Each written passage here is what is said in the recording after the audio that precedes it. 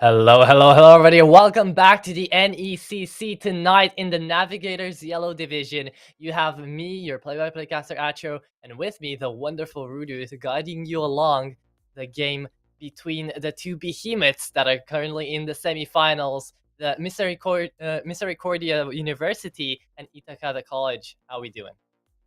Doing pretty good here. There's certainly an expectation for a fairly one-sided affair so far all for tonight's games. It's been a matchup that has been played before between Ithaca College and Misericordia Cougars. Last time played, it was Misericordia that were able to come away with a 2-0 win. And throughout their entire regular season run, they have been undefeated. They've dropped 2 games total and 0 series. So coming into the night, we are expecting a one-sided matchup. But I know that if you're looking at this from that alternate perspective as Ithaca College Gold, you do want to put a bit of a stamp down and say, hey, you know what, this isn't all over just yet. Indeed, it is not, and it's gonna be one big game coming up here because Ithaca College Gold will finally have a moment to redeem themselves, right? I believe last few matches haven't gone on by quite as smoothly. They lost like 2 in a row. They had an FF, so now they really just want to go all in, and they want to prove that it was just all a fluke. They got here based on their own main skills, and that's how they're gonna take away this game. But we do have the rosters that we're going to be watching on over today. As we do know, there are quite a few players in these lineups. So let's see who we do actually have to watch on over. So for one side, we have our beautiful top laner Meat and Cheesy. We have our jungler M1 Scrent. We have Oxen. We have Ripus Kiwi. And we have Sketchy Pepperoni to hold us on for today. And we're already moving into the ban scene. Yeah, and then for Ithaca College Gold, it's Runes, Halachu, Rosehawk, Crisis, and Antarctican on that side. Yeah, like we say, picks and bans already going on. Reminder that they have done the picks and bans before the draft is going through, so we are just getting to see what has happened in the pro draft that they've done off screen, and they should be able to run through this lobby fairly quickly. Indeed, they should. And we see the usuals, right? I mean, Diana's mega strong right now, from what I remember. Ezreal is always a nice little band to have. Excuse me. MF as well can be so scary late game, so of course you'd have to ban her away. And then let's see what our top laners are going to be picking here. A Wukong going in against a Ornn. Okay, that's a lovely matchup to see. How do we feel about it? Because usually when you see a Ornn, you just think, okay, it's island top lane. We're not going to look at that too much. But he can really dish out some damage early game, can he? He can. Ithaca actually went for this on their first rotation, so blue 2, and then you'll also get to see the mid laner as well, was their actual first pickup of choice. So the Wukong was picked as a counter, as an answer to the Ornn, and I quite like it. I think that the Wukong is going to have a lot of power in the late game in those later stages. And you're also getting to see here why we're maybe getting some fairly exciting mid lane matchups as well. Anivia is going to get locked in, and as a champion itself can be fairly boring, honestly. Very vanilla gameplay. You just press your ult, and then you've done the wave clear job, and then you just end up with a really powerful late game team fighter. But Oxen on this phase is going to have a lot of power through the early game phase to try and annihilate Rosehawk, to make sure that they aren't having a good time in the mid lane, and make sure that this assassin really gets the ball rolling with a Trundle in the jungle as well. Immobile mages versus that pillar, certainly not too easy. Certainly not. And for the Cougars here, a lot of versatility on the team, right? A lot of team fight potential, especially coming in from the Fizz and the Trundle, managing to actually start and engage the fight with an ultimate, maybe with a pillar, as you said before, and then having that Wukong come in, dish out some CC, and then having a character like Xayah dish out insane amounts of damage. I'm questioning this bot lane if this really is a Zilean, which it is. I haven't seen Zilean played as much. I know he is great, but does he go well with that Xayah pick? It's not the typical pairing that I'm used to seeing. You normally want Zilean with either the likes of a Jhin, who gets a lot of movement speed anyway, or with a hyperscaling crit AD carry. And if Ripest Kiwi goes for that crit style build, then that is going to be a very nice pairing. But what we've seen a lot from Xayah's recently is this very poke oriented build where you just go for QE spam. You throw out a couple feathers, you pull them back, and you chunk somebody for 30-40% of their health. Just in a couple spell rotations, not so much focused around those auto attacks. And I like Jhin Zyra as a bot lane because proccing that Deadly Flourish can be very easy. All you need is one plant to tag somebody, and then all of a sudden you have the setup. You have the ability to just find a Deadly Flourish, and then you can start your engage. from there, there's a lot of tools open to the Ithaca bot lane to maybe try and find themselves a route to success. Exactly, and as you said before, speaking about poking, you have that Zyra going in all in. You have that Zaya also being there in the front line in the battlefield. So bot lane will be one to watch out for. But also, you said a bit about a vanilla style comp right in the mid lane, which Yeah. I don't believe it's completely true. I'm a bit biased. I do love playing my Anivia, and it can Hmm. absolutely one shot absolutely everyone on the enemy side team, beside on the Cougar side team besides perhaps Oxen and the Wukong, like those two would be perhaps the only ones that may be able to escape Anivia's grasp. But I do think at the end of the day, this is not going to be a draft difference. There are a lot of good combos coming in for both of these sides. So it will be a lot of fun to actually see and cast the team fights. Those will be very high intensity, very high just all around particles flying all about the place, and a lot of damage will be exchanged between all of them. So I can't wait to see how this is going to start. And do we have a chance at seeing an invade? That's what I'm interested about. Well, if we take a look at our level ones on either side, the supports and the junglers tend to be who you look at for your early on CC. We've got Zyra versus Zillion, so you do have a root on the Zyra, and Deadly Flourish can follow up, and Ivy has Flash Frost as well, so there is that opportunity for Ithaca to go for the invade. On the flip side, I don't think that the Cougars are going to go for it. Miss Cordia don't have too many options open to them at level 1 at the very least. If they try and defend, then maybe they can get away with a cheeky kill, but for the most part, if we do see an invade, it's going to be Ithaca starting things up, going for those early skirmishes, and I think that they don't necessarily need to go for those, right? I think that this composition that they've drafted for themselves, Anivia, Ornn plus Jhin, all very good scalers into the late game, and they will be able to pump out a ton of damage, or have that tanky front line that you're going to expect from an Ornn. That I don't know whether or not Miss Cordia have got the damage to chew through with a Zaya that can very easily go the crit build, want to reiterate that, but if she goes for that lethality, tends not to be as easy to come by damage onto the tank, so there is a little bit of a bit of ticking time bomb that Miss Cordia do have to play to here, because if they don't end up with a really early lead and nice early advantage, then they could find themselves in a bit of a sticky situation, trying to get through an Anivia Glacial field, trying to get through an Ornn and a Jax as a front line to get to that backside of Anivia, of Jhin, of Zyra, who will just pump out damage every single second. Yeah, but that's why you have the literal ticking time bomb over on your side of the team, right? Zillion has a lot of utility, especially with that E. And if he has played Zillion before, if he's confident on the champion, he does know how to use and work around his E ability to kind of weight it down, not necessarily use it for CC. Instead, get all of his team players out of a necessary team fight where there is a lot of CC, especially coming out of the Cougars. So there will be a lot on his back, a lot of his back to actually pull up and manage to impress us with some good Zillion plays, supporting plays. Of course, Vision will be the name of the game because, as you said before, in the early game, we'll kind of have to watch out a bit for early gangs for the bot side. Then mid game will be all about the mid side, and then late game, well, everybody's just start. Excuse me. Everyone is just gonna start scaling. Everyone is just gonna have very high damage pumping out. So all around the place, we'll have to be very careful of how we'll actually proceed into, well, where to look at. Yeah, exactly. And for the top lane in particular, when you have Ornn versus Wukong, also want to keep my eyes on that matchup, because the Wukong come level 6 may well have a large amount of priority to try and get a solo kill onto this Ornn, and even in the later stages can try to be that split push threat. Maybe try and get something going up against the Ornn with Divine Sunder in the build path, most likely as that 1v1 tank shred option, maybe even a Black Cleaver in there as well. There is going to be an option, a window of opportunity for Wukong to have a bit of a field day up against the tanky and the tank in the top side, because there's not a lot of damage that you can pump out the later the game goes. Definitely becomes more of that frontline utility style of champion. Whilst we know that Ornn in the early stages is actually no slouch, and despite the fact that he's a tank, there was all the memes about Ornn of the tank slash assassin slash mage slash AD Yeah, carry yeah, slash yeah. all of these different titles that came with the Forge Master in the top lane. But that has been slightly worn down a little bit, and the later the game does go, finding that damage up against somebody who's likely going to have a little bit of lifesteal, a bit of Omnivamp in there, that's going to be pretty difficult.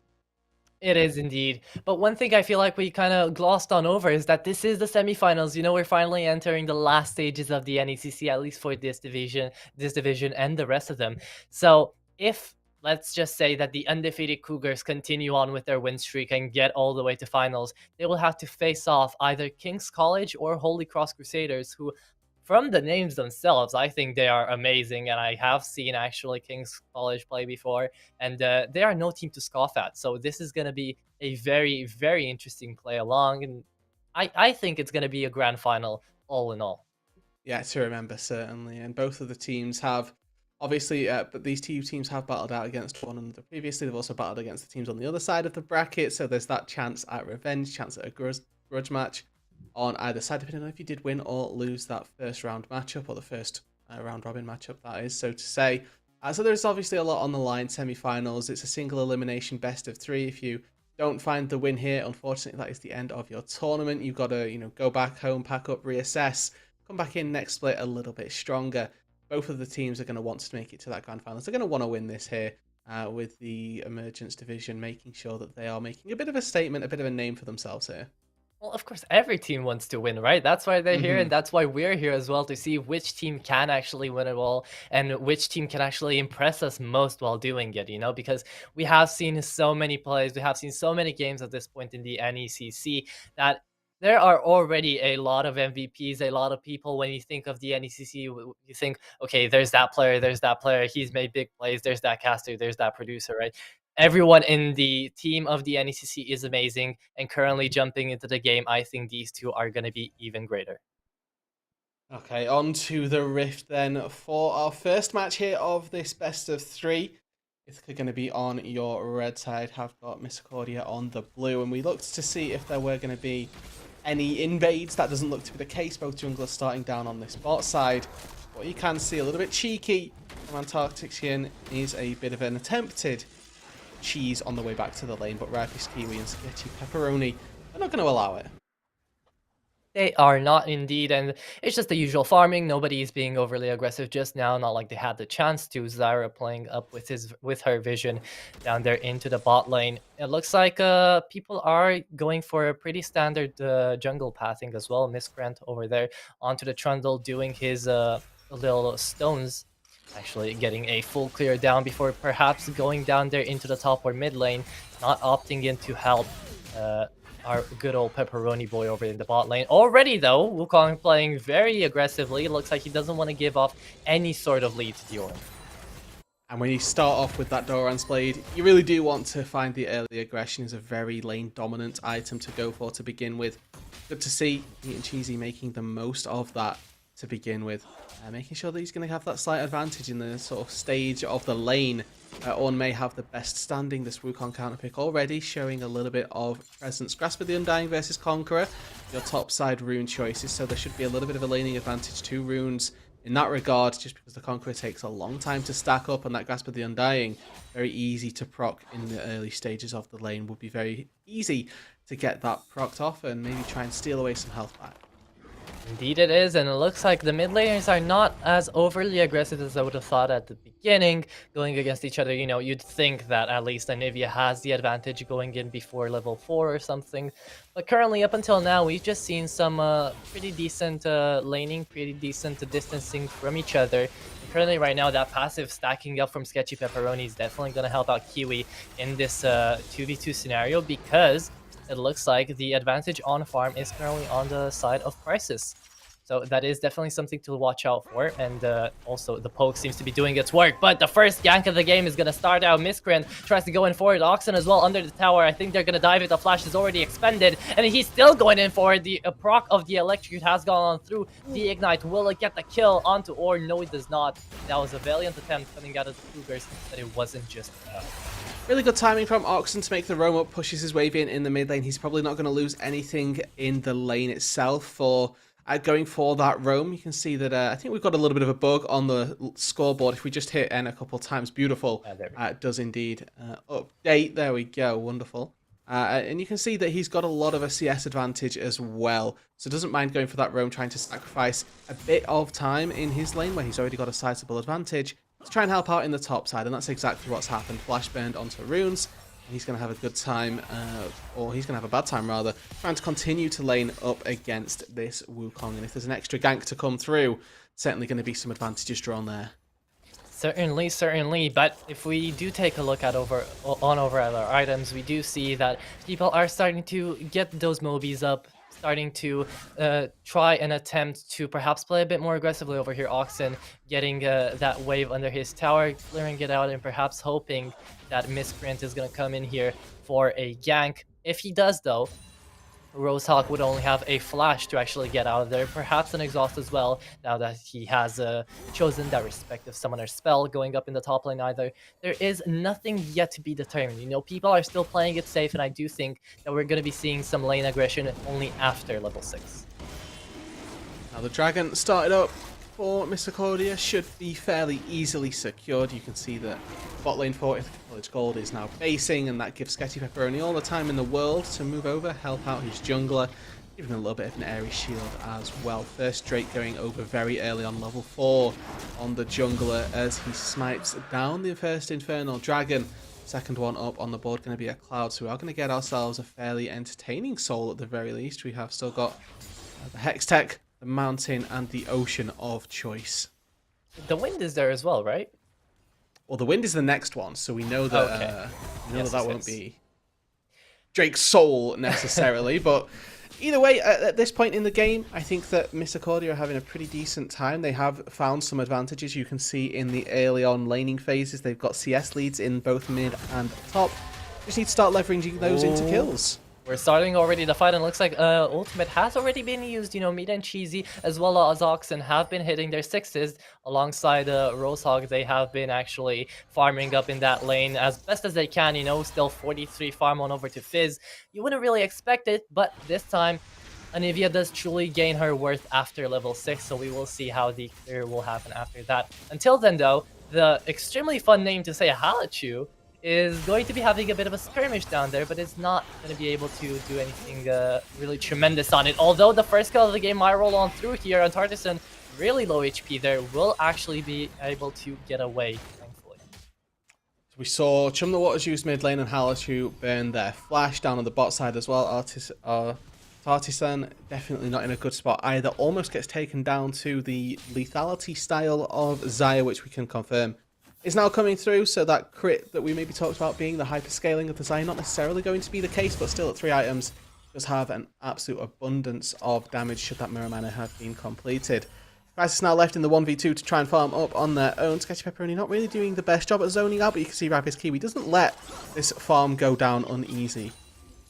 The thing about Zillion, you know, is that currently right now Crisis can just push up as pretty much as he wants. You know, it's pretty hard to hit on that double Q setup from Sketchy Pepperoni, but he just did it as I said it, so caster curse myself, I guess.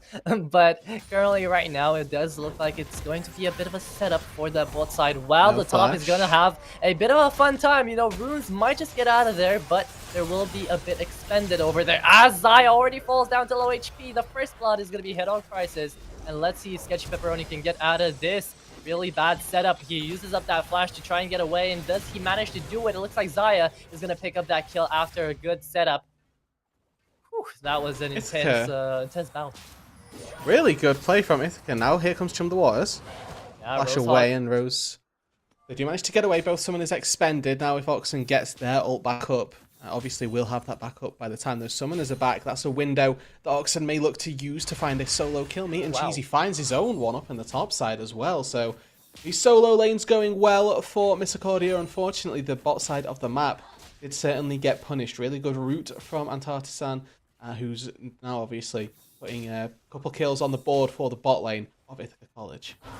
I mean, that's kind of like their only hope right now. The Ignite is going to go in along with the Q, and Oxen, can you get away from this one? You still have the passive coming in on Rosehawk, but Oxen on 1 HP might just opt in to get out alive here. Let's see if they actually manage to do it, because... Okay, yes, there is no gank priority going to be coming in here from Halachu, and still, Rosehawk will be managing to continue on with their expenditures down in trying to farm the mid lane, as there is a pretty big differential over there in the farm, seeing as the same case can be said about the top lane. And Rosehawk, they've currently not found a base timing just yet. Still sat on that Doran's ring, has absolutely no mana to their name, and needs to get a base in. Unfortunately, the wave is in a position where, you know, can't really find a base timing unless they want to miss. a lot of experience, a lot of gold we can see as well. There's a difference in our mid laners here. Only the 400 thus far, but that's the power of about 20 CS. It is that little bit over a kill's worth of gold, and we look at the top lane as well. That was some lead that I'd seen.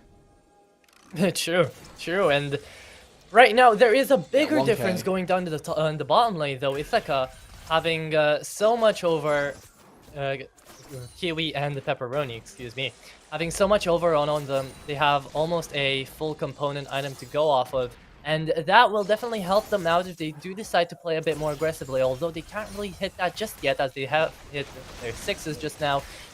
Sketchy Pepperoni just seems to be hitting more and more Qs, not letting them actually zone themselves out, instead playing up the aggressive pressure and holding down their lane. Currently though, Fizz is going to come in through the river to try and hold up perhaps a tower dive. That might be happening over here. He does have his ultimate up. So in any second here, we might be seeing them try to go for it. There goes the flash as well, coming in from Crisis. Oxen is trying to go in to Tartarson, but he is going to run away. Now Miscreant is going to look over at Halachu's advances, and he is going to decide that he won't go for it. Instead, he opts in to perhaps attempt to clear out this Drake. I do think that the better choice here for Ithaca is to leave it be.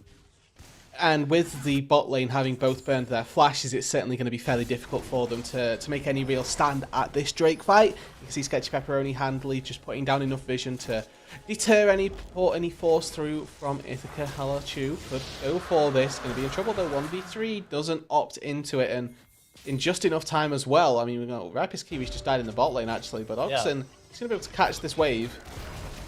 Under our noses, Halachu is actually going to go in for this 2v3 right here. Let's see if Tartarson is enough to with enough utility to get him out of there, because Halachu wants to get that kill, but he falls down to low HP. He's going to go in for a one-on-one trade. Zillion is going to pick up that kill instead and still get out alive. Crisis does not have Curtain Skull to finish him off, and that will be the fight in the bot lane. Although in the top lane, Meat and Cheesy is still being as aggressive as ever, forcing out Rune's flashes away yet again, and still gets the kill on their tower. Crushing Blow finishes the Ornn off on the top side. Rune's not having the best of times. Look at Oxen as well, trying to do some mysterious play over here, getting Rosehawk down to low HP, taking them out with the Ignite. That was a pretty harsh trade, might I say so myself. It's a 1-for-1, and ultimately when the wave is under the turret, that is going to favour Oxen. He's going to continue picking up those kills, and actually with the way that Dark Seal worked, he got that kill after he died, so the Dark Seal gets those stacks regardless. Falling underneath the 2 turrets, certainly not ideal, but you will take it, going for that dive and trading your life, as the wave is going to push back out for Fizz and give Oxen a lot more time to go for these plays once again, with Chum the Waters back up and available, and that flash for Rosehawk still not quite ready. There's another window where this Anivia does need to be careful. Our junglers right now are pretty passive, aren't they? They're trying to farm up as much as they can after they both had their first death going in for this game. They are trying to take it a bit more slower. They're trying to build up their first item. But until then, we do see that the mid side is a bit contested, right? Oxen right here, we don't want him... if you're Ithaca, you're probably thinking we don't want him hitting a power spike. Fizz is very annoying to deal with late game, especially now as Tartarson finds this vine onto Sticky Pepperoni. He's gonna try to go in for it, and the Gale Force was not enough to actually take him out. And again, we see that the bot lane is the one to watch out for. It's very aggressive, as an attempted gank was happening down in mid side, and it didn't just work. But playing at range is going to be a friend here for Mr. Cordia's bot lane. They do need to be careful of this Jhin Zyra bot, because they've got the Xayah who can keep at range quite easily. Or they've got the Xayah who they can keep at range quite easily, but now there's another gank. Oh, Miscreant. It looks like the Cyclone's gonna come in from mid and Cheesy. All the Forge God is gonna come on through, but it's gonna be blocked away by Miscreant and by Meat and Cheesy. Well played coming in for that gank. That was some amazing mechanical play coming out to actually block away the CC and perhaps give the Ornn a chance to actually run out of there. Oh, Sketchy Pepperoni. Yeah, he's trying to go in for it. He's hit the stun, but Halachu is still up very much HP. He's not going to go in yet again for it, but still, that was some pretty good deterrence to actually continue pushing onto the bot side. Yeah, the stun does enough. It actually prevents Halachu from getting their own stun off from the counter-strike, and allows Sketchy Pepperoni to just walk away, no ultimate needing to be expended. A really good disengage from that situation. And to talk again, credit on that top side, I don't have time. Ooh. You don't have time because the strike is going to go on through. Let's see if the passive is enough to get Anivia out of that situation. Oxen is going to fall back knowing that is under tower. And is he gonna go yet again for it? He knows they have the Q already up and available. Rosehawk is gonna miss it, so there is still the possibility of Oxen trying to go in for something, but he is just gonna back away and continue to buy up some of those items. Yeah, and it's a game of it's a war of attrition really against a Nivea like this when she's got the egg. When they're able to stay at least somewhat safe using the passive. Now that that passive has been burned, now the flash has been burned, we'll be able to go for an all-in attempt on the next base when you've got a bit more health, a bit more resources to work with. Of course, at that point, Rosehawk, they're probably going to have their exhaust back up, and then you've got to try and work through that cooldown, and you constantly playing this game of can I get the kill when there are all of these cooldowns available, and as a Fizz, honestly, 9 times out of 10, the answer is probably still yes. But we'll have to wait and see whether or not Oxen's able to make that one work. Yeah, but you were speaking briefly about the difference in range right on the bot lane, and you can definitely see that happening right now as Kiwi is finally starting to hit those items, picking up the Vampiric Scepter to actually have a bit of sustain down in the bot lane. Sure, it's a 3-0 Jhin right now, but it's still a chance to actually make it up. Now, Meat and Cheesy will have to get out of here from this gang coming in. Halachu is going to go under the tower, stun him away, and it looks like the Ornn Q is going to hit him as well, but it's not enough to actually deal enough damage to take him out. Still, though, the fight's still going on in the bot lane, and now Sticky Pepperoni. Oh no, Sketchy Pepperoni falls down to such low HP. He gets taken out himself, but the ultimate is going to come in from Kiwi. It's not going to be enough to take out the Fed Jhin, but it was enough to actually get him back to base, as Fizz might have a bit of a chance here to perhaps go under tower and take that important kill. He is going to block away the recall. Dead. And he is definitely dead, but let's see how Oxen tries to do it. Does he do it? Does he leave it away to Kiwi? No, he does not. He picks it up, and that was a wonderfully executed shutdown. Yeah, when you've got the Dark Seal, you're always saying, hey, give me that kill. That's mine. I get more AP, I get more gold, I get more value from it. Oxen just walks up quite easily, able to use the Playful Trickster out from under the turret, having already taken aggro, and we are 16 minutes into this game, Atro, and already we are at soul point. We could have a 21-minute soul on the board. We really could, because Cougars right now are just dominating almost every single lane, you know? I love the way that Crisis plays this one, and that was just unfortunate. Oh, Oxen, you had to force out that flash, missing away the E. Herald was also on bot lane, courtesy to Miscreant, so I guess that is kind of a get out of jail free card, but all in all, it does seem like all the turrets seem to be just falling away from Isaka's sides. 2 of the 3 outer turrets have gone down to that point. The mid lane tier 1 turret still stands fairly strong, and that's to be expected when there's a Nivea defending it in the mid lane. Quite difficult to get a turret off of an Nivea typically without Baron, unless of course Rosehawk is in a different lane, and when you're moving Crisis and Antarctican around the map, there's a chance here now for them to be punished. Really good Fizz scaling at the minute into the game, 2-1 so far with the Ludens finished. Has one-shot potential on pretty much everybody. With Meat and Cheesy as well, who's had an impeccable game to begin with. 3-0, most CS in the game, and working his way towards that death stance. Is going to become a point where Crisis, despite this Fed Jhin status, isn't going to be able to deal with the Wukong with the Fizz, and right now we're going to see. Oh, there's the shark going in. He's gonna go under tower, and almost the one-shot potential came on through, but the stun did not hit. Already the Chronic Accelerator coming in from Zilean is gonna hit away onto Anivia. She's gonna be able to get away. Kiwi as well. The back over there is going to be attempted. Not a bit of a push-off, but right now it's still going to be 3 minutes until the next Drake comes on through, so they're just taking their sweet time. Remember, currently right now, as you said before, Wukong has double the farm of Ornn, and here we were at the beginning thinking, well, Ornn is definitely going to be an early game problem, isn't he? Yeah, and it would appear that a counter pick has certainly done its job. Full credit to Meat and Cheesy for that, knowing what to play into the matchup. 3 levels to the good right now, and I should be feeling pretty confident about the remainder of the game. We'll have to wait and see whether or not that does carry through to a point where, hey, you can just win the game outright through this Wukong's power. Stealing away these jungle camps certainly could be on the agenda, and it's these little incremental advantages that start to stack up and start to give the Wukong more and more of a lead, and puts College even further behind. With them not able to collect those jungle camps, they're not able to get gold back into their pockets, and it means that the snowball starts to get bigger and bigger for Misericordia, who've done a very good job so far at starting it. We've got a Hextech Soul in 2 minutes and 10 seconds time. If that one comes through, that is about as hard as it's going to get for Ithaca. There's no Baron on the board just yet, but in a certain amount of time, it'll start spawning. That's when you start to get really scared.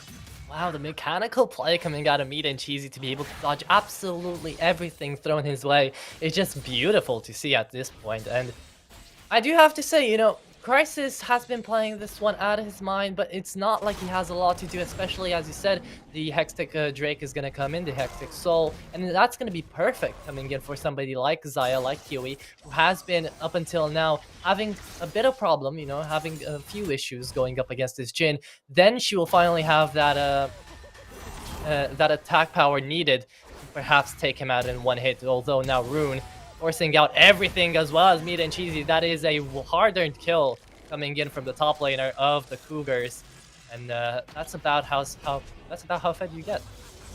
Yep, Flash expended on both sides, so there's no team fight pressure from Meat and Cheesy for a couple of minutes here until that ult does come back, or until the ult and Flash come back to safety. Rosehawk forced to flash away, and that's without expending Chum the Waters. Oxen finding success, finding a side lane power just in time for this dragon to spawn. 50 seconds, and you want to keep those teamfight ultimates up and ready for when the Drake spawns, because if you are Ithaca here, you do need to make a bit of a stand. This is when you want to put your teamfight composition to good use. You've got the Zyra, Ornn, and Nivea who teamfight incredibly well. You want to use those at this dragon when it spawns, try and find a fight. Their issue, they're 5,000 gold down and they don't have gold to fight. Oh, poor Ornn getting CC'd all the way out there, and it looks like Xayah's going to continue on with that trend, taking down Miscreant. It looks like Oxen tries to do something here, finally hitting the root over there. Crisis, can you pick up the kill? No, you won't. Actually, Sketchy Pepperoni is going to attempt to save away Oxen, but the cooldown is going to go away, and it looks like you are in no way to get out of there. Halachu as well, low HP, still going to get away with a kill himself, and finally, Ithaca seems to be evening up the score. Exactly what they wanted here. They're able to find a couple kills in the jungle as people go back Meat and Cheesy. Meat and Cheesy, what was that? Currently coming in as well. Kiwi has nothing to do, especially when the Curtain Scroll has been deployed in as well. That was a very weird engage coming out of our top laner. Yeah, Cyclone, I think, was just coming back up, so thought that they could make the play. Unfortunately, not going to be the case, and a little bit greedy there from Misericordia. They overextend when they could have just sat back, waited, and taken the dragon. They tried to get a couple picks in the jungle, but unfortunately, they didn't have the numbers, they didn't have the resources there to make the play work. And without doing their due diligence, they get punished. There is a great punish from Ithaca. They get by themselves 5 more minutes in this game for this teamfight composition to start to scale up. This Zyra, whilst being on a support's income, is actually very scary. 4, 1, and 5 right now. 9 out of the 11 kills of the team have been a part of this bot later, this support's doing effectively. Has got the Liandry's picked up, got the stopwatch as well working towards stopping away recall right now without even wanting to. Well done, Oxen. But I do ask you now, you know, that was a wonderful return coming back from Ithaca, but is it enough to go up against this Fizz and this Wukong, combining together in a full actual team fight? I don't believe it's enough to actually take on over the whole arena.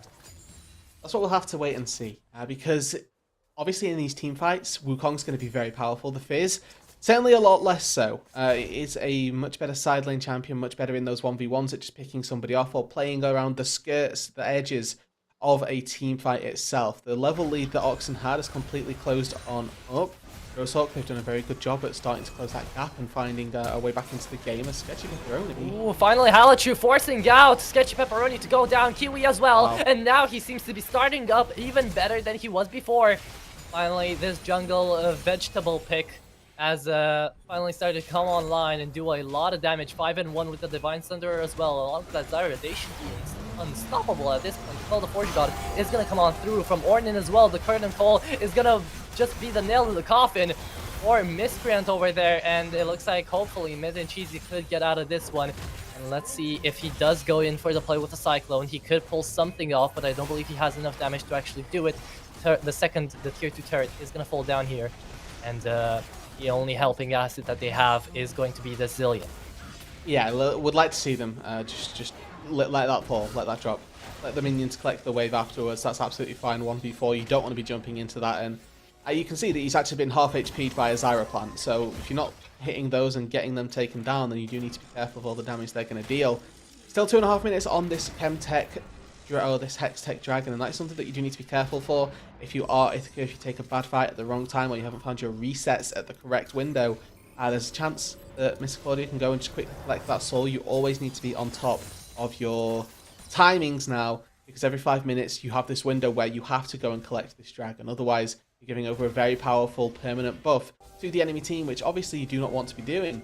But right now, this is the same type of situation that I was just talking about. You take all of your resets, this leaves you open to the Baron. They have no vision on this, but Rune's going to try and check it. The rest of the team, they are coming. They've got Hex Tech Drake gates as well to get there faster. Can Mr. Claudia get this Baron in time?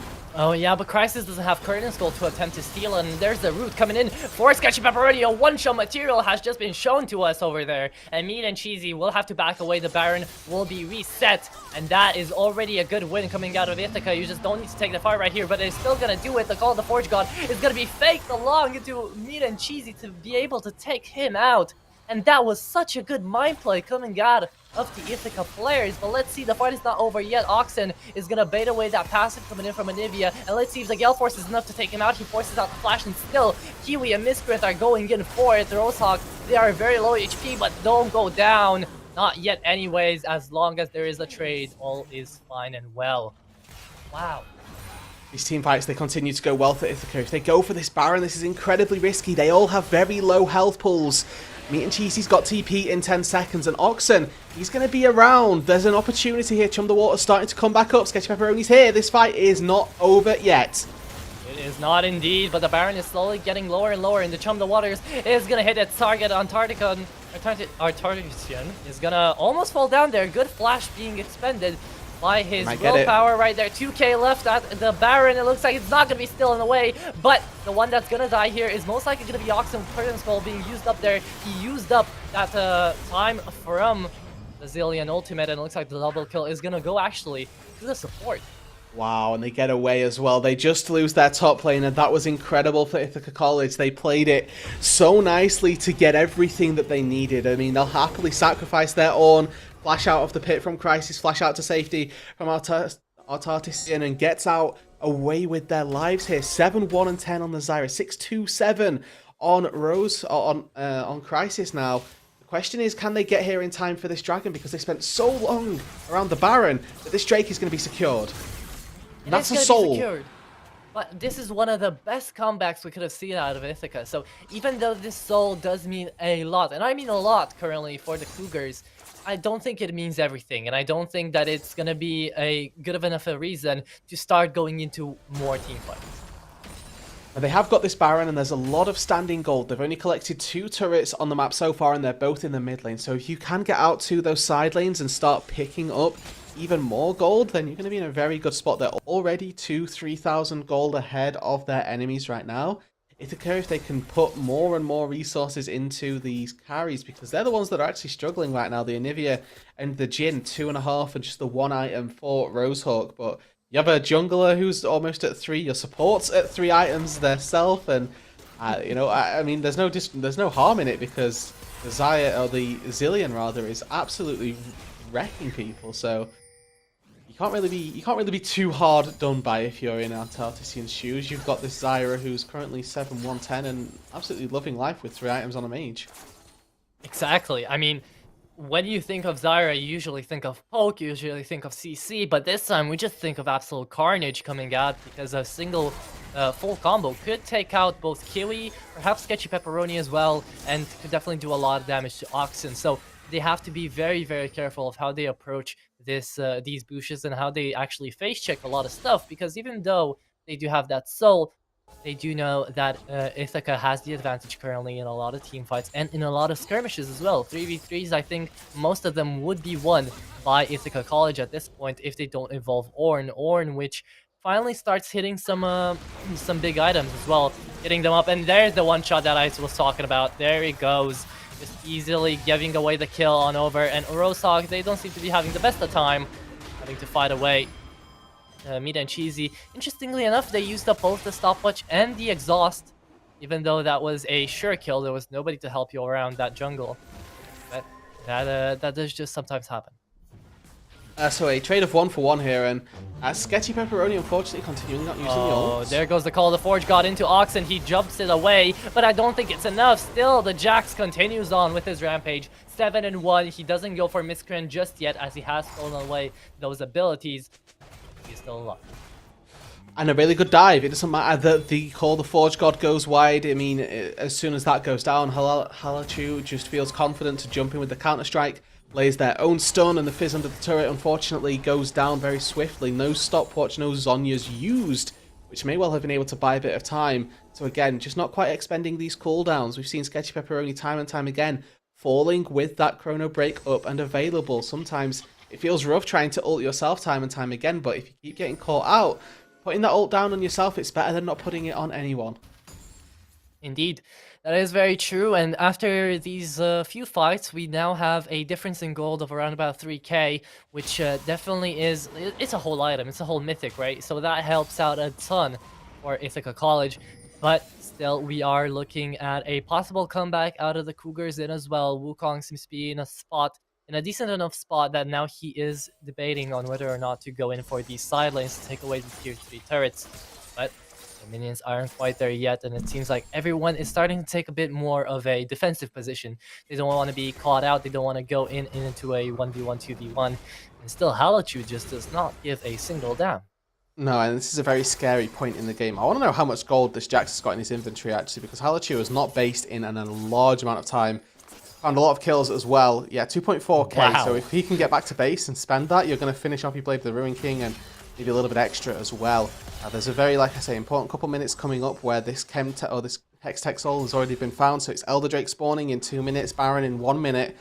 Some very important objectives about to respawn. You want to be at max power for that. Halachu does go back, does get the Blade of the Ruin King, picks up a Phage as well as Meat and Cheesy. Oof, just not even going for Rosehawk there, interestingly enough, doesn't want to take the fight. Yeah, well, he doesn't have as much vision as the red side team does currently in the bot side jungle, but he has blocked away that recall, and he does see that the egg is online, the passive is online. Let's see how fast he takes it out right now. The stun was perfect coming in from Rosehawk, the wall as well, but there's nobody to really peel for you as the Zyra is quite a ways away.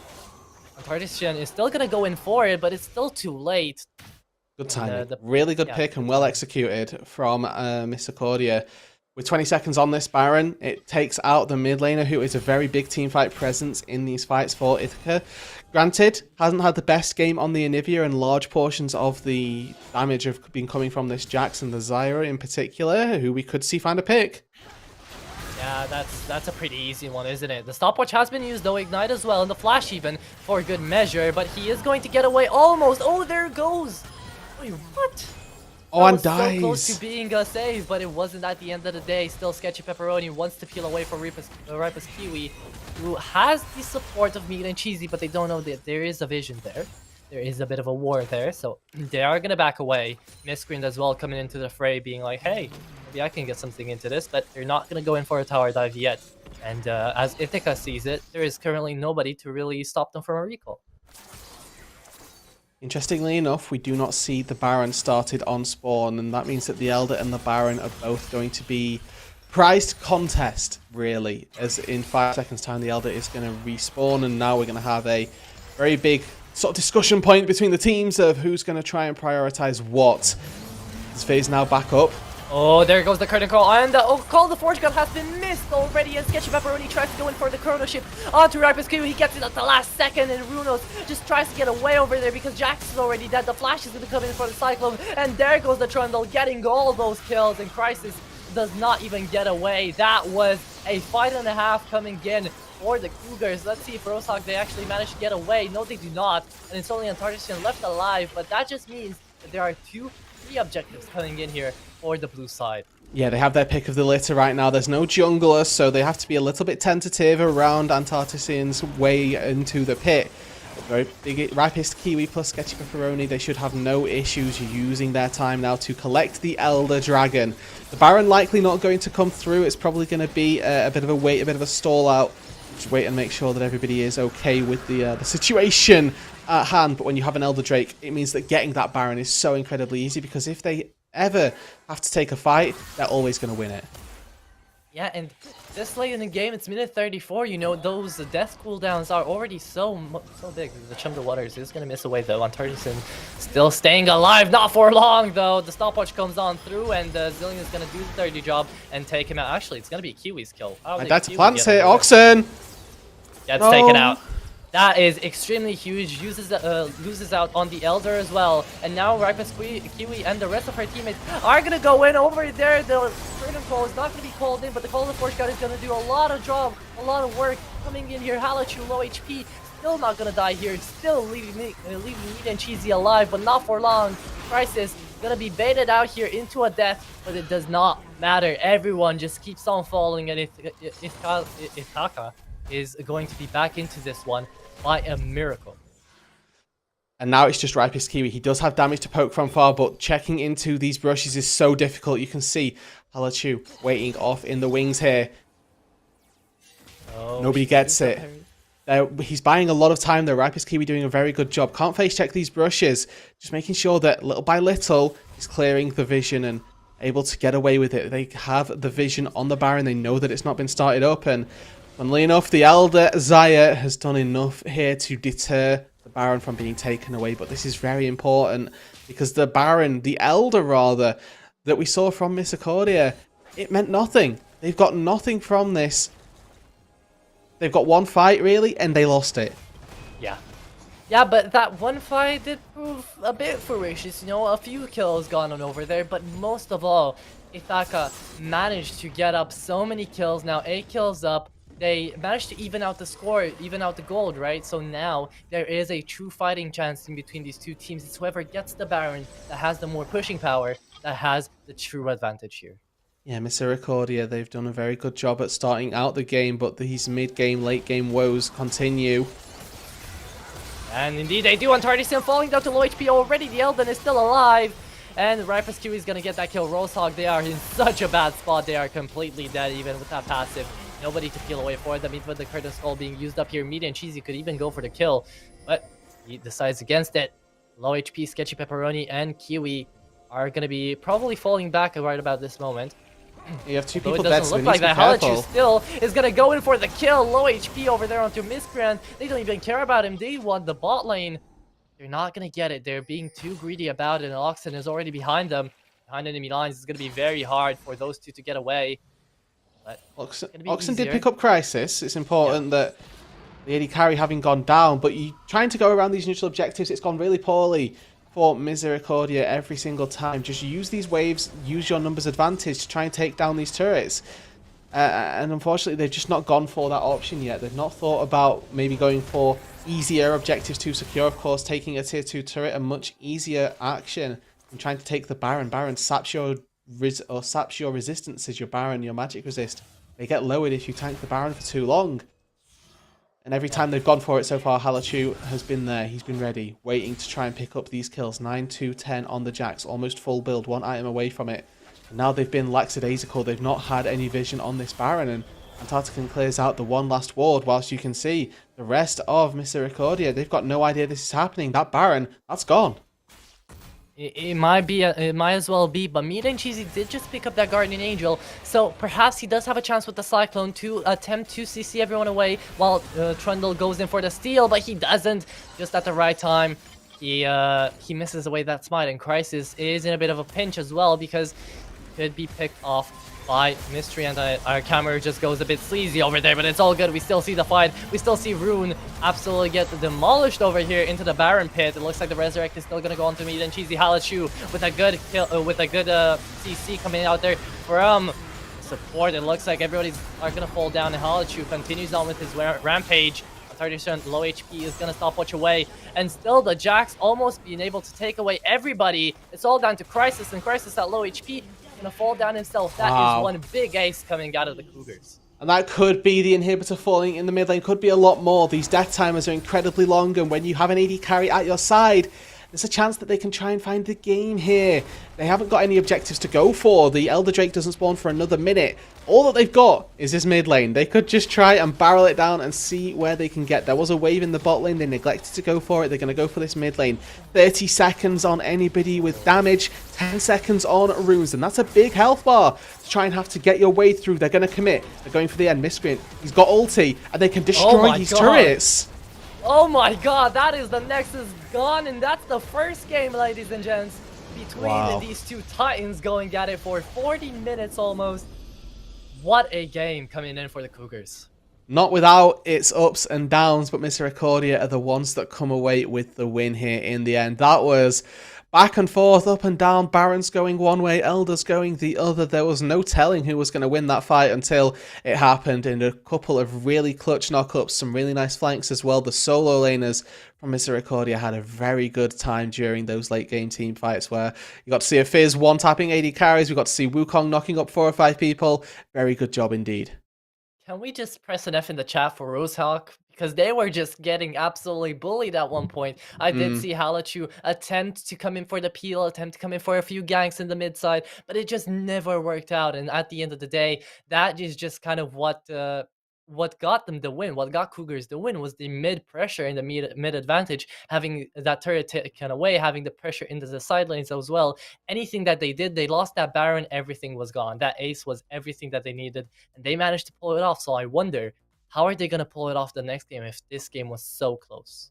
Yeah, there's no way of really knowing, unfortunately, other than to get on into the second one, because they were able to get some early leads through the game number 1 where they threw them away. There was a gold lead then on the other side. Ithaca College had their own run of things, but overall Misericordia, they did get that win. They did get the lead back with the Baron going the other way and then the fight going their way. Really good job at capitalizing on the overextension.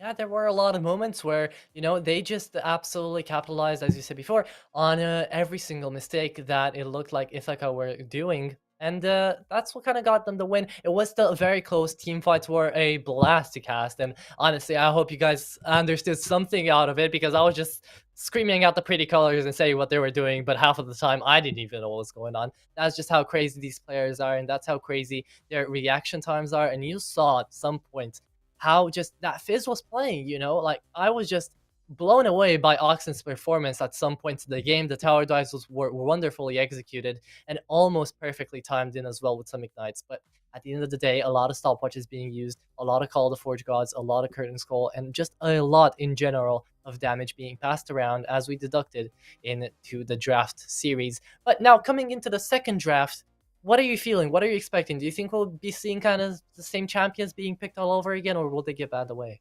I think I can see that Fizz getting banned away, the Wukong as well, maybe, or they may go back to not just blind picking the Ornn, just so avidly, so quickly. There's a lot of adaptations that can be made, but we'll have to wait and see, won't we? Yes, we will. And I do wonder at the point that we will see the drafts, that if they're going to go in, that if the Cougars are going to go in for a more solo-oriented draft, or like will they go for champions that will be able to win their lane by themselves, don't really need much attention from the jungle, and maybe leave that attention down to the bot lane, and then top and mid should be just their own separate islands? Or will they go for a very late game scaling comp, as we have seen just now, a very carry focus oriented comp? We never know, and Ithaca just has no way of planning against it, which is really not in their favor. No, it's quite scary for them. I mean, that Jax did have a pretty good time during the late game. We did certainly get to see the power of a late game Jax. Unfortunately, wasn't quite enough to carry them through to get that win. And hopefully they can keep the good pieces, maybe try and fumble some of those poorer pieces, because that Wukong through the early game certainly had a very good time. The Fizz as well wasn't really struggling all that much either. So for the most part, very good showcase from both teams, really. Good strengths, good weaknesses on either side. They were, and there were some points where I didn't know, not like I didn't know what was going on, but I didn't know who was going to do what next, because right now we were just seeing absolute skirmishes over skirmishes, and it was just a blast to see. But I hope the next game will be just as much of a blast. We're going to go into a quick break. Don't go anywhere. Take a sip of water, get some of popcorn, and come back right quick in 5 minutes.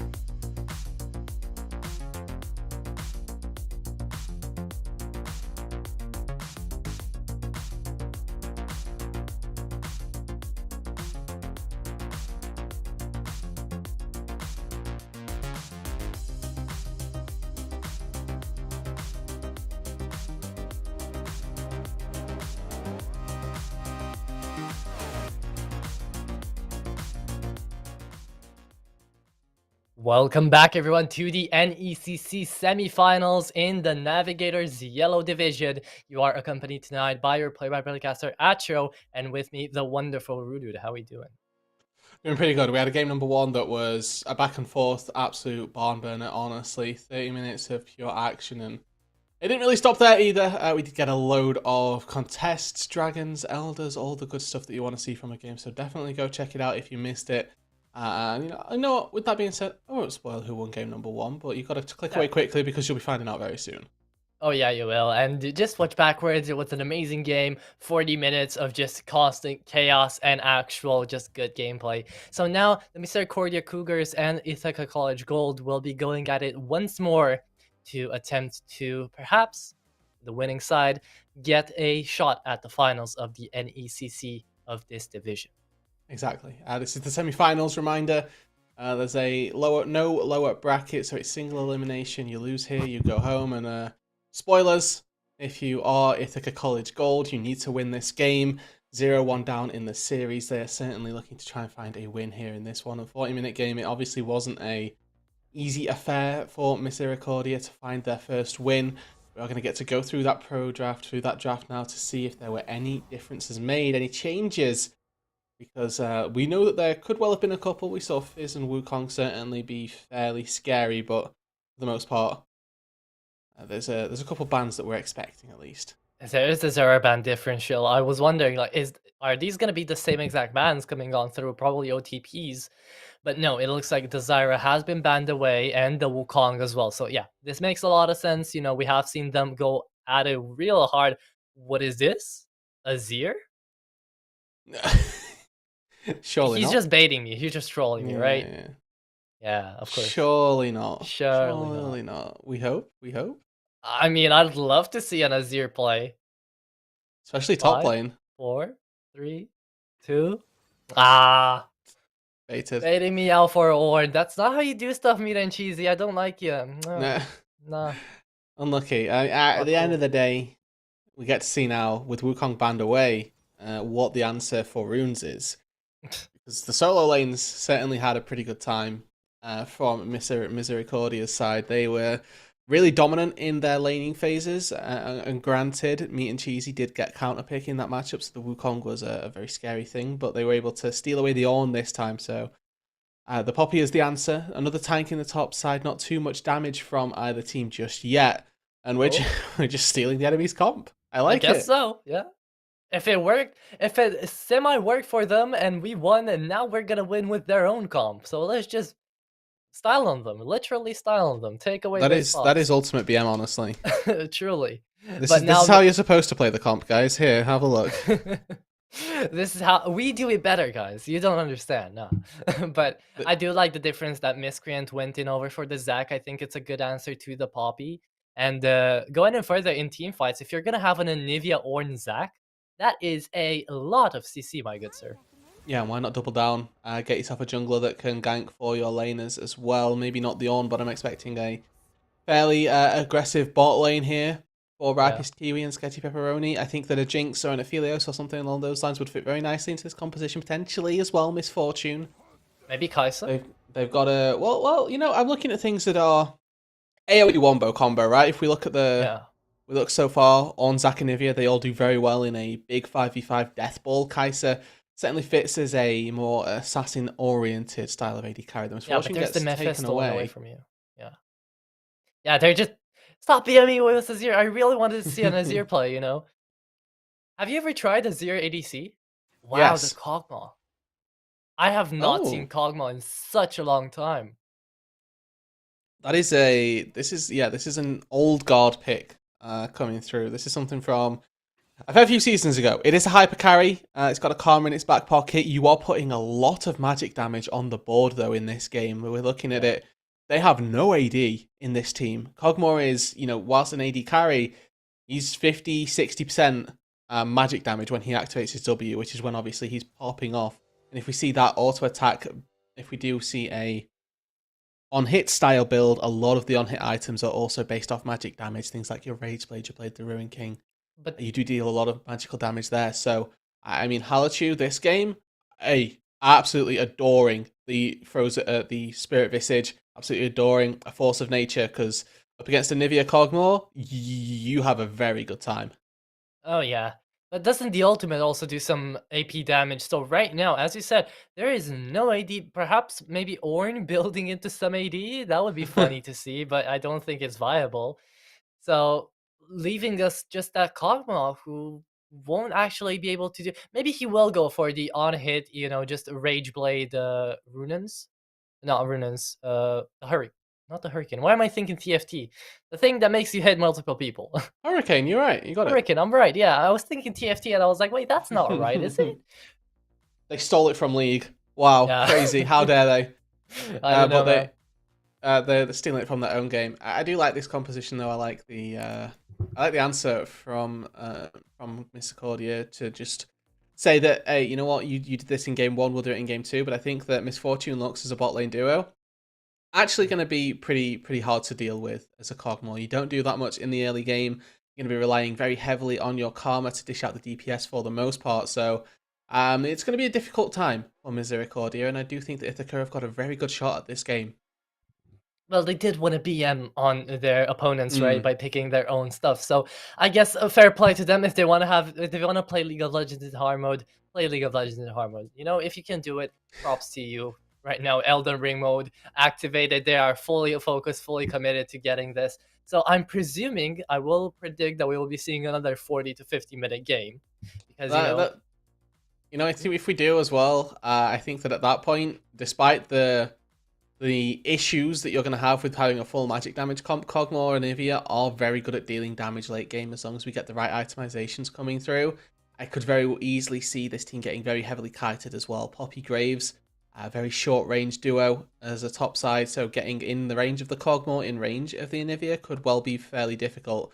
Of course, purely speculation, purely conjecture at this point as to who will be able to come away with the win. Game number one obviously went the way of Misericordia, but that was a back and forth affair for the most part. And coming into this matchup specifically, game number two, Ithaca, they've got even more on the line now. They had that game one buffer where they could have dropped it and they can still get through, but this time you cannot lose the game. You cannot drop this match, or you just go out of the tournament. exactly. And there were so many back and forths. There were so many times that we thought that Ithaca was gonna come back for this one finally. They're gonna be able to beat them in the team fights. They're gonna be able to do this and that and that. And at the end of the day, one single Barret fight was all that it took to absolutely Mm. decimate everything. So we don't really know what's gonna go down if we do reach those lower levels, those late game plays. But until we do get there, let's talk a bit about the early game. Seeing for both of these sides, we yet again have a bit of CC, quite a bit of CC coming in for the Cougar side. So how are we feeling about early game ganks, perhaps even an invade? Yeah, I think that Zach early on actually going to have a lot of gank potential because we've got a mobile bot lane on Ithaca's side. Zach, when he hits about level 5 is when you want to really be using that elastic slingshot to the best of its capabilities, because at level 2, level 3, or level 2 and level 1 E ability in particular don't have the greatest range, but when you do get up to that level 3, level 4, 5 marker onwards on the skill itself, starts to get enough range where you can start to gank fairly easily. You can use Fog of War quite capably to get those ganks going. And when you have an Anivia in the mid lane as well, that is a lot of gank setup. You've got enough setup in the bot lane between a Karma slow and then just hopefully an overextended immobile bot lane. Because this Misfortune and Lux, they should be looking to push, they should be looking to get plates, get the advantage. And if that is not matched by the jungler from Poppy, from Halachu, then you're going to have some issues. Indeed, they might, and I think we are quite a bit ready to get into the game and see how they are actually faring in quite a few minutes here. We will be able to see how these two teams will go up against each other. Give me a quick prediction. Fast fire. Who's gonna win We it? see. Okay. Fast prediction on the winner. I think that it's going to be Ithaca. I think their comp is actually very good, and I really don't like the composition that Misericordia have drafted for themselves. They've just got too much magic damage. If we see good build paths come through, this Poppy should never die.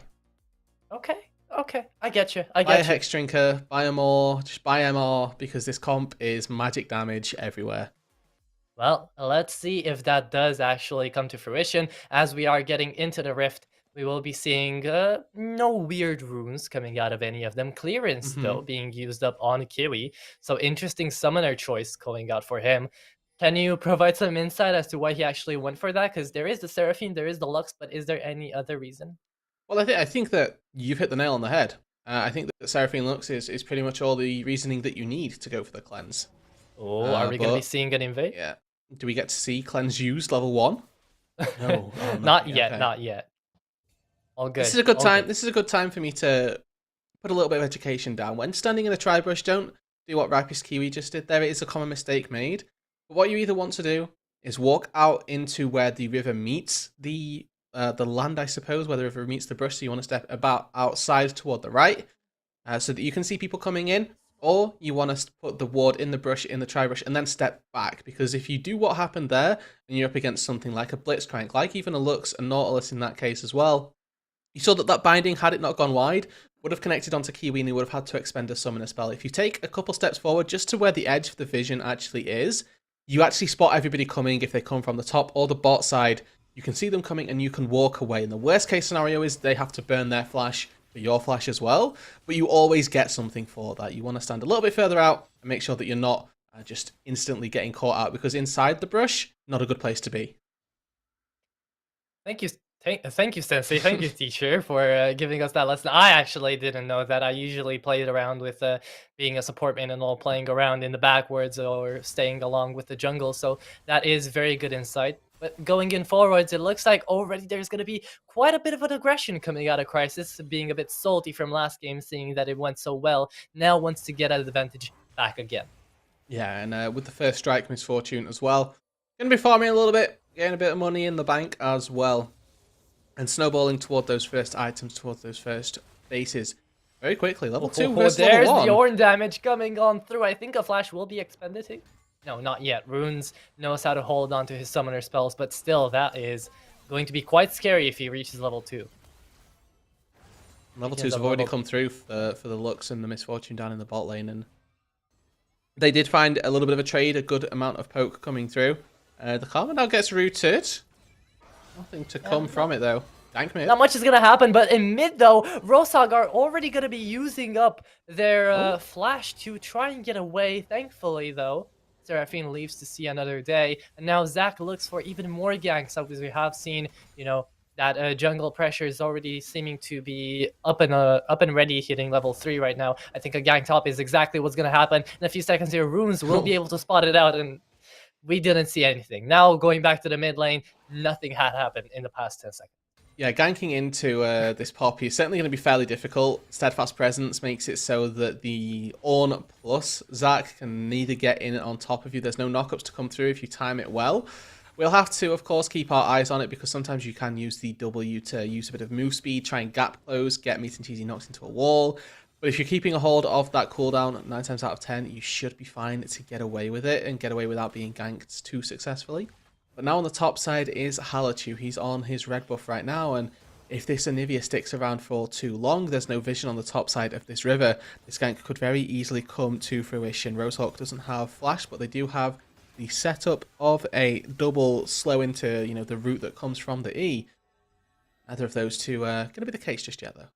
Something we kind of glossed over last match, actually, was vision, because I did spot out that Sketchy Pepperoni was nearing 100 vision at the end of that, and honestly, that was a big factor of why the Cougars were able to take away so many objectives at the end of the day. They were the first ones to bring up the first 3 Drakes, they were the first ones to actually get away that Baron, and 9 times out of 10, it was because he was leaving out the path empty, you know? You could see everything, and currently right now, as I'm saying that, there isn't enough vision for Meat and Cheesy to actually presume that there is going to be the Graves over there. 2 fights happening at the same time, 2 different ganks happening at the same time. It looks like none of them will actually find a kill.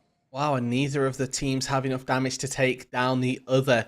As another CS lead is mounting for itself in the mid lane, Oxen finding an advantage over Rosehawk once again in the mid lane. And top side, it's not quite as palpable, just a couple farm either way, but you can tell that Meat and Cheesy is having a very good time of things in the top lane, getting these powerful trades, forcing flashes, forcing summoner spells from runes once again.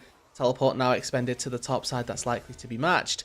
But it is once again this trade where down on the bot side, Crisis and Antarctican, they're having an okay time themselves. Yeah, Antarctican is Currently not really hitting any cues. He's mostly just poking away with ease, trying to play as passively as he can, knowing that once he oversteps his boundaries, Sketchy Pepperoni is there on the uptake. So that is always a scary thing to have in the back of your mind, like, oh my god, I need to play this perfectly, or I will die. That's But the speaking of dying, could see it down on the speaking bot of side dying, here. I think somebody's about to die here. The flash is being expended away, and the Tartishan, as I said before, will be matched with a pretty sad fate, going up against Miscreant over there, finding the first kill, and there go the Cougars trying to find a even bigger matchup. Yeah, nice advantage pulled from the bot lane there, and Tartisian does not commit Splash nor Exhaust to try and get out. Almost found a trade kill onto Ripest Kiwi, who also, holding on to Flash and Cleanse. Rightly so, didn't have to expend either of them, but cutting a bit close to the wire in terms of that health pool. Meat and Cheesy is level 6 here on this top side, and Poppy does have 2 good ways at stopping the Ornhorn. Actually 3, I think, because you've got your knock up from your ulti. The W is actually a charge that I believe is cancelled or gets cancelled here on Steadfast Presence. And then also if you charge into the Ornn, it's a CC as well. Very difficult to obviously cast R2 when you're being CC'd by a Poppy. So a pretty good matchup for runes come the way that these ultis are going to work. So keep your eyes on how well Meat and Cheese is able to space out the Poppy more so than anything. Yeah, yet again, as you said it, there goes the CC coming out of runes. We always see just the Ornn being No flash. counter used over there. Ooh, runes actually gets away. Oh, Yeah. I was about to say counter picked. Gets away the Ornn always, just because you have to, right? You have to either way. Otherwise, you're gonna be laning up against a Titan who just doesn't take damage and deals way too much for his own good. So at that point, you just have to think up of something. And Runes just cannot do that Oh, at he the gets moment, as him. he is going to get taken down and still being alive. Ornn will continue on his fight. Alachu as well, very low HP, expending a flash over there. Miscreant, perhaps a bit Oh, flash! The smite! the spite was used, yeah, perhaps a bit prematurely, but there you go, Oxen gets the kill. Okay, so something did come out of that, something very good came out of that, and now you have a 3-man lead over the kill, so that's exactly what you wanted as the Cougars, isn't it? 2 very successful plays across the map. Oxen roams down and has just enough damage to take down Halachu. You can see the top side having gold leads in all 3 lanes, the top, the jungle, and the mid, all 3 roles respectively then. About 300-400 gold over their counterparts, and that is leading to this gold lead overall. AD carry probably the only one that is closely matched right now. Crisis and Kiwi have got very similar amounts of gold, and there's this wave crashing in to even things up for the Misfortune. But by and large, once again, it's this top side for Misericordia who are doing a very good job at keeping the game in their favour. And Zac, 2 out of 3 kills, having a good time as well. Yeah, but there's the Graves trying to come in here. Halachu is going to be searching in for a gank. They don't have the vision enough, so Ripper Squealy and Sketchy Pepperoni are going all in for it. And I think Sketchy Pepperoni will be a bit caught up, but the wave was there to help them out, as you said. So that is perfectly timed and thought out by the blue side team. And right now, even more ganks could have happened. You know, the counter gank was there from Zac if need be. But still, Halachu couldn't do anything over there. He's going to go back to his Gromp, as well as Antardishan with 1 HP is going to fall back to base. So that is, again, a lot of time wasted that should have been used up on farming.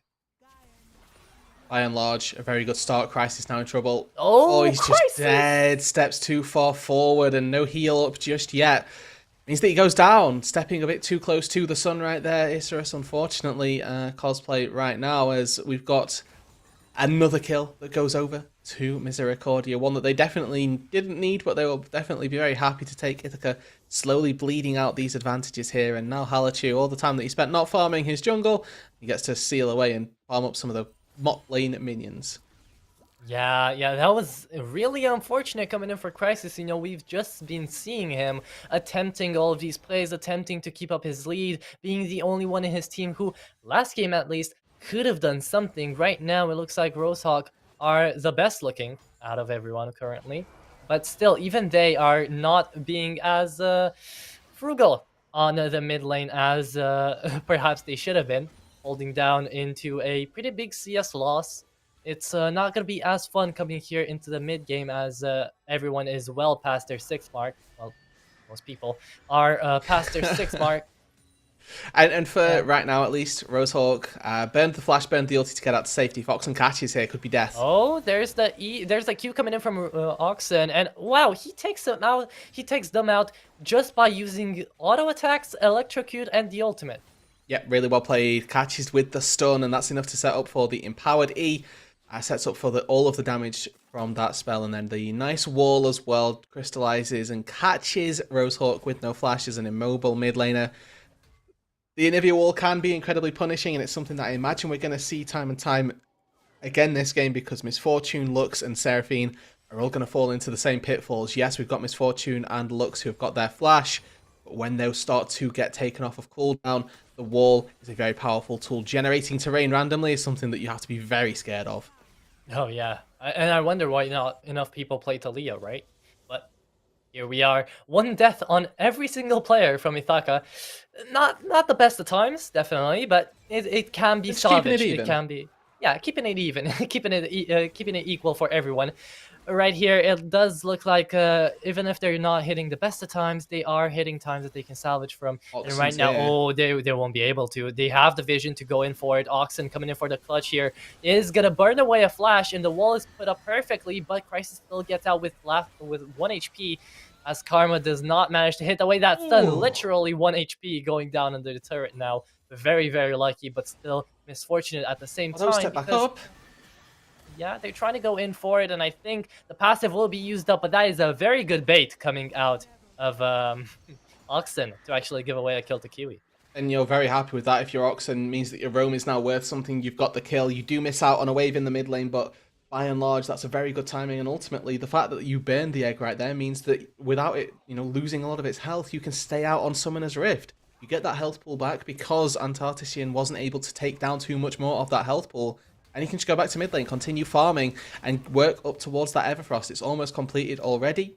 And when we go back to base, that is likely to get finished off, likely to be completed. Now the return gank happens on this top side. Meat and Cheese should be Both able to on get mid away. and top is happening, apparently. It looks like Seraphine is going to try to get out of this one, but the Zac is there along with the wall. And as you said before, that was wonderfully played, as Miscreant is going to get that kill yet again onto the Seraphine. And it looks like this is going to be a bit of a pincer attack coming in from the Cougar side, as Miscreant could definitely go in for this attack along with his Ornn. He is full HP, he does have the Call of the Forge God, but he's not going to go all in just yet. He is still waiting for Oxen, as he's going to go back to base. They are just going to retreat and get some items, even burning away the flash. Interestingly enough, for Meat and Cheesy trying to be extra safe going back to base. It's all good. Yeah, I don't think that flash was needed, but it's better to be safe than sorry. You would have been on very low health regardless, having got out of that, but I don't think they would have had the damage to do it. Nevertheless, He wants to stay on lane. Yeah, he expends it, and it means that he gets to stay in this lane, right? You're quite right. You touch on it, and it's exactly the point. Could now force Runes to be in a bit of trouble, but the Zac is on the bot side of the map. Antarctician? He's trying to do something over here, but he doesn't quite have enough damage to actually go all in.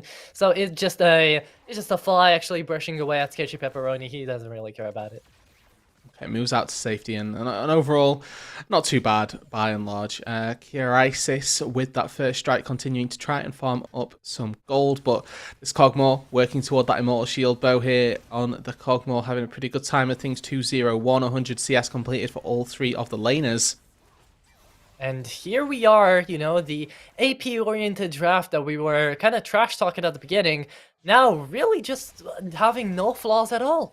I can't see any flaws right here. The Everfrost being hit, the wall will not be put up, just in case, you're still waiting for that gank to come on through, so you're going to save at least one way of getting out of it. And I mean, right now... It looks like Runes is opting into Divine Sundra as his item of choice, and I really don't fancy that. Really? Well, the Call of the Forge God definitely is going to miss its target using up the flash, and Runes expended absolutely everything to get away from there, so if not even his build is good, then at least his moves are. Yeah, got the flash to get out to safety. The reason I say it here in this case is if you look at the composition they've drafted, they have more than enough physical damage between Misfortune and Graves to be the damage sources for the team.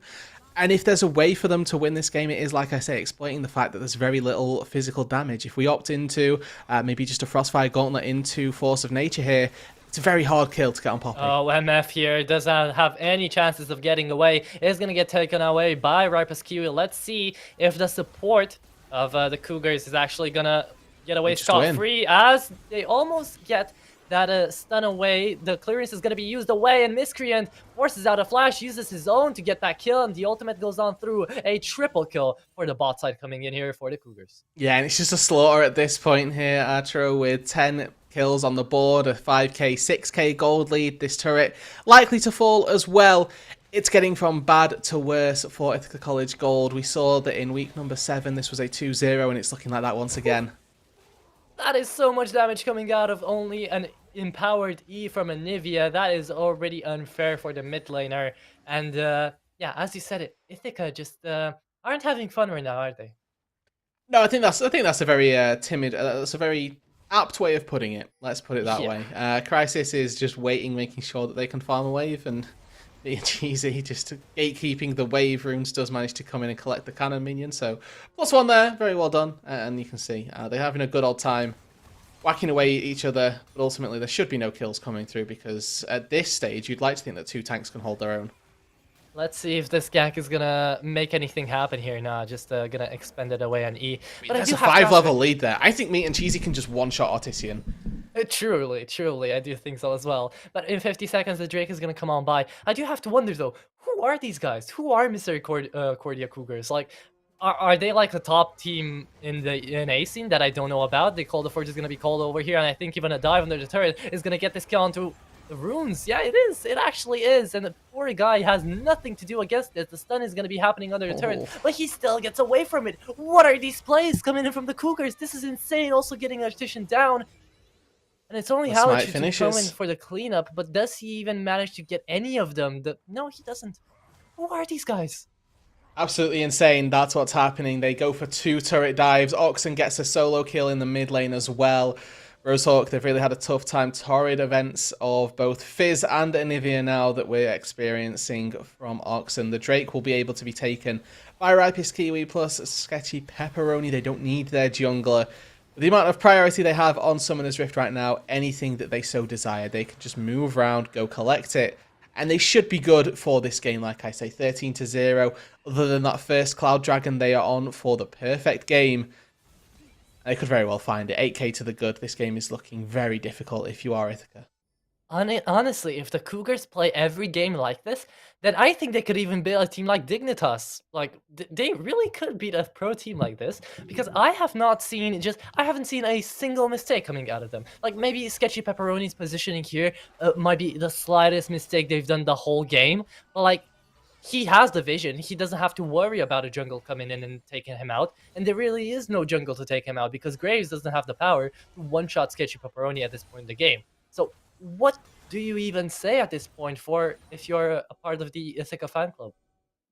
Well, it's going to come down to trying to find numbers advantages, but even at that point, we've seen them go for a 3v2 down on the bot side. Ripest Kiwi and Sketchy Pepperoni got away with that one, and they 2v3'd successfully, more so than anything else. I think it's just looking for picks. You have got Seraphinal, you've got the Lux Binding as well.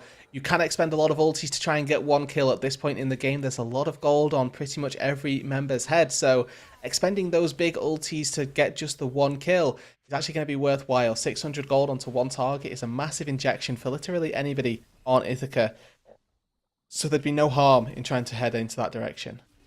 Interesting TP usage coming in from Anivia.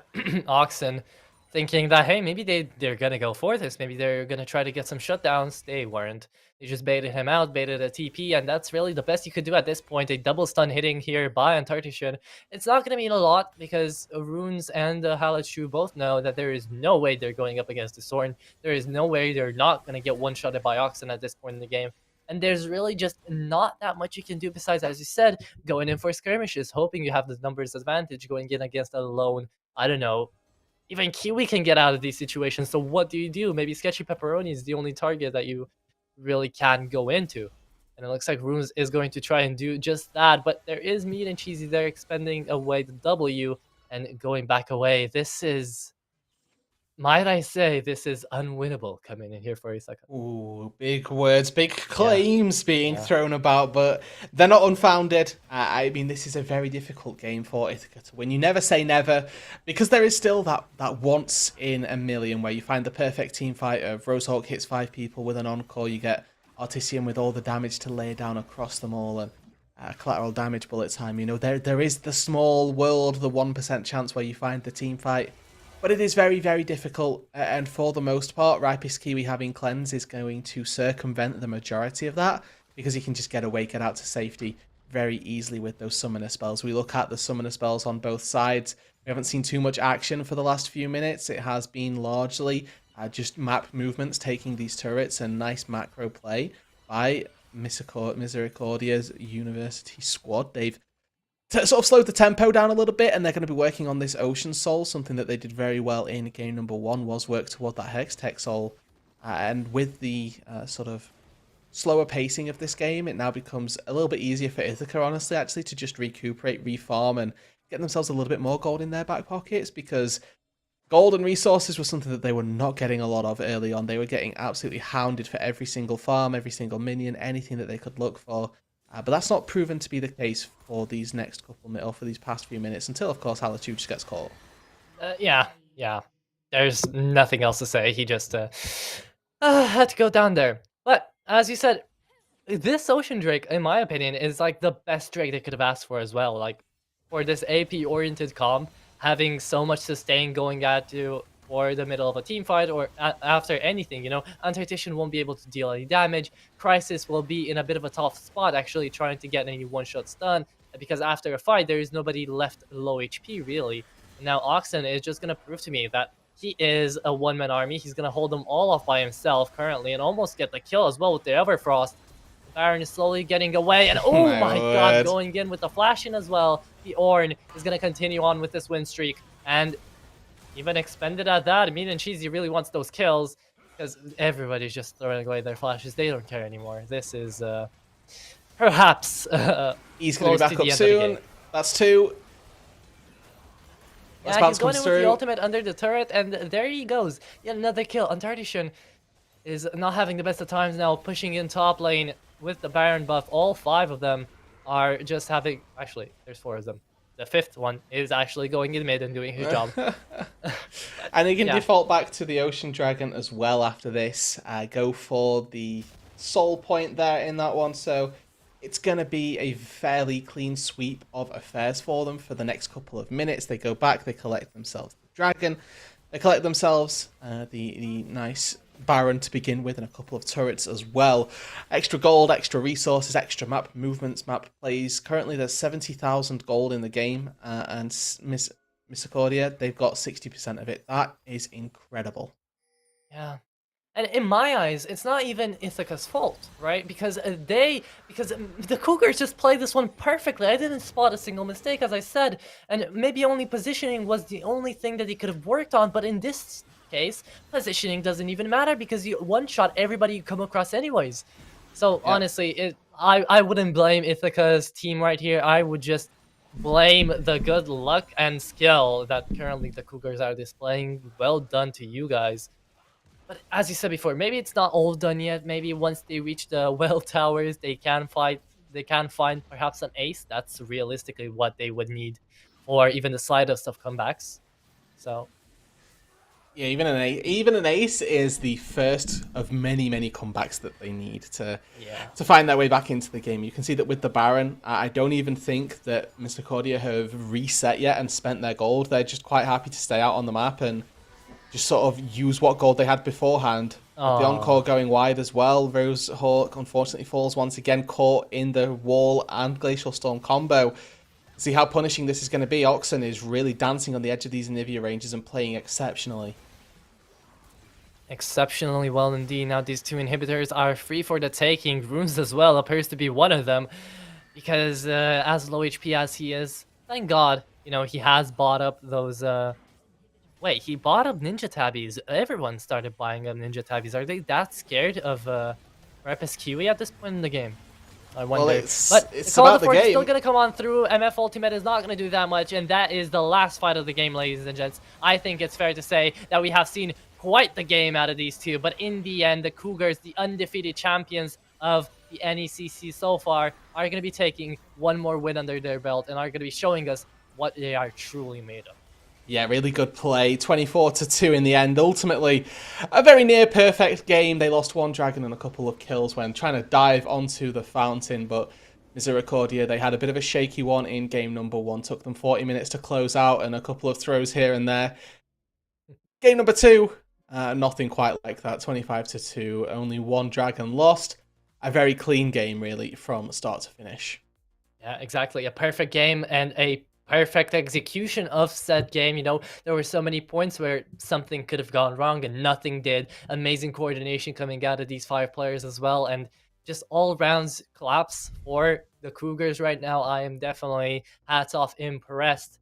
But the same can be said about the Ithaca College Gold. They put up a very good fight, and I'd like to see them play more in the next season of the NECC. But sadly, this was the semifinals. They will not be moving into a losers bracket or anything. This was single elimination. So that means the undefeated Cougars are moving on to the finals of this division and are going to be moving up into the rankings. Definitely be sure to check around and stick around for the next following games of today, both today and Whoa. tomorrow, I believe. So you see what sort of deal is going to be later on in the NECC. But that's kind of been it for me. What do you feel Well, like saying well, here? you may think that actually, but we actually get an interview from Oh, yes, we do. one of the I Misericordia baited you all. players. So don't go just yet because I think we're gonna try and get Oxen, the mid laner, who had a very good performance from time to time, both on the interview and on the face. So we may get a little bit of insight on that. So I think if this is okay, and I'm sort of throwing production a little bit of a loop here. If we can get into a break quickly, just to get everything set up and make sure that everybody's Yeah. good. Then we can head over to the break and then come back to an interview very quickly where we get to hear from Oxen. I already bamboozled the viewers. Let's bamboozle the production as well. Pausing.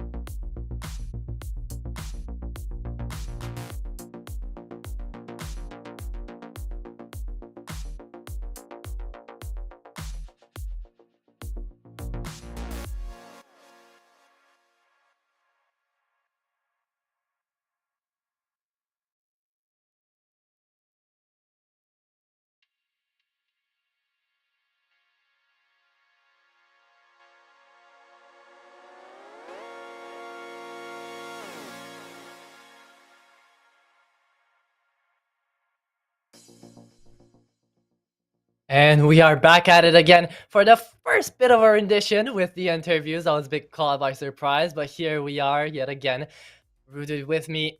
Let's see. Do you guys have any expectations of what we're getting? It is somebody from Misericordia, so.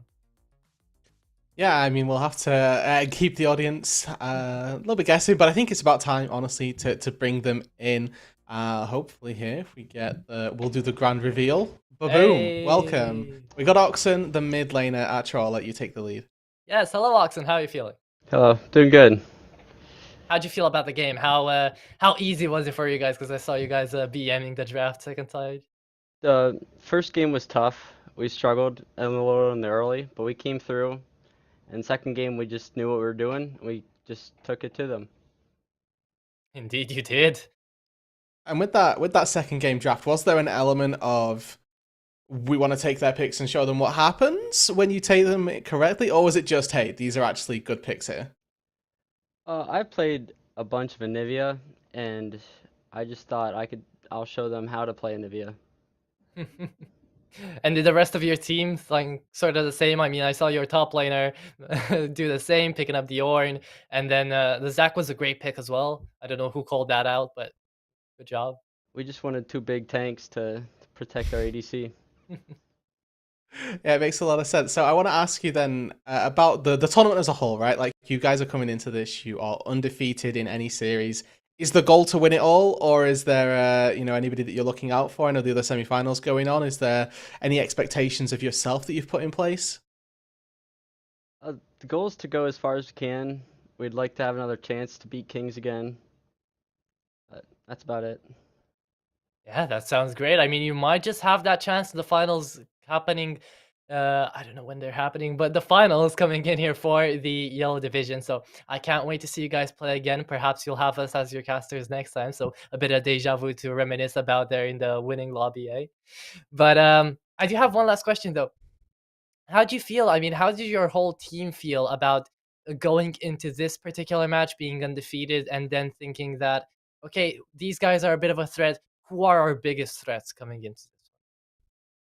We knew the Halucha was a big threat, but this is the fourth time we played them, so we just prepared. Fair enough. Roodood? Yeah, I mean that's hey, preparation. I remember I had a teacher that always said if you fail to prepare, then prepare to fail, and you guys clearly smashed that brief. So very well done and congratulations. Good luck in the finals as well. Thank you. Yeah, GG's to everyone.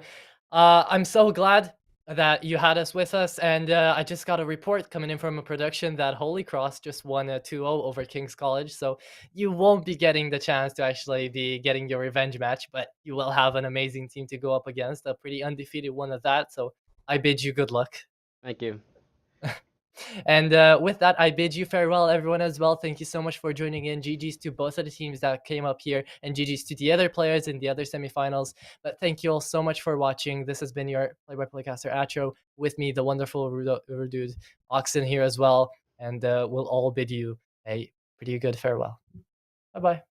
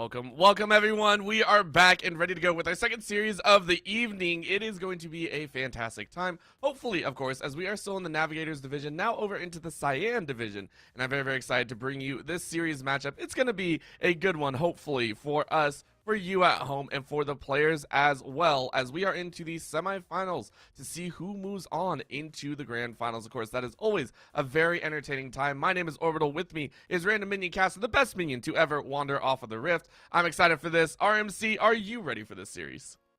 I am, but you don't sound like you are, Orbital. You're doubting the integrity of this series? Of course it's going to be a banger. Both these teams have met before here, and honestly, they're two of the best teams in their division here, Navigator Cyan.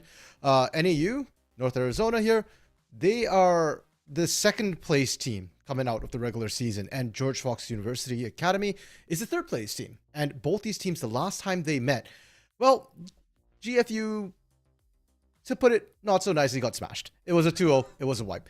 And they're not happy about it because they're a strong team and they felt like they underestimated NAU Lumberjacks a little bit that time. So this time, they're coming in with some major changes. They've got targeted strategies prepared. And for NAU here, they're confident. They're second place. They're strong. And they beat them before. So they're coming in here filled with that confidence here, thinking we can beat them as long as we take games one by one. Let's not rush it. Let's not get cocky. And when you get this sort of matchup, teams coming back for revenge and in the semifinals, no less here, Orbital, how could be anything but good? It's going to be a big challenge, and I'm excited to see it. Both teams have something to play for. Both teams have a very big reason to move on and almost right the wrongs of the past for one of these teams. So I'm very, very excited. Let's go ahead and run down the rosters that we're going to be seeing, starting with NAU Lumberjacks White, the squad that won the previous time these two matched up. This is going to be Prince, Leche, Josh, Why Does Flow, and Relux. Not exactly in that order once we get into the actual game, but all 5 of these players hungry for the victory. Yeah, and it's worth noting that both of these rosters here do like to change up their rosters from game to game within the series itself here. So we might see some of these players swap in and out for these series. I do believe this is actually the same 5 starters that NAU ran against GFU back in the regular season here. But for GFU Academy, they've got a full 10-man roster, which they often do swap in and out as well. So for tonight, it's going to be interesting to see which 5 are going to be starting. I do believe we actually have them up here. So yeah, it's going to be this starting 5. And I don't believe this was the same starting 5 that they ran against NAU last time. These are actually probably the 5 highest ranked players on their 10-man squad here. So you can kind of see that GFU, they're not messing around this time. They need to make sure they don't underestimate NAU again. And they want to get these early wins. They want to close it out and punch their ticket to the finals.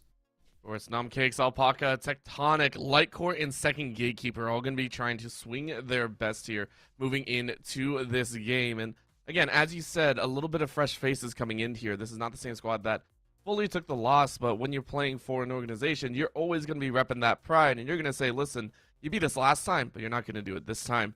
So as you said, going to be very interesting, a little bit higher ranked and maybe a little bit more well-versed in team play. That'll be very interesting to see where the synergies do appear and how the teams want to play around it. I do believe we are getting into the draft phase here very shortly, and that'll also be a little bit fun to watch.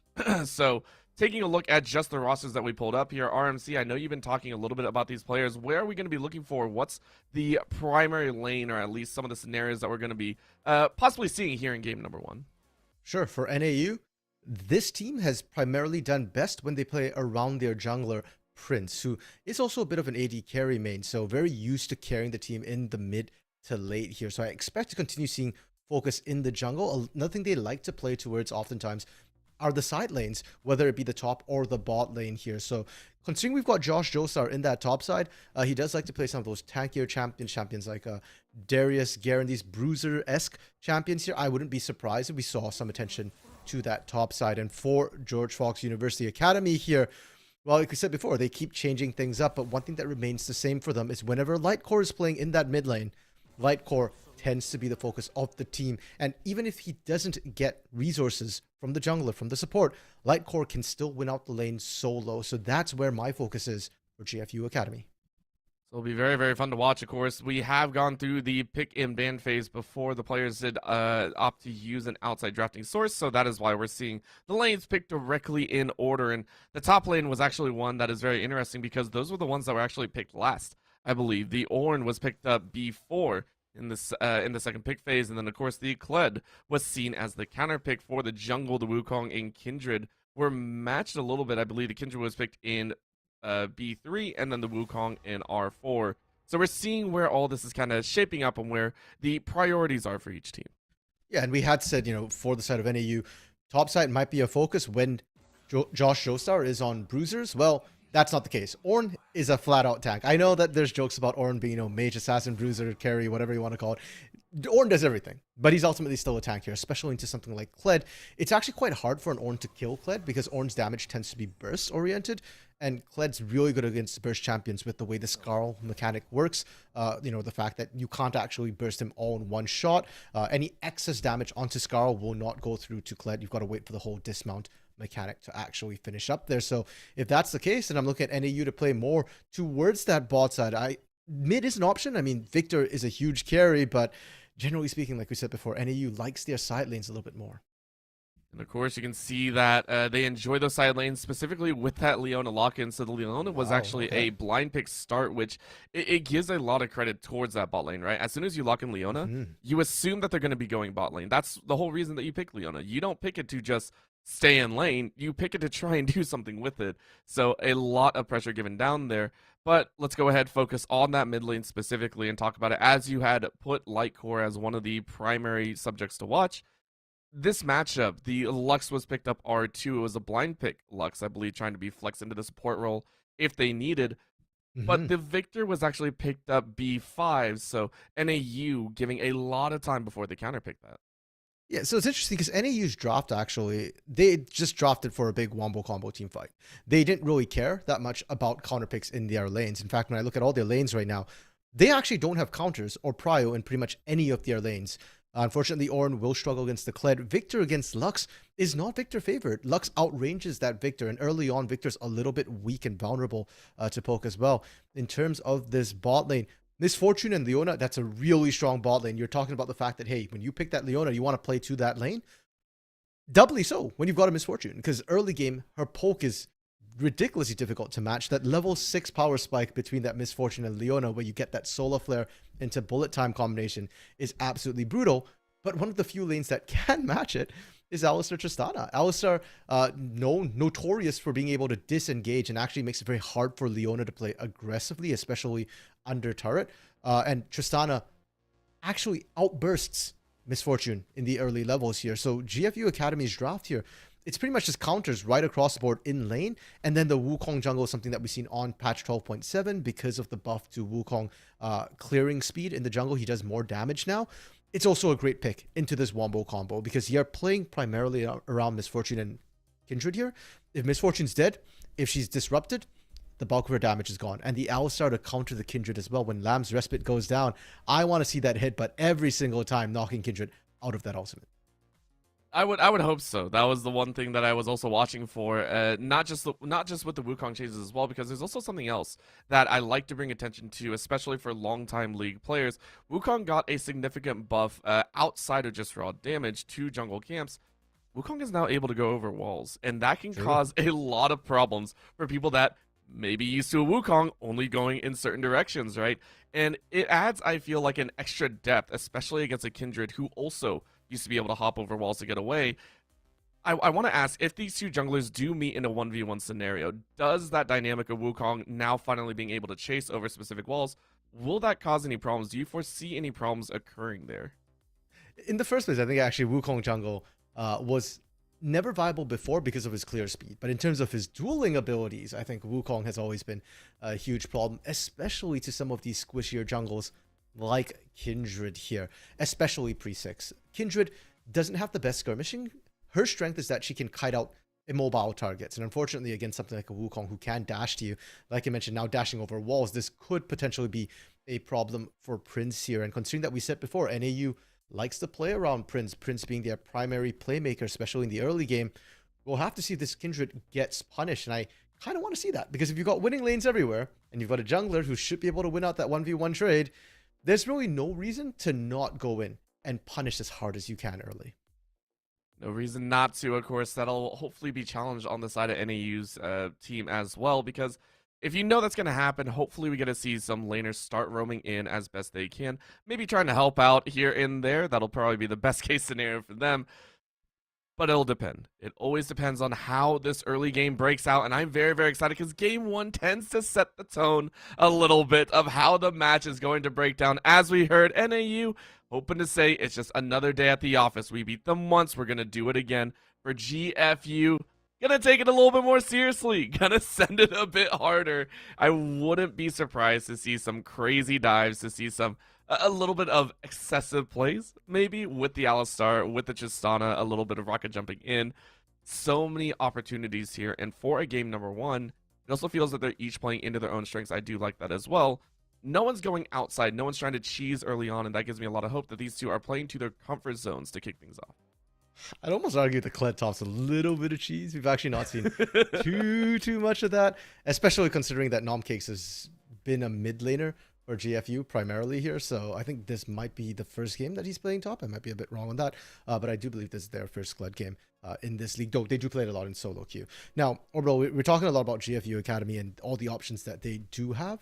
I would like to highlight that NAU, their strength of this composition, we touched on it earlier, it's a team fighting composition. And when you run a team fight composition and your enemy doesn't run a team fight composition, your mid game is very, very strong. So there's a bit of a, I don't want to say timer for GFU, because if it goes late enough, the teams do get balanced again, but they do have their spikes and their troughs here. And if NAU can hit, about that 15-minute mark, be strong, that 1 item, 2 item power spike here, they can definitely take over a lot of these mid-game fights here. The ease of execution is really easy here. They've got so many good engage tools. So if we hit that point, I believe the mid-game belongs to NAU, and I would love to see them play around these major objectives.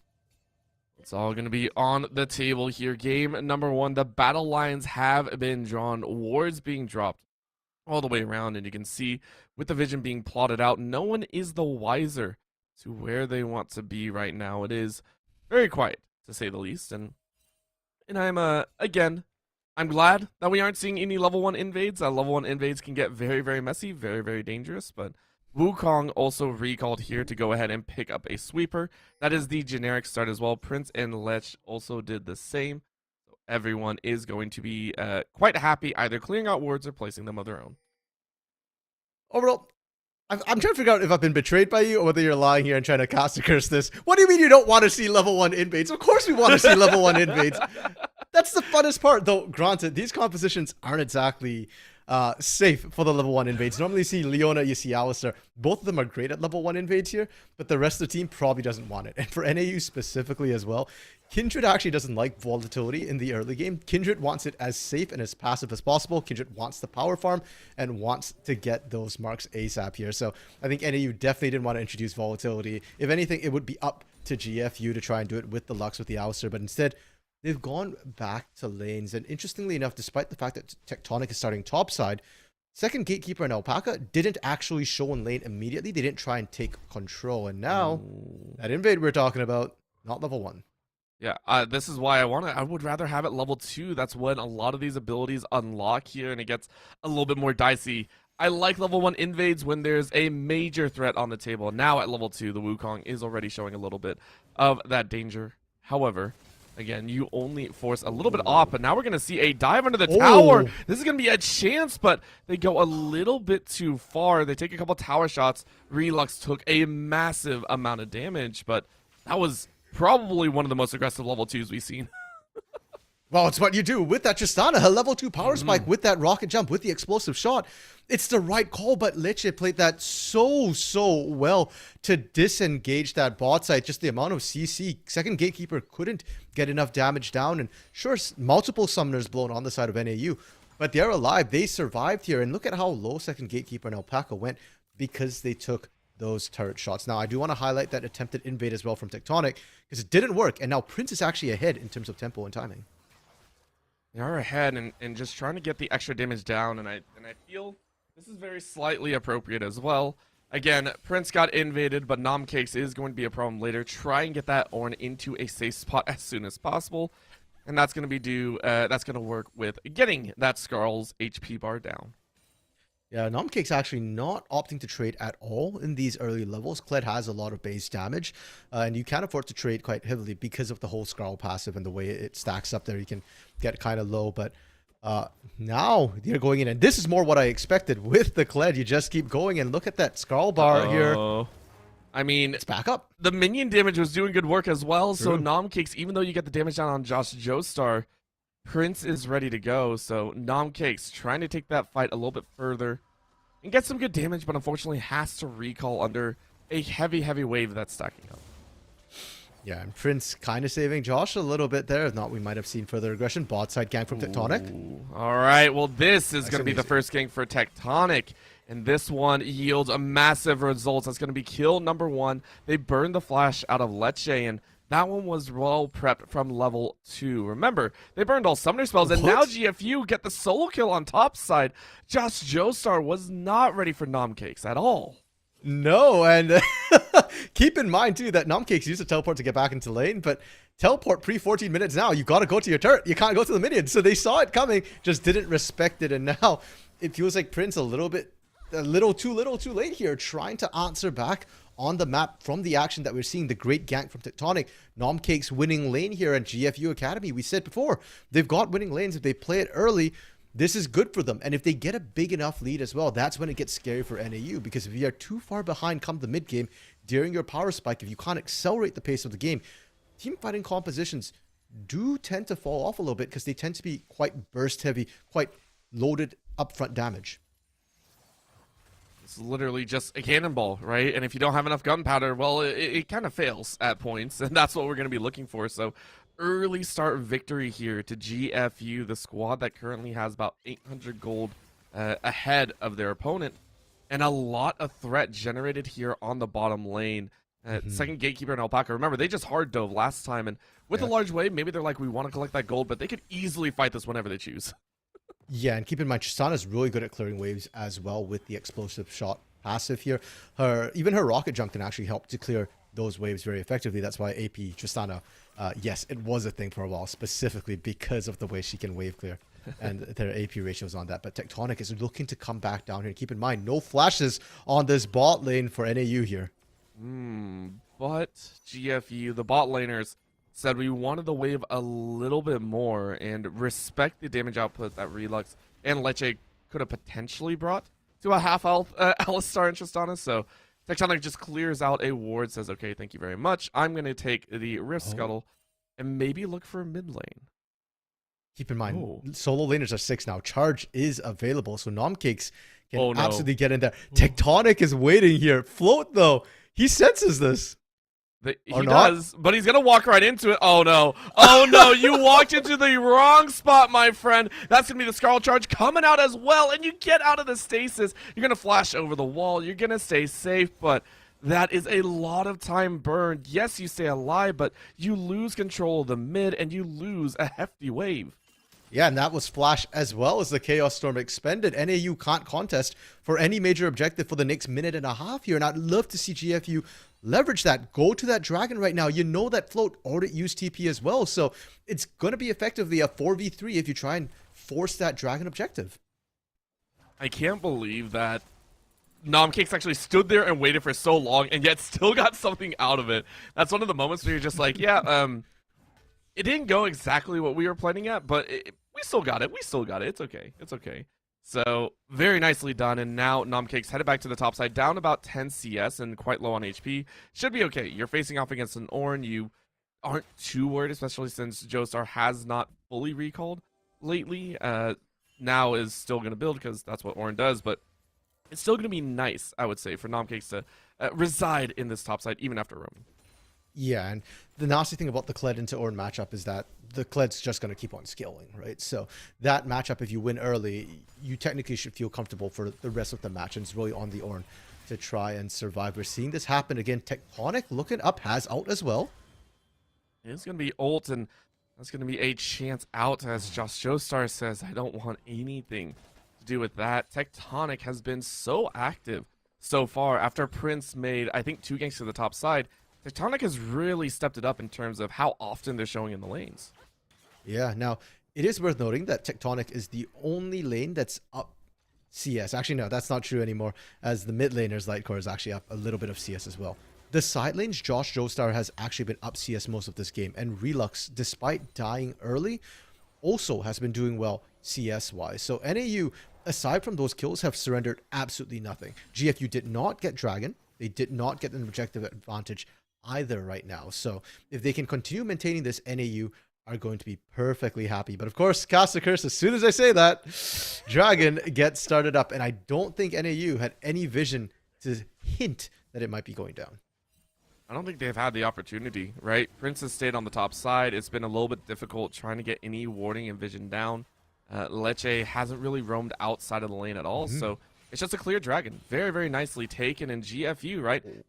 They talked about it. They want to do this by the book. They're not underestimating NAU at any points, and not underestimating means clearing everything appropriately, understanding when to take an objective.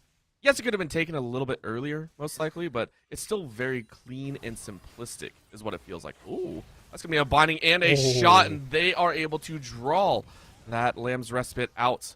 Very nicely done by Lightcore. And again, we're seeing multiple ultimates being used to keep Why Does Float alive here. That is definitely an issue because Lightcore outranges. We touched on this before, the fact that Lux is more than happy to just constantly wave clear, and that mid lane deficit might become a bit more of a problem. Bot side, the knock-up lands. It does land, and they're going to fall through. Another Cyclone knocks him up again, and that should be the finisher. Leche, you have the flash, and you're going to use it this time around. It just came up, but your ADC is still dead. Well fought by GFU to pick on this bottom lane. Okay, we knew JFU Academy was going to come into this game with a game plan prepared here, and the game plan seems to be crush the bot lane. We've got the Tristana Alistair here, just keep bullying it. Nom Cakes remounts at the perfect time. That's well fought, and then on the bot side, we get another kill. This time support on support action with that Unbreakable Will. GFU running the map right now from top to bottom. No. This is not safe for Relux. Relux, you stepped into the wrong spot. More time in the gray screen than alive. Relux, just respawn. Have mercy, GFU. But that's exactly what happens when you walked in alone. You just saw Leche go down in that 3v1 situation under turret. If you're the AD carry, you're too squishy. You're not allowed to go back down there. And GFU, like we said, the game plan seems to be crush this bot side. And the scary part too is that Tristana actually scales really, really well. She's another of those champions who has a really strong early game, a bit of a weaker mid game, and then her late game gets really strong because of her Q attack speed steroid and the range increase that her passive gives here. So GFU Varsity, they're more than happy with this. And for NAU right now, I'm looking at this going, okay, yeah, you've got a teamfight composition, but you're down 3k gold almost before the 15-minute mark here. You guys need to start finding some picks because I'm not sure you'll win in that equal 5v5 matchup. It's not looking good, that's for sure. And as you said, that team fight, whenever it comes later, might be a little bit dangerous. So we want to see what happens here and where they do find those opportunities. Right now, it is going to be Why Does Float pushing up, trying to get a little bit of dance, but Alpaca's ready and willing to take that brutal fight. The binding misses, the final spark misses, but guess what? The Cyclone is a point and click. Very easy to hit, very easy to land, and Tectonic is now 2-0-2 with 150 gold bounty. To be honest, I'm of a split mind of whether Why Does Float should have flashed there. I almost feel like you maybe could have gotten away, but it was certainly really tight. And now it feels like the bot side is starting to spill over into the mid lane as well. Alpaca moving up to kick off that particular engage. The Cyclone might have been huge, but it was the hit but pulverized that really kicked things off. And bot side, Relux, was that a 1v1? Yeah, no, that wasn't a 1v1. That was I take kill. 1v1s implies that there was a way to fight back. There was no way to fight back because Gatekeeper is currently about 80% health. That is what we call brutal. That's all it is. Yeah. And now Relux just picked up the Eclipse, but for that particular fight, it was not a fair fight, like you mentioned. Second Gatekeeper had Mythic, and Relux did not. So, painful to watch, to say the least. Interestingly enough, they're not actually staying around for that local gold from that turret here. And okay, they did pick it up just because they were there. And now it's scary because now the Tristana is unlocked to roam. And Tristana, another one of those champions, really good at taking turrets. We've already seen Why Does Float get punished in that mid lane. If Alpaca and second Gatekeeper sit there, Why Does Float is going to be just reduced to wave clear duty. And even more worrying is that we've seen the dive come through the bot side. They can do the exact same dive with the exact same 3 members mid lane as well. I would posit that mid lane is actually going to be easier to dive half the time. However, we are going to see a Scarl charge out, but Prince is able to get in the way. This could mean a little bit of a chance. Remember, no flash on NECC, but the knockup doesn't come through, and guess who's here to help out NECC, able to get inside the Lamb's Respite, and Tectonic is ready to go. There's a headbutt you were talking about, RMC, able to headbutt the Prince out of safety. And that will mean that the kingdom falls in top side as GFU save their top laner. This alpaca is getting more mileage than I've seen most horses or camels get. This cow is everywhere. It's not stopping. It's not stopping at all. The solar flare does next to nothing as these are 3 brutal tanks in the top side. There's no chance. You get nothing, and that is GFU. They just run the house. It's 10-0 right now. 2 turrets down for the side of NAU, Orbital. This is worrying. Herald did get picked up by Prince at some point during that madness, during that chaos. It's about to expire, and it hasn't been dropped yet so far. So even bigger problems. Now they're looking to try and set up a gank onto Light Core down bottom. Keep in mind the Lux is highly immobile. This might be the chance for them to get that first kill. Mid lane, we're seeing Gatekeeper knock down that tower. The bot side, Lightcore gets out. Lightcore is free without even burning that flash, and that now means the hunt for Prince is on once again. Oh, there it is. The mercenaries are ready to go, and flash in.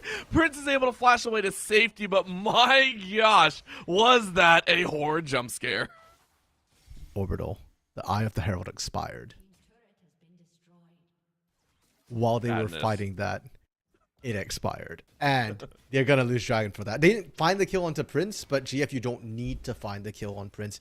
Getting Dragon is good enough. Hextech and Inferno, the 2 most powerful offensive Drakes, are now in their pocket. We're going to get Cloud. And Cloud is actually really scary when you're this far ahead, because now it means you can run them down. And next time Prince gets caught like that, Prince will not be able to run away. You already have the charge for Engage. This is just more Engage on top of Engage. And 8,500 gold lead at the 15-minute mark, Orbital. We're talking about the fact that, okay, NAU, maybe 2,000-3,000, they can still probably contest. No, 8,000, nope, definitely not. Look at the item differentials. Mythics for almost everybody on GFU varsity here. I assume Lightcore should be able to pick that up on their next back here. And there's only 2 for the side of NAU. I think it's going to stay 2 for a little bit. Maybe bump up to 3 here once Prince clears out this camp, and Why Does Flow maybe catches his wave on the bot side. To that point, we're already seeing the disparities, right? You're talking about the mythics. Let's talk about the legendaries that are starting to come in, right? 7K right now, 7.6 for second Gatekeeper. Already completed the Phantom Dancer. This isn't just a mythic fight. This is full item advantage everywhere. This is getting so out of control that GFU at this point, I love the fact that they have also identified the same thing that we talked about in the early stages, right? They need to press the tempo, right? They need to keep NAU in the dark, and they've done exactly that. They played that to a T so far. Yeah, and for the side of NAU, I mean, their early game, they maintained their CS numbers for the most part. They felt like they were doing fine until bot lane kind of cracked a little bit, and then everything fell to pieces. Now, NECC is probably the one person you really can't gank. Yeah. Charge, NECC yells as he tactically repositions backwards. But it works, right? And you can see it's unstoppable. Okay, now it's down. This is being greedy by NECC. It is, but the reason is because it's a 4v4. Why does Float fell in the bot side? It's a complete brutal bloodbath here as that is Prince immediately decimated in the HP bars. Look who's over the wall. It's a 4v4 slaughter as another pulverized knocks 2 up. Relux, you stayed to fight. You get exhausted. Now you fall. That'll be almost an ace as Why Does Float is able to respond. They do get the ace in the end. That is Georgia Fox University taking a wand battle at 17.5 minutes. Lightcore now gonna pay the price for their own arrogance. The first kill of NAU is gonna come as their base crumbles before them. I was going to make a joke about Why Does Float should change their name to Why Does Live because everybody else died. But then again, you know what? That's fair. That's the answer right there. You are so toxic. People call me toxic. You're toxic, RMC. Hey. Why Does Float just explain why I didn't make that joke at the end of the day. Because White Float, like you said, first kill on the board for NAU right now. And the problem is it's scant comfort in this situation here. NAU is very, very, very far behind here. And they're going to need multiple picks to get back in. The pick onto Light Core is good. And at least it shows that, hey, you can still kill single targets here. And if NAU can find kills, we have to keep in mind, the bounty system is online right now. Objectives give you gold. All the kills right now will give you gold. Extra gold, except for the one on Light Core. There's a 500 gold bounty on Tectonic. And second Gatekeeper, yeah, Jasana is really far ahead, but she's also got a 650 gold bounty and very few defensive items. So there is still a chance for NAU to keep the game extended. And if you keep the game extended long enough, well, Kindred skills, Victor skills, and Prince has carried some incredibly tough games before. I mean, you can absolutely carry, but at this point, you got to wait till about 40 minutes, I think, 45 minutes, right? That's probably what we're looking at here in the timer scale. Minute 15 left on the Dragon, so that's another minute that you can play around with your food GFU, looking for a few more kills. And at this point, with the 4-1 spread, NECC is very happily charging down that bot side. NAU have to deal with this somehow, but they can't step out of their base. You can see they're taking the long way around. Alpaca, though, took about 3 tower shots, is now sitting on about 40% HP. Yeah, there were minions there. You could have let them tank a little bit, but I appreciate Alpaca keeping my people alive a little bit more. Oh my goodness, one shot! One rotation from Light Core. Yeah, that the ray of light just decimated Float there. That was, it almost took out Leche if Leche did not have an empowered W. Yeah, oh my goodness, that is a little bit rough. And overall, I think at this point, you know, it's got to be for NAU. You're thinking, okay, what do we do next game? This one, a little bit of a big ask to come back, unless GFU kind of throw this one. Yeah, NAU don't have a lot of options here. We're seeing Baron get started up here, and before I was thinking maybe you can try and contest this here. I don't think you can with NAU. If you show up right now, they just turn, they engage, they can probably win a 4v5 fight. And NAU right now, they don't have vision to walk in either. They're gonna try and do this Gatekeeper. I mean, you have Flash, you have Ulti, you have everything. That's going to be called the Forge God going in. Can you get Oh, the they fight? stole it? Yes, you do! You steal it! You steal one! Now it's about getting the rest of the kills. Lamb's Rested is up. It's going to keep everyone alive. But remember, it's a 4v5. It's the entirety of GFU bearing down on you. That will be the wash, but at least you stole the buff. Right? That's some sort of consolation prize. NAU, they grab the Baron, but they lose 4 and possibly will lose more of their base. You take the moral victory there, Orbital, if you're NAU. Tectonic, I think missmited. I saw 20 health on the end there, and Prince actually able to take that one. Keep in mind, Lamb's Respite can mess up Baron takes quite easily as well. And now Whitest Float trying to hold here.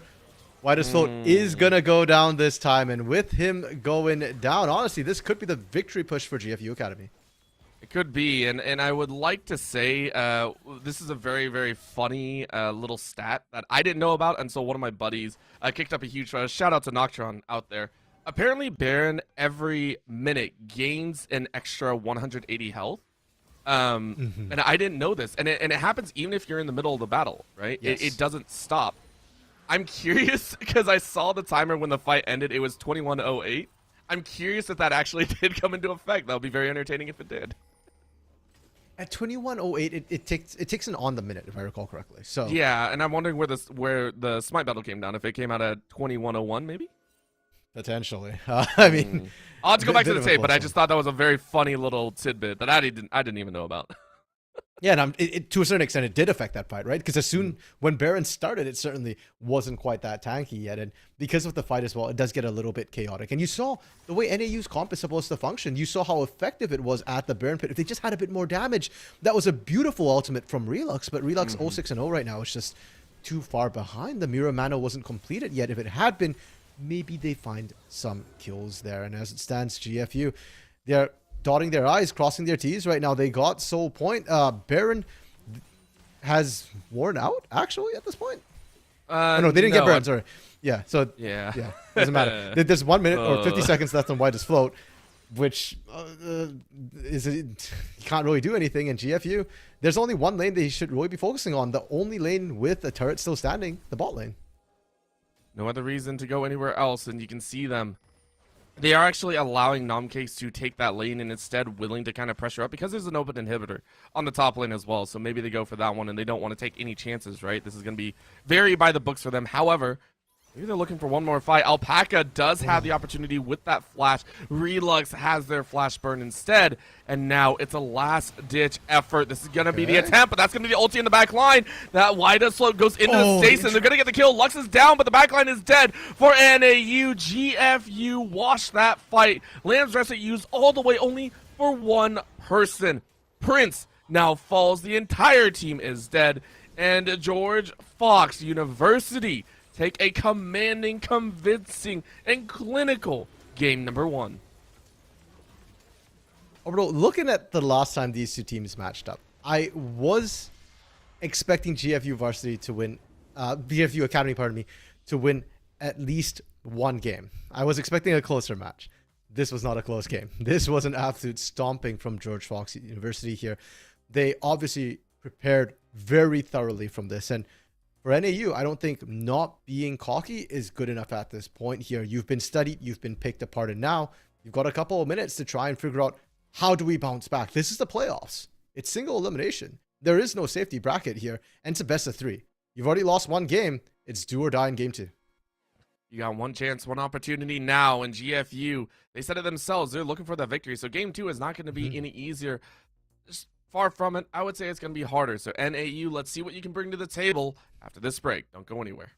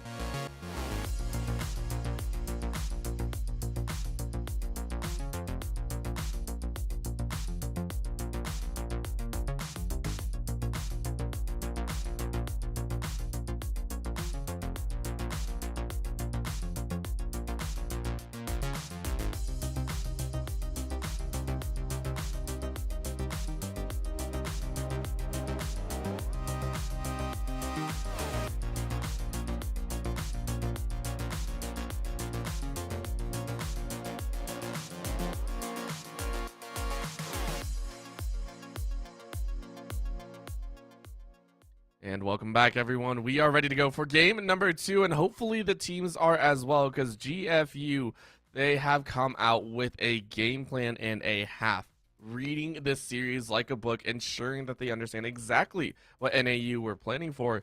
NAU now have to realize that either their strategies have been leaked or given away in prior games, or maybe they just didn't play up to snuff. Something's got to change, and something has to change fast. I will say this, Orbital. Northern Arizona University here, yes, they struggled a lot in game 1, but like I said in the draft, they felt like they drafted in isolation. They had a composition they wanted to run, and they kind of just ignored what was happening in draft. So I think if they're a bit more responsive here and make sure that they answer back to whatever GFU is drafting, I don't expect to see another stomp come through. NAU is a really solid team when their composition allows them to actually have answers. It's going to be a challenge, but we are already in the draft here, so gonna be taking a look here. Of course, GFU are on that blue side as NAU opted for the red. They're gonna be changing things up here ever so slightly, and we can already see one of the shifts being made here. The Kindred is gonna be banned away on GFU's side. George Fox saying, okay, we just don't want to deal with that one, and now we're gonna see a little bit of a change up here. So of course, us casters do have prior knowledge already of what's coming out here, and it is gonna be this Vladimir. So this one surprised us quite a bit, considering neither NECC or Lightcore really have this in their match history repertoire. Yeah, this one is a specific answer to NAU here. Because keep in mind, in game 1, the bans that came through were the Echo, Diana, and then the Vladimir. And the moment they go to blue side, they open up the Vladimir, they ban the Kindred, and they pick the Vladimir themselves. So this is obviously one of the prepared strategies that GFU Academy has. But NAU on the red side here, they've changed up their bans as well. They ban the Lux, the Wukong here, which wrecked them that first game. And if you play a lot of Vladimir, if you play a lot of a champion, you probably also know what counters that champion. So the Malzahar was sort of the answer they were looking into. Unfortunately, got bamboozled a little bit. It's not going to be a Vladimir mid. It's a Vladimir top into that Darius. They got the counter pick with that Silas into the Malzahar once again. And GFU Academy off to a really good start in their draft. And this is going to feel a lot better. We were talking about how NAU, their composition was a little bit worrisome, and now GFU coming out with these solid picks here. However, NAU, they are taking a look at those bans once again. Now the Kled and the Ornn banning both of those away. And keep in mind, again, those were banned before we got to see the Silas come out, so they were assuming Vladimir was going to be mid lane. So that is why we do see those bans coming out here. Still going to be very, very interesting to see the bottom lane, as that was also a point of focus. Second Gatekeeper and Alpaca had a fantastic time down there. Yeah, and I will say this much about the bottom lanes as they come out here. I think NAU has a much better bot lane pairing this time to handle what GFU have drafted. As much as I like GFU's top side, I'm not in love with their bot side of the map. We see the Xayah come in from Relux already here, and the Xayah, a much safer pick as an AD carry. We saw Relux being punished in the Misfortune. This time you've got escape tools, and that Tristana being locked in here is going to struggle into Xayah. You're roughly the same range, maybe even a little bit shorter in the early levels than that Xayah, and late game, Xayah plays so well kiting back with Tristana. If you step into range, if you get rooted up, I could see second Gatekeeper getting burst down before they can really participate in the fight with the amount of CC that NAU has.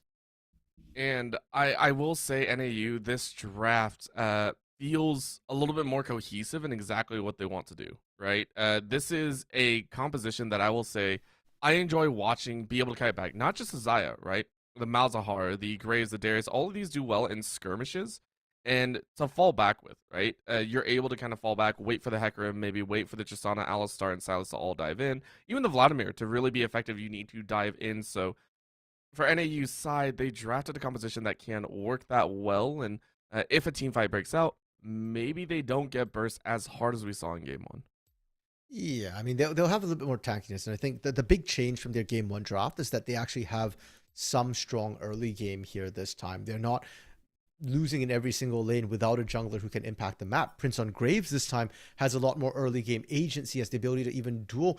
You can actually invade a Hecarim as a Graves in those early games and actually win out some of those trades, unlike last game where the moment Tectonic showed up, Prince was unable to fight as a Kindred. And Josh Josar, this Darius in the top lane.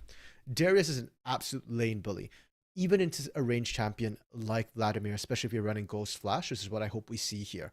but you do get outscaled. So for this top side of the map for NAU here, I want to see attention being put down early. I want to see action happen on that top side, because if this goes scaling, if this goes late to Orbital, I'm worried. We touched about Tristana scaling into the late game before. Vladimir, an absolute beast. Silas as well, and Hecarim will outdamage Graves late game, has more utility, more engaged potential as well for this composition. So NAU on a bit of a timer to get things done, but they do have the tools to at least do it in the early game.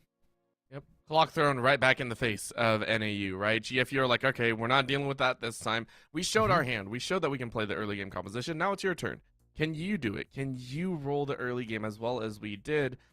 And honestly, I'm not too sure. I want to take a look, though. I'm very, very curious about that mid lane matchup. That is the one that really we saw GFU kind of put priority on.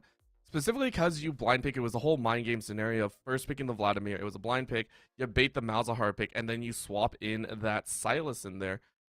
This should set up an advantageous lane for Lightcore, who honestly in game one did take a little bit of a back seat. Was not the main focus, was a focus, don't get me wrong, but was not the main focus until a little bit later into the game. Does this skyrocket him to the spotlight spot for the team? Well, I'd argue that Lightcore wasn't the focus of the team, because Lightcore was the one, well, not the one lane, I guess. Bot lane also won by itself, but Lightcore won his lane on his own. Didn't need the rest of the team to come in. When the rest of the team started showing up mid, it kind of felt overkill. We saw 3-man gangs go into the mid lane to kill Widest Float. Was it necessary? No. Did it send a message? Definitely. So, likewise, I think in this particular game, Lightcore getting counterpick is going to be a critical issue. Silas does have a very good matchup into Malzahar. Usually we see Silas picked up because he can steal away people's ultimates here. And when you look at NAU's ultimates, there's some good ones. I mean, you can pick up the depth charge from the Nautilus if you're looking for engage or just a ton of CC. Collateral damage is always nice to try and clean up fights. But you're really picking it for the Nethergrass to steal away from that Malzahar here. And Malzahar is balanced around that ultimate. What is that? 2-second suppress, where the rest of the team can come in, a % health damage threat on it as well here. And because of that, Malzahar is very frail. He's very squishy. Now you get Silas, who gets to steal away that ultimate. And he's pseudo-tanky. And he's melee. And he does more damage. Like, this is a big, big problem for the Malzahar to deal with. The way Malzahar has to lane into a Silas is you have to not interact. You just drop the Malefic Visions. You drop your Voidlings. You push that wave. And you just don't want to fight Silas. If it comes down to a 1v1, if Silas gap closes with his chains, Malzahar is really going to struggle in those sort of 1v1 duels. And that's where the junglers do come in at that point. You're hoping maybe the Graves is able to push off some of that pressure, but we already said that the jungler for the side of NAU, we want to see it go to the top side. We want to see that Darius pop off, which is that next lane that we're going to kind of focus on here. That Darius, it's a little bit of a change up from the Ornn previously. This is a direct challenge now. This is, okay, no more tanks. We already saw the Kled. We banned away at the Kled that time. We're going to go Bruiser. We're going to try and fight you on the top side. Considering how game one went, do you see this spinning out? I know you talked about the Flash Ghost coming out. Will that be enough? For Darius early game, yes, into the Vladimir. And especially Josh Joestar does play a lot of Darius and Garen. So this is right in his wheelhouse right now. He should know how to take advantage of this matchup early. The problem, of course, is late. Vladimir scales up to absolute monster, and later into the game, even later, you might not win the 1v1 as the Vladimir, but you'll have so much more team fight impact here, Orbital. So that's why I say there's a bit of a timer here on NAU to try and make things happen. And honestly, I actually kind of want to see a lane swap. I think Darius into Silas is in a much, much better matchup. And Malzahar was picked originally to counter that Vladimir that GFU first pick. So swap your lanes, give winning lanes to both your lanes here. And it's so much easier to punish a Silas early as well compared to that Vladimir. Well, you know what you do get to see at least is an invade. We get the invade. Yay! We get the invade. The problem is there's no rebuttal. No one's going to check there, so it's an invade for information only. And thankfully, GFU don't give anything away, so no information granted to NAU, but all the information granted to GFU's side, and that's why you can see them immediately fading back towards lanes. No wards dropped either, except in Tribrush, which is quite interesting, I want to say. They didn't try and check where Tectonic is going to be starting here, so it is going to be a little bit different. So NAU, go ahead and say they are going to pull the lane swap. RMC, you call it. It is the better option, and NAU recognize that as well. Thank you, NAU. I absolutely love this because now let's touch on these particular matchups here. Darius into Silas. We've touched on the fact before that Darius is a lane bully. He's got so much sustain. He's got so much damage here. His weakness is that he struggles to actually gap close on enemies, especially ranged champions. But as a Silas, you're a melee too. So you've got to walk up and the Darius is going to be more than happy to trade into you. He's got more sustain as well than you do and is not as mana hungry. And then Malzahar into Vladimir. You don't necessarily win as Malzahar that particular matchup, but you can hold that lane almost indefinitely here. And as I say that, NECC really punishing in these early levels, trying to take advantage of the fact that White's Float doesn't have damage yet. Well, we see the punish top side a little bit, and then we see a fight bot side as Leche is able to throw in that anchor, and is going to get some good damage on. Alpaca loses out on that pulverize, so it's going to be the body block as much as you can. Heal is going, there is no heal on the bot side, so Alpaca is just going to die there. So NAU able to get the first kill of the game. Okay, well, we said before, right? Prince on this Grave is going to have a much stronger early impact. It's not common that we see level 2 Grave ganks, but I am glad Prince did it because recognize that second Gatekeeper had overpushed. And now Tectonic trying to answer back here, but Josh Joestar has that ghost. He's not afraid. Not afraid at all, and actually is willing to try and stack up that passive and really try and do some work. As we were saying, this matchup does feel like Josh Joestar might have a little bit more fun with it, and Tectonic, yes, you burn one of the summoners out of that mid lane, it's not going to do too much else. However, top side, why does Float running out of mana very quickly? Yeah, and unfortunately we have a bit of an overlay bug here, so we're not quite able to see the CS, but I'm willing to bet good money here that Lightcore is very, very far behind. NECC is so deep in, he's taking minion damage and wrong side of the rift here. Why does Float needs to keep punishing because he's running out of mana and he's going to lose if he doesn't take advantage of the cooldowns. Yeah, and that's almost going to be a Q. I think that might have been danced out, but it will be NECC taking the kill. Now Tectonic on the bot side, though, is going to be turned into a grave marker, and that's going to be a great challenge. Top side, NECC already winning out in a matchup that we didn't really see the Vladimir doing. Now in the mid lane, Josh Joestar doing a lot of damage down. That's the Ignite burn from Lightcore.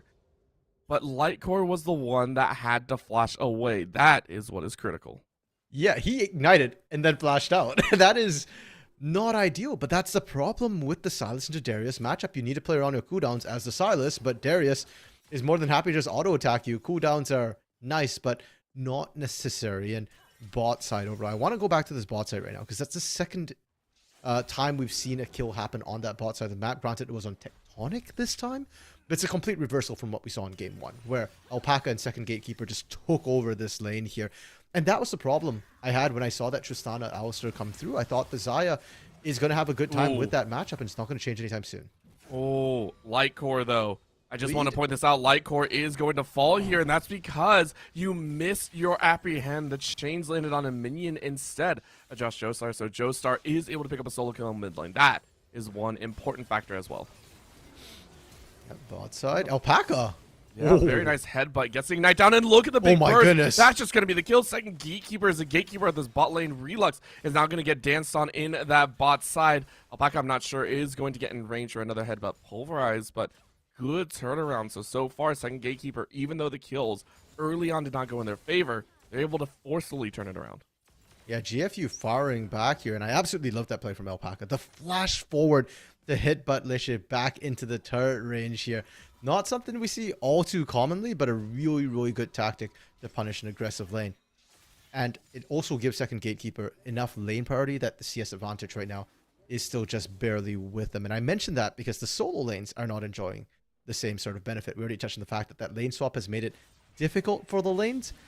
It's a bit more than just difficult for Lightcore here. 21, not to 33, but to 36 here. Josh Joestar has been just trashing that lane, and you can see they tried to swap out, and instantly NAU go, nope, wherever Lightcore is, Josh is going to follow. And I think at this point, it's a dance between Josh Joestar and NECC, right? This is going to be kind of the big challenge that's going down here, because NECC was able to get the early kill, but now you're hoping for a little bit more. You really do want more kills, because you're not going to be one of the Sarkers that has to deal with that Darius later on. That is going to be level 6 being hit. NECC wants to get him low enough to try this fight, but Prince is here. As soon as level 6 hits, you immediately try and go to that gank suppressor, to Why Does Float, to get the kills. Yeah, Malzahar's full combo rotation at level 6 is actually one of the highest for control mages. Bot side, they got baited. Yes, they did, and Relux with no flash, no nothing. Oh. Leche goes, I may have messed up here. I may have messed up. It's that meme, right? It was at that moment they realized the moment the chain landed. Speaking of Oh. chains, mid still trading, and Prince trying to steal away the scuttle, pardon me. Little over-aggressive. Oh, but you miss, and now Prince is getting Oh. jumped on. The gang squad coming in here. GFU turned this game on its head so quickly. Yeah, a series of plays here, and starting really once again kind of from the bot lane here. Alpaca and second gatekeeper. Like I said, I think they both didn't play the last time these teams matched up in the regular season, and they seem to be the big difference maker. Even in a lane that should be hard for the Alistair and Tristana, they're somehow winning this with the help, of course, of Tectonic. But still, if they can get a lead once again in that bot lane, once that Kraken Slayer comes online from second gatekeeper, we saw it in game 1. Man has no fear. He will start forcing these 1v1s, these fights everywhere. And with the Hecarim, with Ghost, who is so mobile on the map here, I worry that NAU is not going to be able to reinforce their bot lane fast enough. That is something for them to try and figure out here, as we do for another chance. Have this dance as Why Does Float flashes away to safety. This is getting dicey over and over again. Bot lane getting a little bit out of control. GFU starting to get a bit better handle on this lane trading state here. It's GFU really saying, okay, we've corrected our early game mistakes so far. Now let's just kind of keep it up here. Dragon in their control, a little bit of gold advantage, 700 gold. It's looking up for the GFU squad. Yeah, and I love this. They're still... It's almost like musical chairs at this point here, right? Lightcore burns all the mana, shoving as hard as he can because he just wants to rotate top, right? Pick up the CS, rotate top. We know that Why Does Float just had to recall, go up there. Josh Joestar as well just recalled and walked into lane. And because GFU is always the first one to make these moves right now, they're actually catching up a little bit in terms of CS because they're always pushing the waves in a favorable state and then doing the rotate. And you could see the last time Lightcore matched up against Why Does Float, force the flash almost immediately. Now Prince looking for the gank, but this is a Vladimir. This is a Vladimir, and they also don't realize there's a lot of people on this top lane. Down goes the Hemo plague, and Why Does Float realizes, uh-oh, I messed up. This time I messed up. It's immediately bumped out of the Nethergrass, and it's just a kill. Why Does Float is dead. GFU, whether they know it or not, stopped a top lane gank. Yeah, they didn't. They were just going for Herald Orbital. And unfortunately, NAU, they had good vision around that top side, but they didn't have it on the Herald bit. So they didn't realize how quickly they could get there. And we touched on it before. Ghost Hecarim, well, he does go fast. And now they're trying to stop the Herald take here. They have numbers, but they've lost track on second gatekeeper. Oh, never mind. He just showed again. 3v3. And they're going to call it. Now it's a 4v3 coming out. Lightcore is going to steal that depth charge. TP? They're right in the middle, though. This feels like it's going to be a chance. Josh Joestar gets destroyed. Prince now has to flash away to safety. Leche is going to try his best to stay safe, and Why Does Float comes back to try and lay down the Malefic Vision here. It is still a fight won by GFU, though, as they now claim the Herald that they tried to take for the past minute. Yeah, and they got the extra kill onto Josh Joestar here. Suddenly this Darius that was abusing Lightcore, the Silas early on, not having the best time of it here. And Why Does Float continues to have struggles trying to lane into this Silas. And GFU, from a rough early game, have once again found themselves a lead. Dragon Herald kills. What? We turned away for 1 second, Orbital. How did that? I don't even know. I don't know because Lightcore is currently, like, okay in the mid lane. But that seems to have been Why Does Float deciding to take that fight. Now Prince is going to try and clean it up. If you can clean it up, it feels good, but you don't want to chance that the Kingslayer would immediately out-heal anything that Prince would throw down. So rightfully not taking that 2-level difference fight. Yeah, and no ultimates either. Why Does Float, Prince, and Lightcore, none of them had their ultimates up and available, but Silas wins those trades. We've said it before, and Malzahar without his ultimate is only half a champion. Now, I do want to highlight what Prince just did in that mid lane there.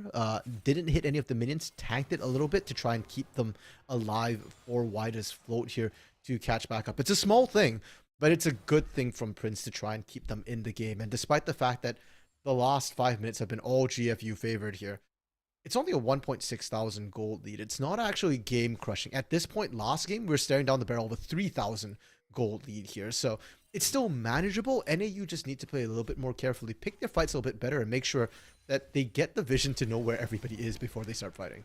Oh, well, now they're going to fight without too much vision, as again, Relux has to burn that Feather Storm and is going to try and recall it in. You don't get too much damage, though, as the flash comes out of Leche and the heal comes out from Relux. Oh, I thought for a second that they were going to get rooted up Tectonic. Should be fine.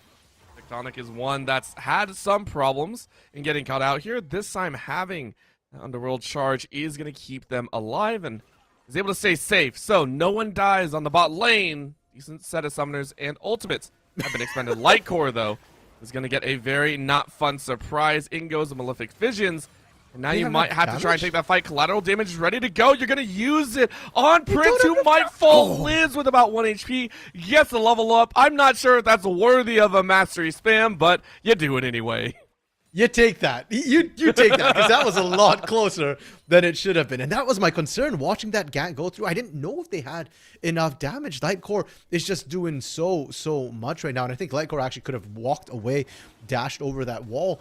But no, he thought he could find the 1v2, and I don't blame him. And despite getting the kill, NAU, they're going to lose Dragon for this, because they're all so low on health right now. And a kill for Dragon? I take Dragon. Hextech as well, Orbital, the most powerful soul for combat. Oh, it's going to be so nice for GFU. And I like to harken back to that Dragon, to that mid lane fight for Lightcore. I believe Lightcore actually got caught midway through his dash. That's actually what happened there. So he wasn't able to get over the wall anyway. So you're kind of like, all right, well, I'm going to fight that either way. So rough time for him in the mid lane. He has been picked on once, twice, about 3 times now. So that'll be very interesting to see if he can keep up. Yes, still about 300 gold up, though. Even though you did die twice, you have 2 kills to your own name as well. So for all the punishment that NAU have tried to bring back and tried to lay down, it's still looking pretty much in GFU's favor. However, top side, we're seeing Just Joestar start to get a lead on that NECC Vladimir.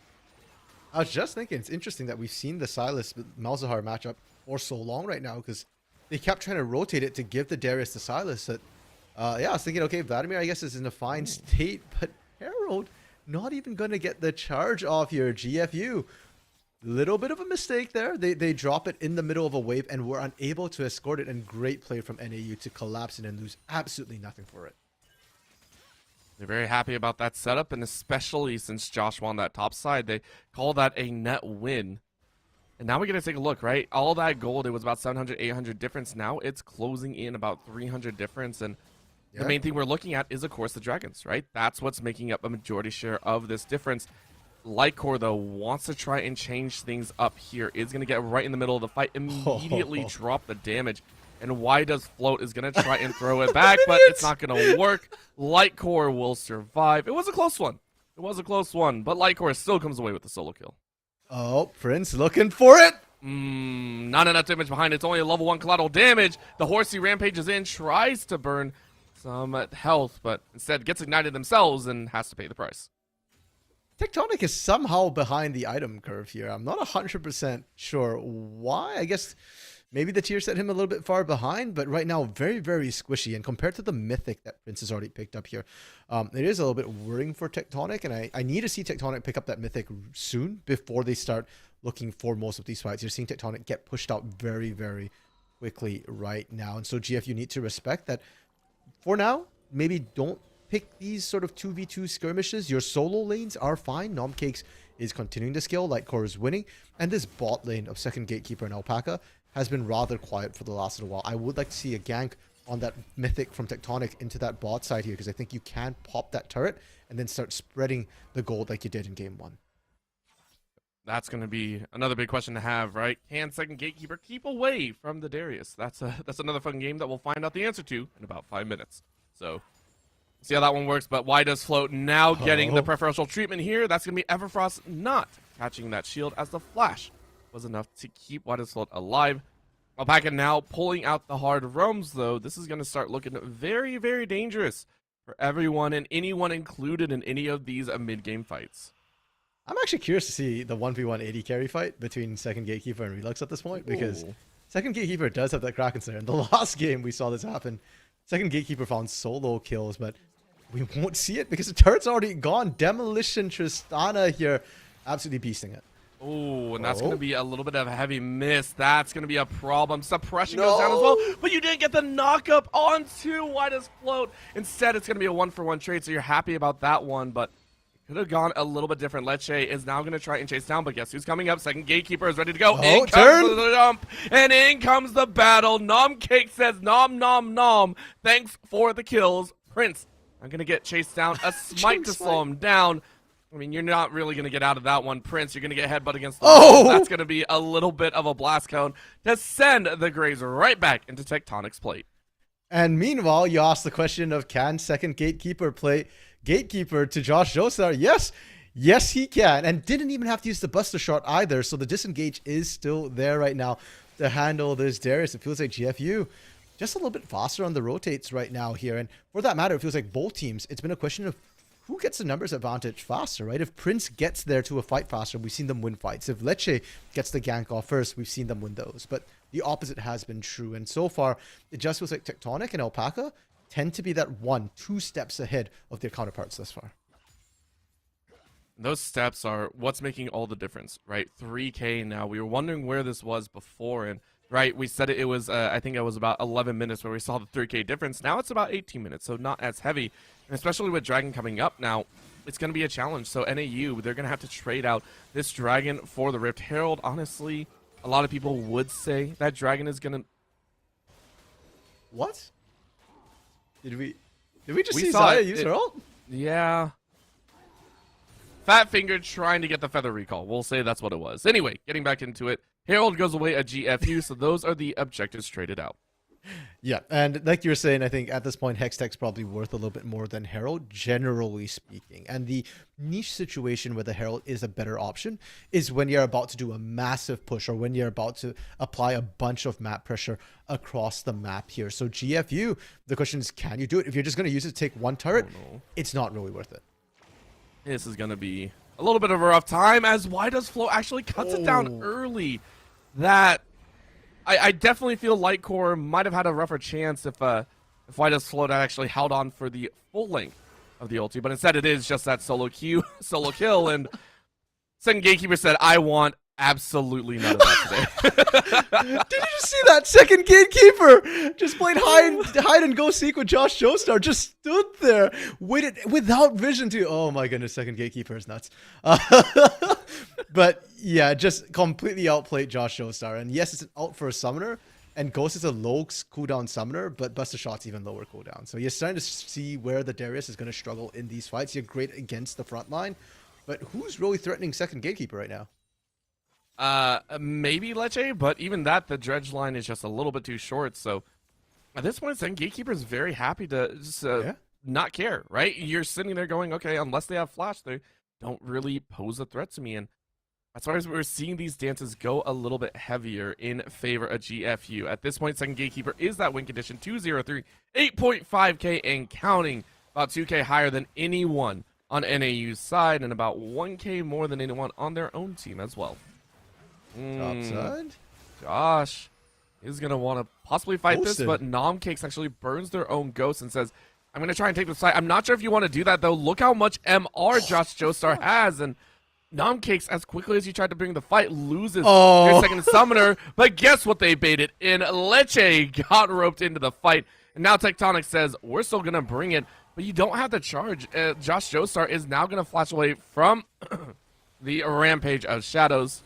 The onslaught, I should say. So multiple summoners, everything expended on top side, and literally no one dies. But guess what? Now we do get to see a potential death on the bot side. It's going to be the depth charge going out. Why Does Float has literally nothing in pocket, and just the auto attacks some light core. Now secure this as a completely one-sided mid lane battle. And why does Float got the ultimate interrupted immediately? The delay on that depth charge was perfectly timed, and Lightcore, that's the healthiest we've seen him after this trade so far. This Silas is starting to become a problem, and you cannot let the Malzahar be the split pusher to match this. Malzahar cannot push past your turrets anymore. You've got to play it very, very safe. Now, back to that top side a little bit, Orbital, because of what it does mean. Nomcakes pulled the trigger a little bit too early, lost flash for it here, but they got 2 flashes in exchange. In the next couple of fights, without that flash, Josh Joestar is going to struggle to reach that back line, to have that impact in these fights. I'm very worried about that because that was one of the huge win conditions for this squad. NAU drafted this specifically to try and get a little bit of a lead on that top lane, and now that you're essentially saying that that is now not a win condition, you don't have a chance without that flash or ghost, it's kind of moot. So where do NAU go from here? Well, they're going to try and pray for some quick picks. Leche still has that dredge line, still has a lot of utility to be able to work with if you find an appropriate kill. If you find Lightcore, even, who is 150 gold bounty on their head, Sure. that might be a chance to work with here. But so far, it is going straight back to farming because Dragon is up in just a minute. You want to be healthy and you want to have the item sword. Leche, you face checked the wrong bush. The tin can is now crushed in the meat grinder. Drag is coming up in 45 seconds as well here. And now the question is, can Relux get away? You've got Flash, you've got Featherstorm, but Tectonic from behind? Well, now you're forced into it because the true meat grinder, Josh Joestar, is ready to apprehend just about anyone, does get the onslaught of shadows over the wall, and now they're going to take this tower. Top side, the Malzahar is able to take one, but you lose the mid lane, which I would argue is a little bit more important right now. Featherstorm is going to be grabbed by Lightcore to ensure that they do not get pulled unwillingly. That should be Dragon to GFU. That'll be Soul Point as well, as Why Does Float just trying to survive in the top side, just try and push lane as hard as they can. Yeah, and for Widest Float, granted, top for mid probably isn't the ideal turret trade, especially when Dragon's on the table here. But you take whatever you can get if you're NAU, right? You've slowly been falling further and further behind, and we asked the question, what can NAU do to try and come back right now? And for NAU, the problem is they're not ready to fight. They're waiting for the Mirror Mana to complete on Relux before they start looking for that fight. Right now, Relux doesn't do enough damage, and they need the damage from Relux. What they're hoping for is to find some of these catches to burst down a single target at the start of the fight and make the rest of it a 4v5 here where Relux gets the free fire. And because of that, they're waiting for that power spike. And when Relux gets it, I want to see Prince. I want to see Prince going for Relux with Leche here. Focus down a single target. You can burst down with the amount of CC that Leche brings to the table. I mean, there's only so many targets that you can burst as well. So, I mean, of the ones that currently we've seen so far have the most... All right, well, never mind. I was talking a little bit, but immediately Joestar says he wants to play with the top side. And with that flash coming out, Nomcakes is able to get away. Oh, no, Josh Joestar. Nomcakes, you got to back away, though. The team is only there to keep you alive, not to actually help you win that battle. Now we're going to see a collapse. So Relux has the ulti and is going to be able to throw out the Featherstorm, but that's going to be a flash forward. That's the Q that finishes it off. The chains wrap up the ADC, and it's a double kill for Lightcore right now. Over the wall, Lightcore wants to keep fighting, but that's 2 kills. That's a jungler and ADC. You were talking about Relux needing the damage, and NAU just lost it. Yes, you get bot lane tower, but you lose the Baron. You lost the Baron the moment Relux and Prince got caught, right? You see, I mentioned Relux, but I was also mentioning Prince. Both of these guys are your main damage sources right now. They're your burst potential here. And losing both of them might just be the straw that broke the camel's back here with this Baron buff. And Why Does Float made the right call to just stay bot and not TP topside. There was nothing you could do. You take the turret, at least you get some objective bounty gold. It's not the best, but when you're 0-7-2, you got to play it safer here. And wisely backing off as well. As soon as they took the turret, no point pushing out. Now NAU, 2.5 minutes of Baron buff. What do they lose on these pushes? My guess, mid lane. At least that's where it's looking like. Lightcore and Gatekeeper pushing that wave up to the forefront. The rest of the lane's not in the right position. Top lane currently, I believe, pushing for NAU due to the fact that that Widest Float has been on those side lanes, who has secured themselves a decent CS number as well. Yeah. The bot lane, Nomcakes, is now pushing out that bot lane, so it's going to be mid and bot lane. That is the primary focus of the George Fox University squad. Okay, yeah, just, that 1-4 style split push here, and especially with somebody like a Hecarim who can very quickly reinforce, it is effective if they can actually get the minions up there, because right now the mid lane, they kind of left it alone, and Relux just cleared it incredibly quickly here. And now They're rotating to all in that bot side, and NAU a beat behind. Oh, and that was a great catch. They break the shield of Why Does Float. Tectonic. That means the entire fight is going to break out here. Tectonic straight to the back line. Gatekeeper slaughters that fight. 3-0-4, 3 items deep. And now in a 4v5, GFU want to break the base right here, right now. I feel like these two mid laners are not playing the same game. Yes, Why Does Float has a CS lead here, but Lightcore's just farming champions instead, and he wants more. Oh, they know that's down. They know the Featherstorm is down, and so they're going to knock out Relux. But the inhibitor is the main focus, and now they're going to take the game right in the face of the opponents. The amount of BM that I just saw occur right there. If you want to tilt your opponent, that's the way to do it. Use their Hextech, use their own Hextech gate. Not gonna lie, there was a second where I was wondering if NAU just pulled the trigger onto Lightcore there, who got left behind and couldn't finish it in time. But they don't have enough people. People were basing, they were healing up, and we had questioned, can NAU survive? What are they going to lose on this Baron push? And their base is cracked open right now. 30 seconds left, and GFU have decided good enough right now. That is an exposed inhibitor bot side, which will not be up when Baron once again respawns here. And, for that matter, when Dragon Soul, Hextech Soul, spawns in 40 seconds. That's going to be a big challenge coming out here. This is going to be the final chance for NAU to buy it back. 8K difference. This is not as bad as it was in game number 1, but it's still pretty rough. It's still pretty rough here. So, the final fight, Josh Joestar is going to try and headline that one. Currently sitting on a ward, though, so the entire prep is ready to go. For the first time, we are going to get a 5v5 fight, and it starts with Prince smiting away that wrist scuttle, the angry smite of a jungler scorned. Yeah, I mean, how BM is that your jungler's not there and you're trying to contest a jungler, right? You don't get to do that. And that vision is actually going to be critical right now for both of these teams. NAU can take their time with this a little bit here, and they find the hook. All right, they do find it. That's going to be collateral damage stolen away. But look at the back line. Tectonic goes in. It is going to be suppressed down, but there's no damage behind it. They might watch this on their own. That's going to be 2 back. But guess who's ready to go? Nomcakes enters the arena. The Rumble finally falls in GFU's favor. Maybe, maybe not, though, as Josh Joestar is still alive. He's going to try and heal up Tectonic. Oh, no, he is going to be sliced up all on his own and apprehend to finish it off. And GFU bought up more than they can chew. Josh Joestar gets a quadra kill. Well, we said it before, but if the flash isn't up, Josh Joestar doesn't have impact. So conversely, that means when it is up, he can have a ton of impact here. There's hardly any healing cut. There's one Bramble Vest to stop the healing from coming through, and Josh Joestar got to sit in the middle of everyone. Second Gatekeeper even jumped into Josh there in that particular fight, and he single-handedly holds his team in the game for now. They don't get the dragon, so we're probably going to see a repeat of that dragon fight right now. But that's the scary thing, right? Because, yes, they won the fight, right? Josh Joestar got an amazing set of kills, 6-1-1 right now.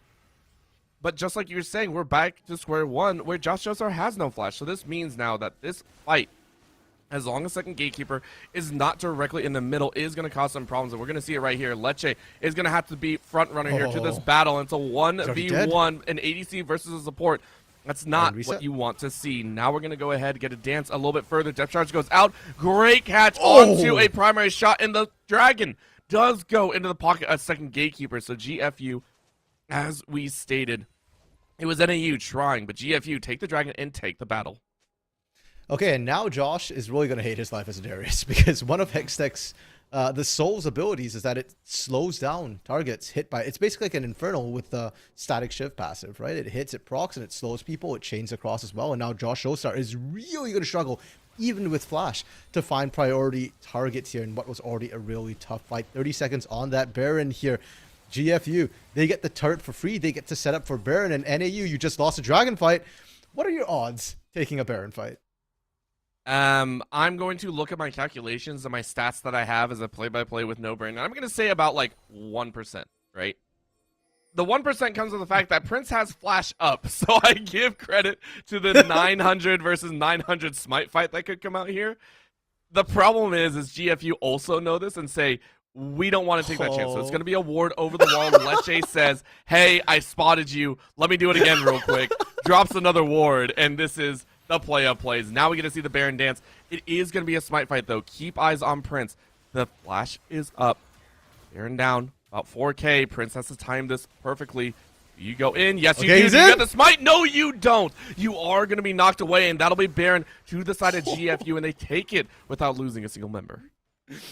Oh, Ryan, I was going to contest your calculations there. Instead of 1%, I was going to say it's 50-50 because we've seen 2 Barons in this series. 1 got stolen by Prince. So, All right. My calculations were definitely wrong. I didn't add that equation in there. Sorry.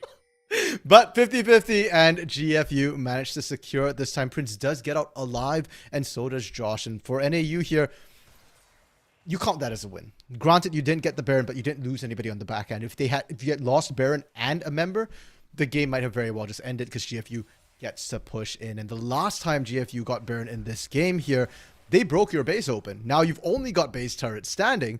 They took, I believe it was 3 turrets plus an inhibitor. 4 structures, let's say. You don't have that many structures left. If you use 4 more structures here, you've got no inhibs, and you'll have double supers pushing into your base. So where do they look to hold down? Remember, this is going to be a battle. And the last time that the Baron was there, not only did they lose so many structures, but NAU had to watch GFU take their own hex gates. It's a very, very rude thing to watch. So I don't want to see that again. What we might possibly see is GFU pull the trigger, though. They are waiting off in the wings. Will this fight occur? It's going to be a chance. Tower in the mid lane is starting to get powered down. Yeah, but bot side inhib has respawned here, so that is a bit of a saving grace for this team. They can't even clear that siege minion. They need to remove the siege minion mid, or that turret ends up going down. Josh looking for the flank.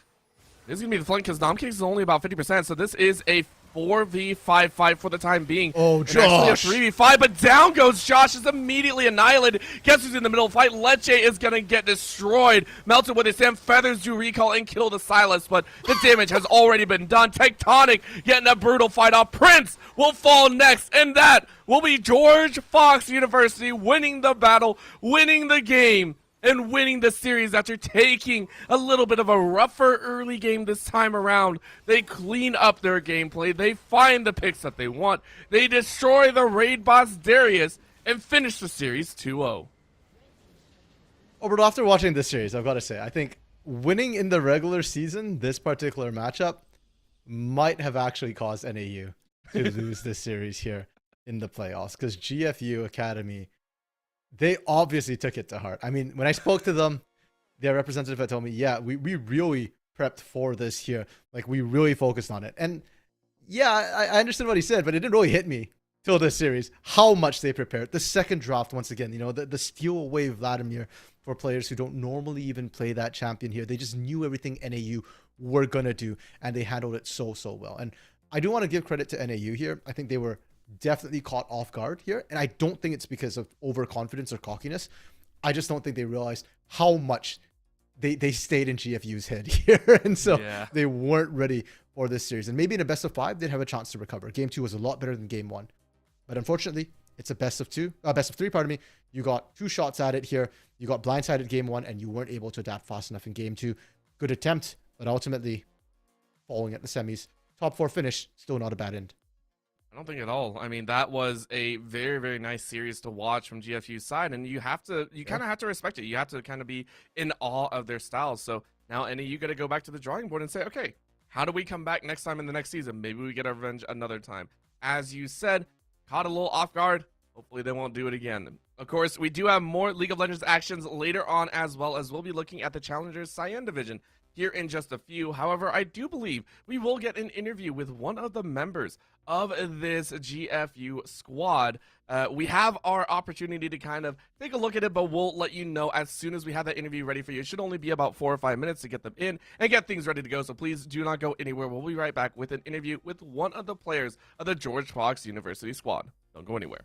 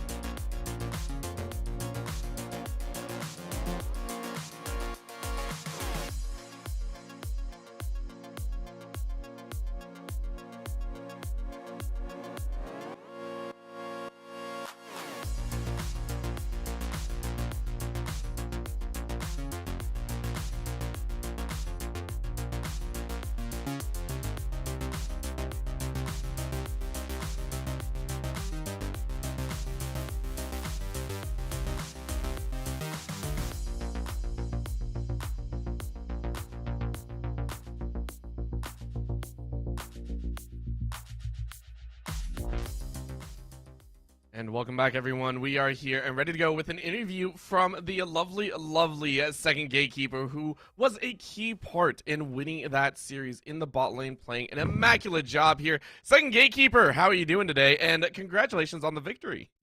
Thank you very much. I'm doing well. Doing well. How are you guys? We're doing okay on here, I think. Doing better now that I've actually watched that series, because that was a absolutely beautiful series to watch. And Gatekeeper, I mean, I spoke to Miles a bit about you guys before the match, and he said that you guys had prepped a lot, considering that you guys got 0-2 the last time. It showed in that series, but I want to ask, what exactly did y'all prep, and did we get to see it all? You guys definitely did. We've been working with our coach, Dean Russ. He's really working on our communication skills, getting call outs and stuff like that, and our rotations as well. We've been really lacking on those recently, so this last couple of weeks we've been focusing primarily on those. For sure, yeah, those rotations definitely showed through, especially the rotations into the bot lane from Tectonic there. You guys got to smash it. And specific to you, actually, Gatekeeper, because if I recall correctly, the last time you guys played, you played Jhin in the bot lane one game, and then you played Sejuani top the other game? Correct. We had a little bit of, it was a little bit of a weird day for us. One of our players had to leave about halfway through that match, so I just switched to top lane. I'm kind of off and on that role, but yeah, it was a little odd. For sure. So it must feel good for you to get your primary role and smash it both times this time. Well, what changed between last time and this time in terms of the bot lane? In terms of bot lane, we knew exactly how these enemy support wanted to play, and so we chose Alistar both games to try and counter that. Just being able to dive and stuff like that, and just playing for an early lead, being able to capitalize on with Tristana Alistar, with how aggressive that is early. We loved that, so that's what we went with. For sure, yeah. And it worked perfectly. I mean, you guys gave a clinical show here, and I think that surprised everyone. That surprised us on the desk. That surprised us considering the matchup here, and that has to give you a bolster of confidence now moving into the finals. This is the final test for you guys, right? This is the big show. This is the final chance to get that first place. Are you looking forward to it? Are you ready for that matchup? I think we're definitely getting prepared there. Both teams we have played, I believe, that are going up against each other today. So, depending who wins that, we'll be preparing accordingly. But we're really ready for this. We're a first-year program, so this is only our second season playing. We're really just looking to get up there.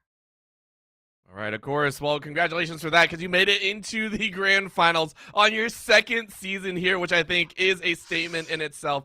Gatekeeper, thank you so much for the interview, and have a fantastic day with the celebrations and all. Thank you. You too. Bye-bye. Alrighty. With that, of course, we are going to be done with the interview, but we have more League of Legends coming up here shortly. We have our second match of the day. That is, of course, going to be St. Ambrose Esports versus EA UCD Blue. They'll be challenging each other in the Challengers Cyan Division for a shot at the finals. So you don't want to miss that one either. So please do not go anywhere. We'll be back at the top of the hour.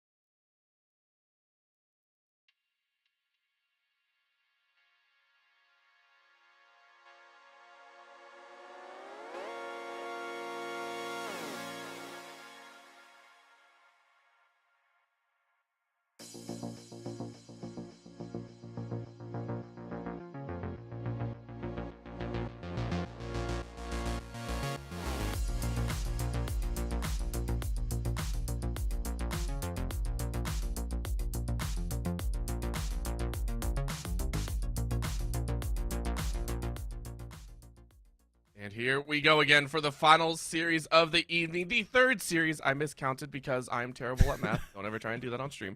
We are into our third series of the evening, and now we are climbing into the Challenger Cyan division, and I am very excited to see this as, again, we have two teams that have only lost twice in the regular season coming out to play here today. I'm excited. RMC, I'm sure you're excited as we are getting underway. It is going to be St. Ambrose coming out versus EA UCD Blue, and the last time these two teams played, it was very much like our other series in the evening.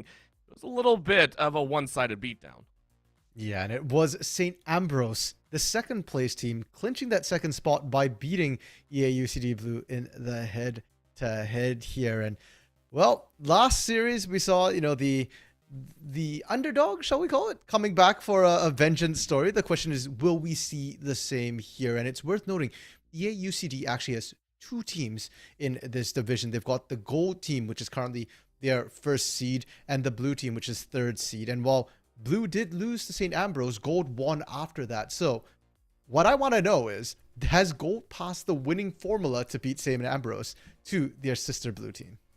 Or have they completely just disregarded them and say, find out on your own, like a true sibling would say? That's exactly what would happen in a sibling relationship, I believe. So we'll see if it does come out here. Of course, let's go ahead and run down the rosters that will be gracing us with their presence here today. We'll go ahead and start with St. Ambrose Esports and take a look at the roster that they are fielding. It is going to be Prey, Scoodiverse, Shinigami Yagi, Balloon Pants, and Shitoge Kirasaki rounding out the roster.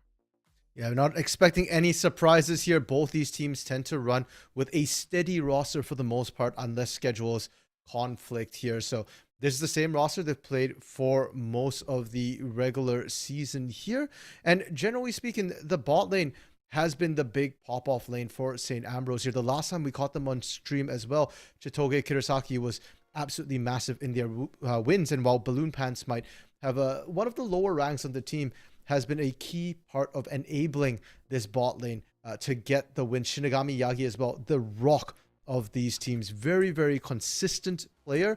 And I expect that to be the case in this series once again. And on the other side, of course, it is going to be EA UCD Esports at University of California, Davis here. The blue squad here, their third seed. And likewise, they don't have a lot of changes. Actually, there is one change, if this is right here. Ginsu, the substitute coming in for their regular starter, Osakat here. And that might make some changes because Osakat and Livedone have traditionally worked together really well to dominate the bot side. And Ginsu listed on this graphic we have here.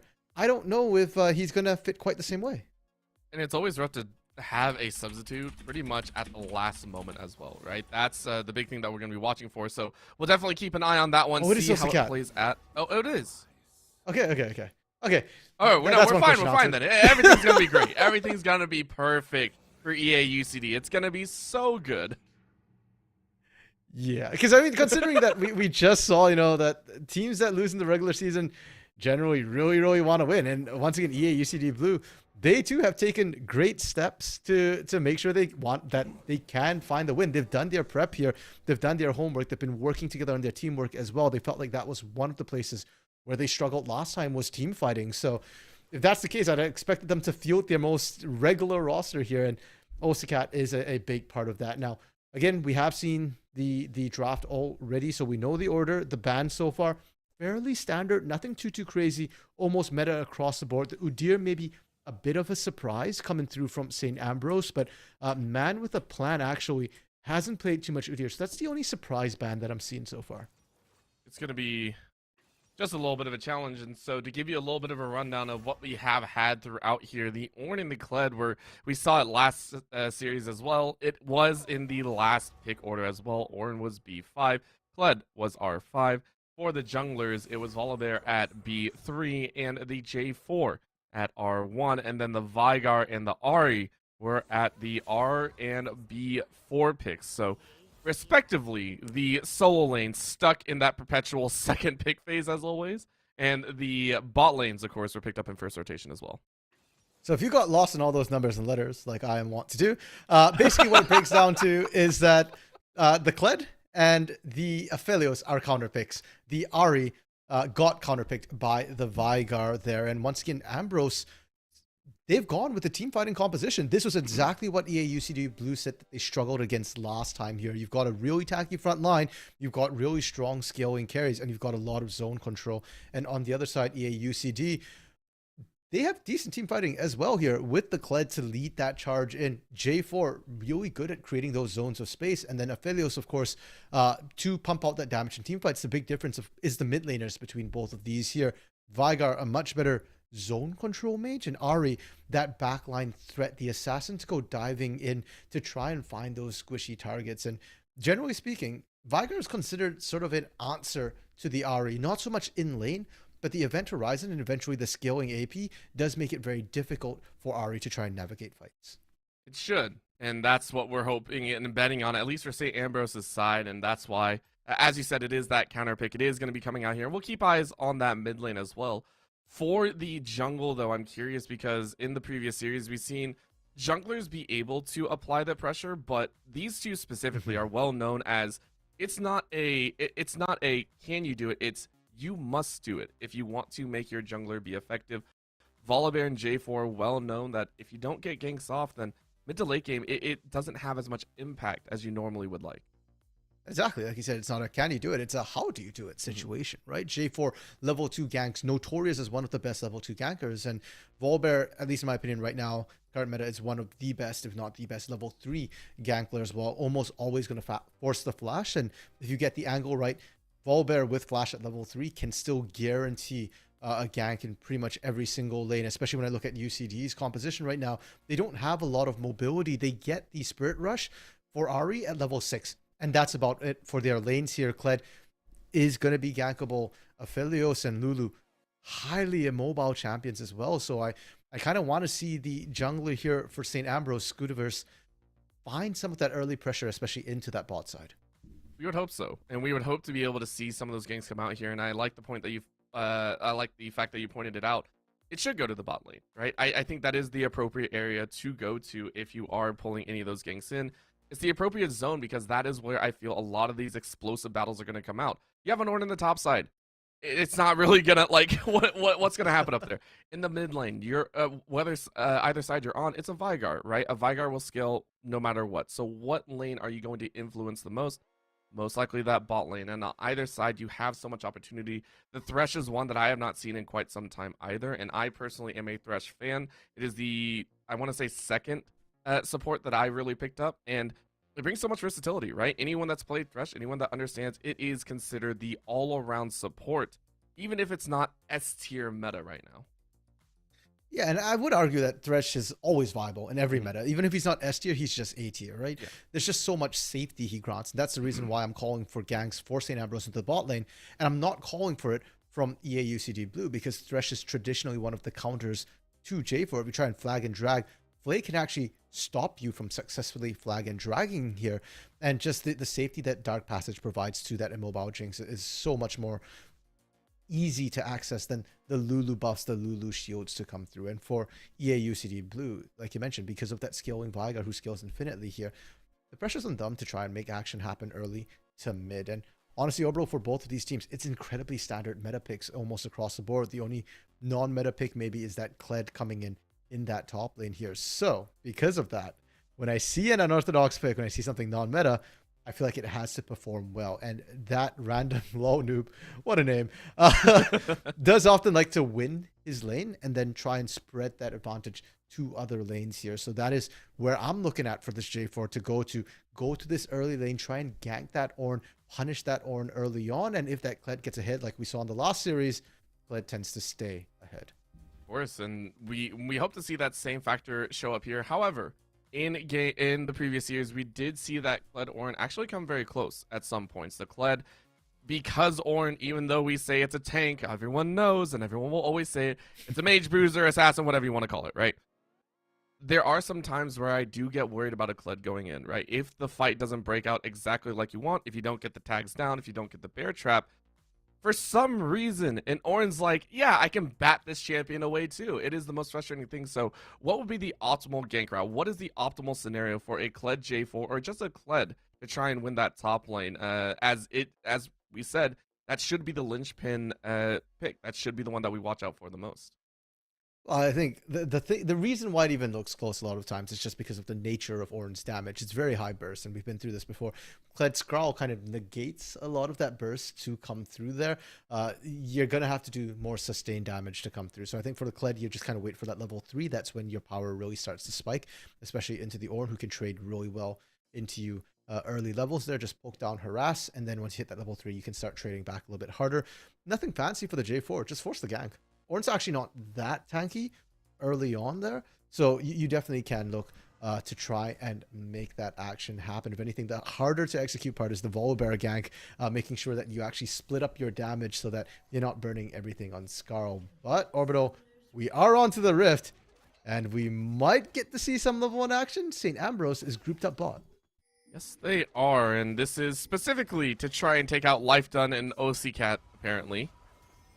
One of the brooder factors that we've seen, but can be very, very successful if you're not careful. I think the LCK is well known for pulling off these ganks on the bot side and just sending it right. I don't know how prevalent it is anymore, but it's still very, very fun to see. Of course, nothing gained, just a little bit of information, and the battle line's still drawn, so no one on UCD is the wiser. I would say nothing in. I mean, that is the standard start we see against a lot of Enchanter bot lanes, because if an Enchanter bot lane sits in that bush, that second bush there, and they get early poke down, it's actually really painful for engage or melee style supports to try and play out that lane there. So that's why we're seeing that happen. But yeah, I am sad. No early action. Now, Orbital, something else that has caught my eye here is a man with a plan running First Strike J4. This is something that we've seen more frequently recently here.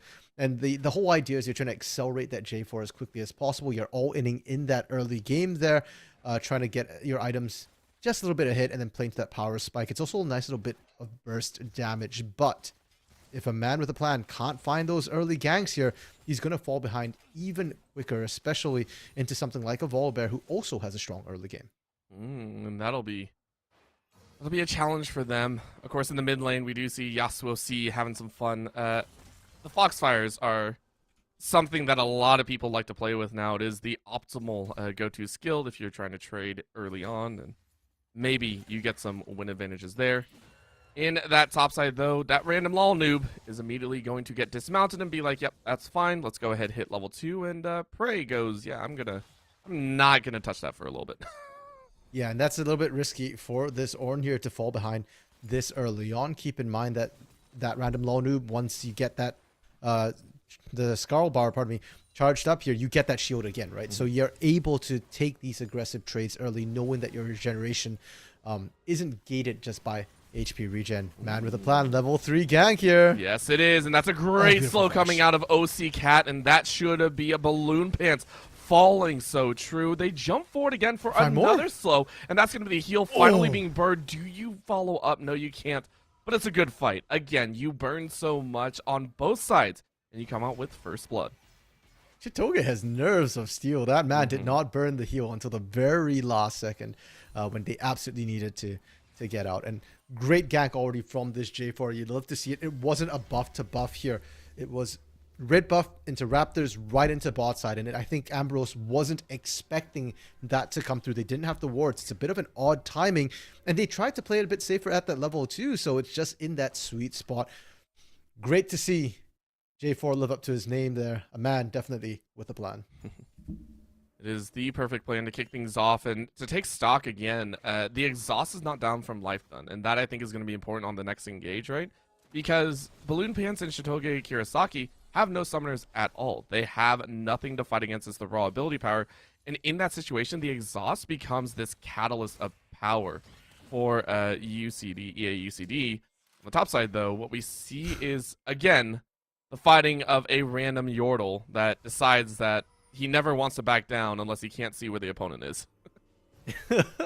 Yeah, and I'd love to be able to actually watch one of these fight interactions, because you can see that the health bar of that random law noob is actually not dropping very much. So Prey's bursting everything on that shield, and then not having anything to do after that, has to walk away. But did they spot this? This is a punish and a half. This is a revisit.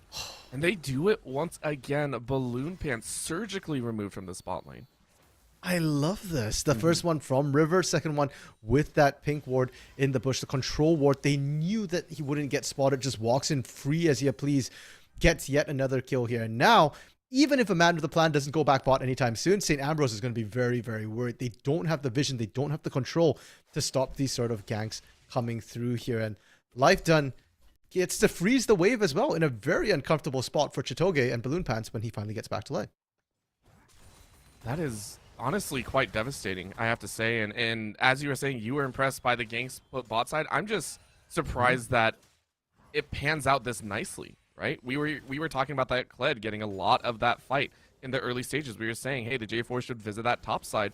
Well, that random lol noob is actually doing very, very well for themselves, up about 2 CS, has bought that coal, and now you get to influence the bot side as well, one of the harder lanes to influence.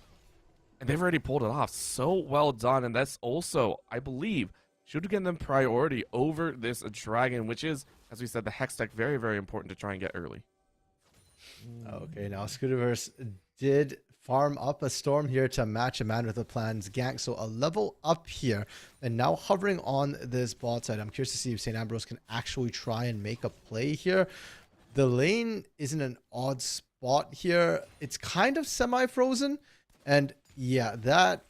Okay, it looks like they're trying to sneak Scootiverse into this middle bush. But even then, I'm not sure Life Done and OCCat actually want to play this, right? I'm wondering how it's going to go. They're very content at this point just to hold wave and keep it at this midway point. So Scootiverse, unfortunately, trying to bring something back, it's going to lose out on the top side as that random lol noob ain't so random anymore. Solo kill on the Prey. Flash is burnt in that top side as well, so if either top laner wants to go for a gank top side, it's very doable. And now a man with a plan coming in. It's looking like maybe a 3v3. Oh, and that's a great catch. That is what I was curious about. A man with a plan might not have a plan for this death. And Scootiverse, all the waiting has paid off. The kill was granted to the Volibear. Unfortunately, the Jinx only gets an assist, but you take that kill no matter what. And that right there, Orbital, was information inequality. The fact that St. Ambrose had full vision, knew that a man with a plan was coming in. Now Shinigami Yagi, okay, getting a little cheeky, using the ult for damage here, for poke, for control. And now Balloon Pants has successfully roamed up. Do they know? They're just going to back off. EA UCD doesn't even want to try and fight this here. They're going to lose out the dragon as well. Hurts a little bit there because all you got really was a gold lead. You have about an 800, 900, but again, we're consistently seeing teams that enjoy... Ooh. All right, well, let me stop right there because I was going to talk about some extenuous macro level whatever the heck. And we see that random lol noob now with knowledge of where a man with a plan is, freely going into enemy territory. Yeah, and unfortunately for Scootiverse, he doesn't know that this is happening here. Should spot this out. They're not in the bush here. Yeah, he's going to see his blue buff being taken away and can't do anything about it. This is that pressure the Kled's putting down. And that random lol noob wasn't winning in terms of CS. In fact, Prey actually bought a cowl and is getting away with it CS-wise here. But you're sacrificing jungle pressure for your lane pressure. And the Volibear, you want to get early ganks off. Scootiverse has been struggling to try and do that. The bot side gank was great, but soon you're going to hit the point where you can't farm your top side whatsoever. And if the enemy team knows you can only play for bot, it makes it so much easier for them to prep for it. We're going to have another one here, as it is going to be a very nice hook. OCCat is going to be the recipient of that fight with flash up for Life Done. Life Done should get out. That works. But of course, OCCat still being granted death. It feels like the supports are really not enjoying this. That's going to be a flash play. Life Done should go down to one more rocket, and immediately all that fighting that EA UCD put down is now negated. Around the top side, a miss of that ulti. That random ball noob can't get it back in time, and it will be Prey taking that fight. And in the mid lane, even action there as EA UCD finally find a punch somewhere. They take out Vygar's life, but it's a very small win and a cataclysmic win for St. Ambrose.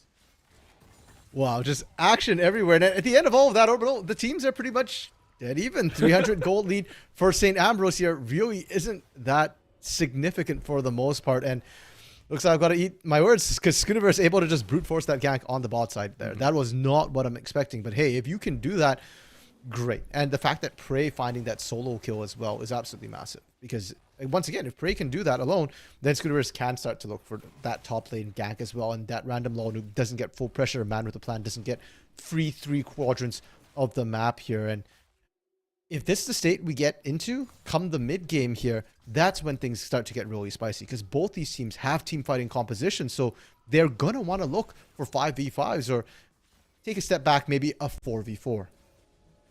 And in a 4v4, I still give a little bit more credit over to the St. Ambrose side here. They've done very well, and they have a lot more CC to work with, right? We were talking about how EA UCD, they're relying on those picks, you know, a few of those catches that they really, really want, and then maybe Lifetime on the back end with the proper gun combination to come out. That's what you're hoping for here.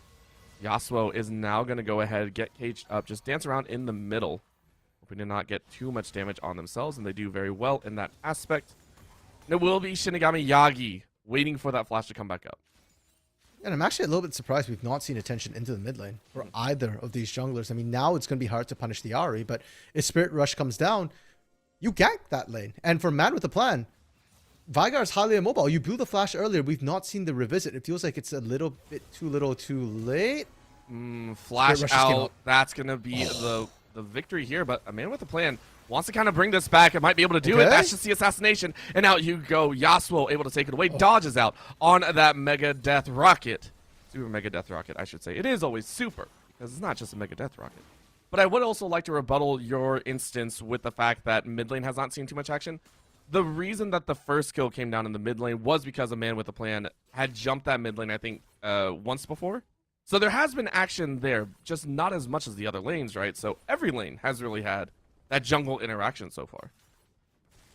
Well, that's partially true there. But I do feel like that's a lane that you can continue to revisit, especially with the way that the bot lane has been running here. Lifedone and OCCat have been pushing this bot lane almost consistently here. And okay, now they're going to try and maybe brute force this again. Yes, they are. There's no real CC to be down, so Shitoge is able to get away, but Balloon Pants is ready to go with a little bit of rebuttal of their own. In comes that lovely, lovely Veigar getting down a couple stuns, getting down that CC, and just like that, it's going to be turned around. OCCat, though, is going to get the assassination. Supportal combat OP.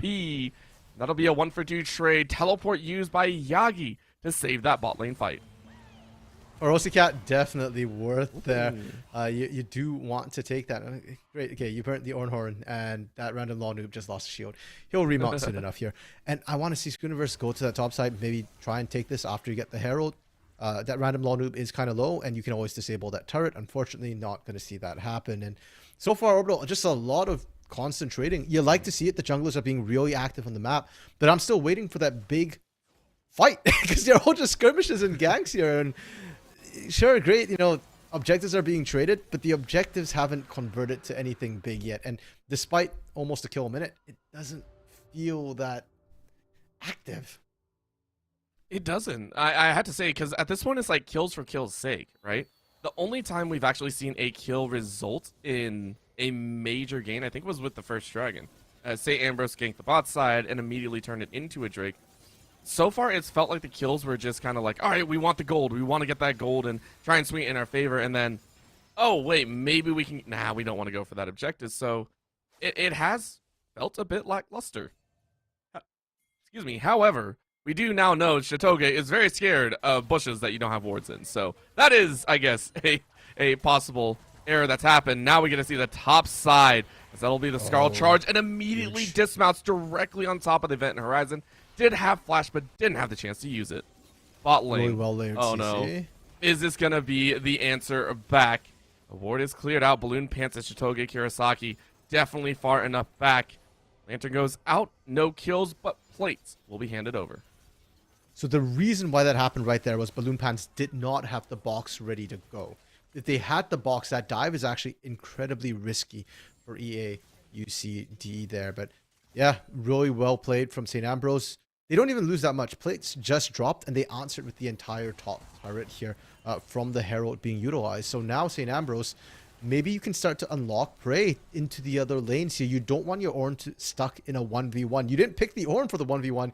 You picked it for the 5v5. So I want to see Prey maybe going with Schooniverse, start looking for dives, maybe mid lane, maybe bot lane here. Let's get some kills going outside of your lanes.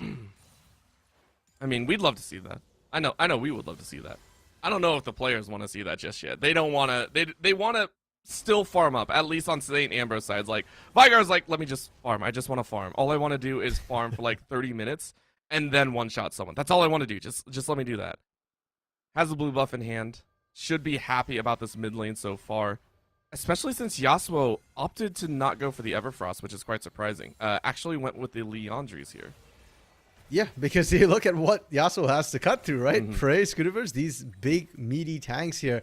And honestly, Leandries can still kill squishies here, so I actually don't mind the build. It's a little bit less utility. The invade coming in here, 3v3. Finally a fight outside of lanes, and it looks like it might go the way of the EA UCD, but they can't finish up Blue Pants, and that gives enough time for Shinigami Yagi to come right in. That'll be a brutal bloodbath as both junglers do fall, but guess who got excited? That'll be a flash forward. Yasuo is now going to get dropped. A final meteor to crash on top of their head. Life done, though. No! Dodges out just slightly. His Moonlight Vigil does not land. I don't think they want to go in on that one. It's a 1 for 2 back in favor of St. Ambrose. Life done isn't done yet. Has that flash up. You have the flame cannon, and yes, you're going to try and throw it, but you immediately get boost. You get burst out. That is a painful one to handle as that 1 for 2 turns into a 1v3. St. Ambrose rule their jungle. Rest in peace, Life Done. You got debated. There was just way too much CC there. And I appreciate what Life Done tried to do, because if you got the kills, there's a chance you get multiple kills, you pop off there. But unfortunately, it didn't pan out. And Chitoge, I believe, was the recipient of that kill. Or was it Balloon Pants, actually, might have been, because Balloon Pants is a ton of kills as well. 3, 2, and 4 on this Thresh. This bot lane starting to snowball a little bit out of control here. We've already said St. Ambrose should be looking to team fight, and with the strength of their Jinx right now, they should win any team fights very handily. I mean, they're showing some strength here so far, and with Dragon coming up in a minute, it should continue, but they spotted Vigar. Oh, Shinigami Yagi, you went the wrong way. You're going to try and get out to safety, and the Lantern Balloon Pants. I was curious if it was going to reach, and it does. Now Balloon Pants in a little bit of a rough spot. Charm lands. They should be able to cut down. Into the stasis they go, but it will be a sacrificial lamb. Everyone else on St. Ambrose's side is willing to leave because Dragon is coming up so shortly. It was a great way to keep Shinigami Yagi alive, but you do sacrifice your Thresh. It was very important to your safety. But that's still a support for a mid laner, right? Like, give this man an award. Balloon Pants with the hero sacrifice play there. And because Shinigami Yagi has TP, he just bases comes right back in. And right now, EA UCD, they're not fully comfortable around this Dragon Pit. They do have vision control. Dragon is now spawning, and St. Ambrose might just say, okay, we'll give you the dragon. We'll take your turret. Well, they're calling in the Skull Charge, and that's because they want to win that fight. Down goes the ADC. They're going to try and follow through on more, but the tower is down. The tower is down, and that means the pincer has fallen apart. Lol Noob is going to get run down, immediately dismounted by Schooniverse, and that's all you really need. And now the J4 is going to be on the chopping block. Everyone flashes out of that Cataclysm, and they're going to try and bully their way forward. That random Lol Noob is going to get back on Scarl. OC Cat was able to fight it out, and the slow burn of EA UCD seems to have won this battle. They win the 4v5 scuffle on the bot side. They take 3 kills and only lose their ADC. That went very differently from what I was expecting there, Orbital. EA UCD, they start that fight completely split. It was 2 members on either side there, and St. Ambrose should have been able to win it with the 4 they had, but they went for that random low noob, and that was their undoing. The Scarl, the Kled reset on Scarl, unfortunately just meant that, sure, if you don't kill Kled, he comes back just as tanky there. So it felt like they had an extra person into that fight. What should have been a 4v4 ended up feeling more like a 5v4. And with that, kills are even. Dragon going in favor of EA UCD a little bit more here, and that's a worrying sign for St. Ambrose right now when your Jinx was already that far ahead. It's a scary moment to have here. It was looking good, but bot lane is now going to drop their tower, and EA UCD are now going to try and battle it out against that Scarl, the Kled. Not enjoying that one too much. It's a 1v2 scenario, and the final primordial burst will take it. But you got the tower. 1 tower to 2. It's the first one of the game for you, but it's a work in progress so far. Yeah, and you know what? A turret for your life, that's fine. Maybe Yasuo can try and take this topside turret there. If Scootiverse does not respond to this, that's certainly possible there. And for St. Ambrose, you got the revenge kill. Great, but there's no objective for you to try and take after that. Here, Baron about to spawn, and Baron's not an objective either team can take. So unfortunately, Orbital, there's a pretty decent chance we could just go back to a holding pattern here once again till that NECC Dragon comes up.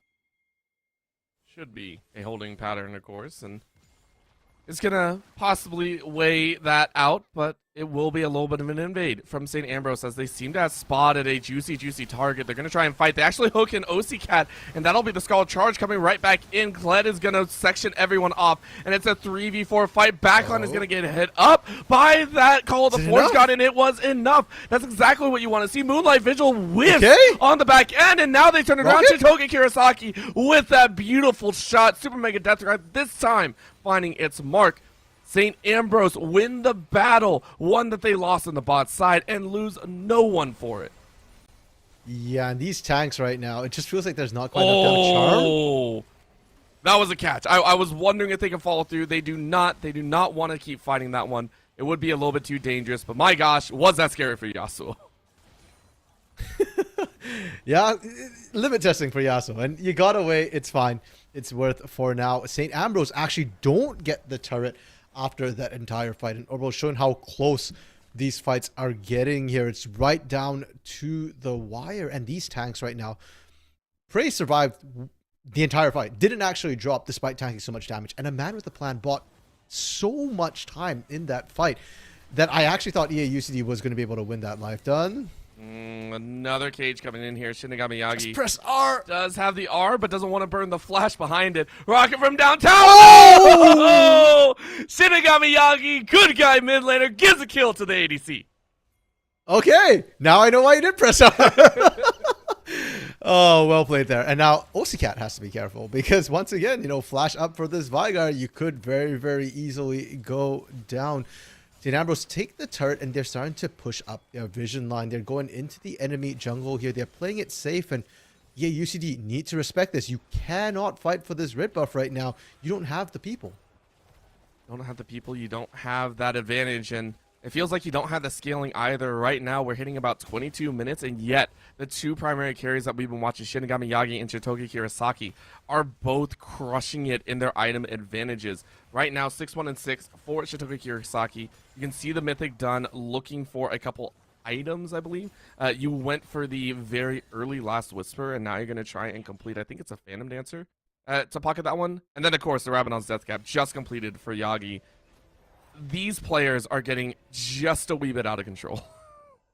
And actually, you mentioned, you know, potentially the PD. It ended up being the lower Dominix, but I do want to highlight that Chitoge kind of split items there and didn't complete the Zeal item despite starting it, and that's why I think Chitoge felt a little bit underwhelming in the last couple of fights. Now that the LDR is actually completed here, Chitoge should have a much bigger impact in these fights. And I also want to point out, Prey has been winning the side lane against that random low noob. That is not what's supposed to happen. The Kled was a counter pick, and somehow the Ornn was winning. Let's be real, though. Ornn got some help. We saw the fight on the bot side. Shinigami Yagi, the little Yordle that could, decide to help out there. We are now getting another fight as it's a 3-man Ornn ulti, and you solo out OCCAT, couldn't even lay down the wild growth. Are they going to go back to Baron here? I don't feel like the Lulu pick was really enough to do this quite this early, but EA UCD don't have vision, and one thing that support does usually bring is all the wards, and without OCCAT, EA UCD don't have a lot of wards left to check this. I mean, they can also just bait it in like they did just right there. That random lull noob is now caught in the middle and immediately zoned out. Though. This is what they wanted. St. Ambrose power their way through. In the back line goes the stun, and they don't even catch the carry. Oh. That's going to be the carry catch. Shinigami Yagi, he saved the flash for this exact moment. Flashes over the wall, gets a triple kill. I love Veigar so much because that can happen. It will be St. Ambrose taking the fight and taking the Baron to blow this game wide open.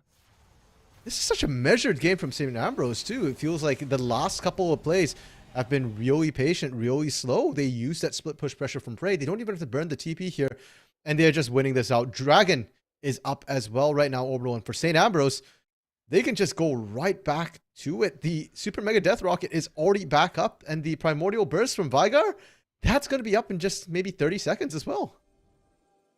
It's all you need to do. It is almost a walk in the park for them. Now at Dragon Up, they're going to clear the entire map. They want to ensure that nothing can be handed over to EA UCD. But look at all the wars that they had to go through. So UCD have done a good job of keeping vision up. But do they actually want to go for Dragon?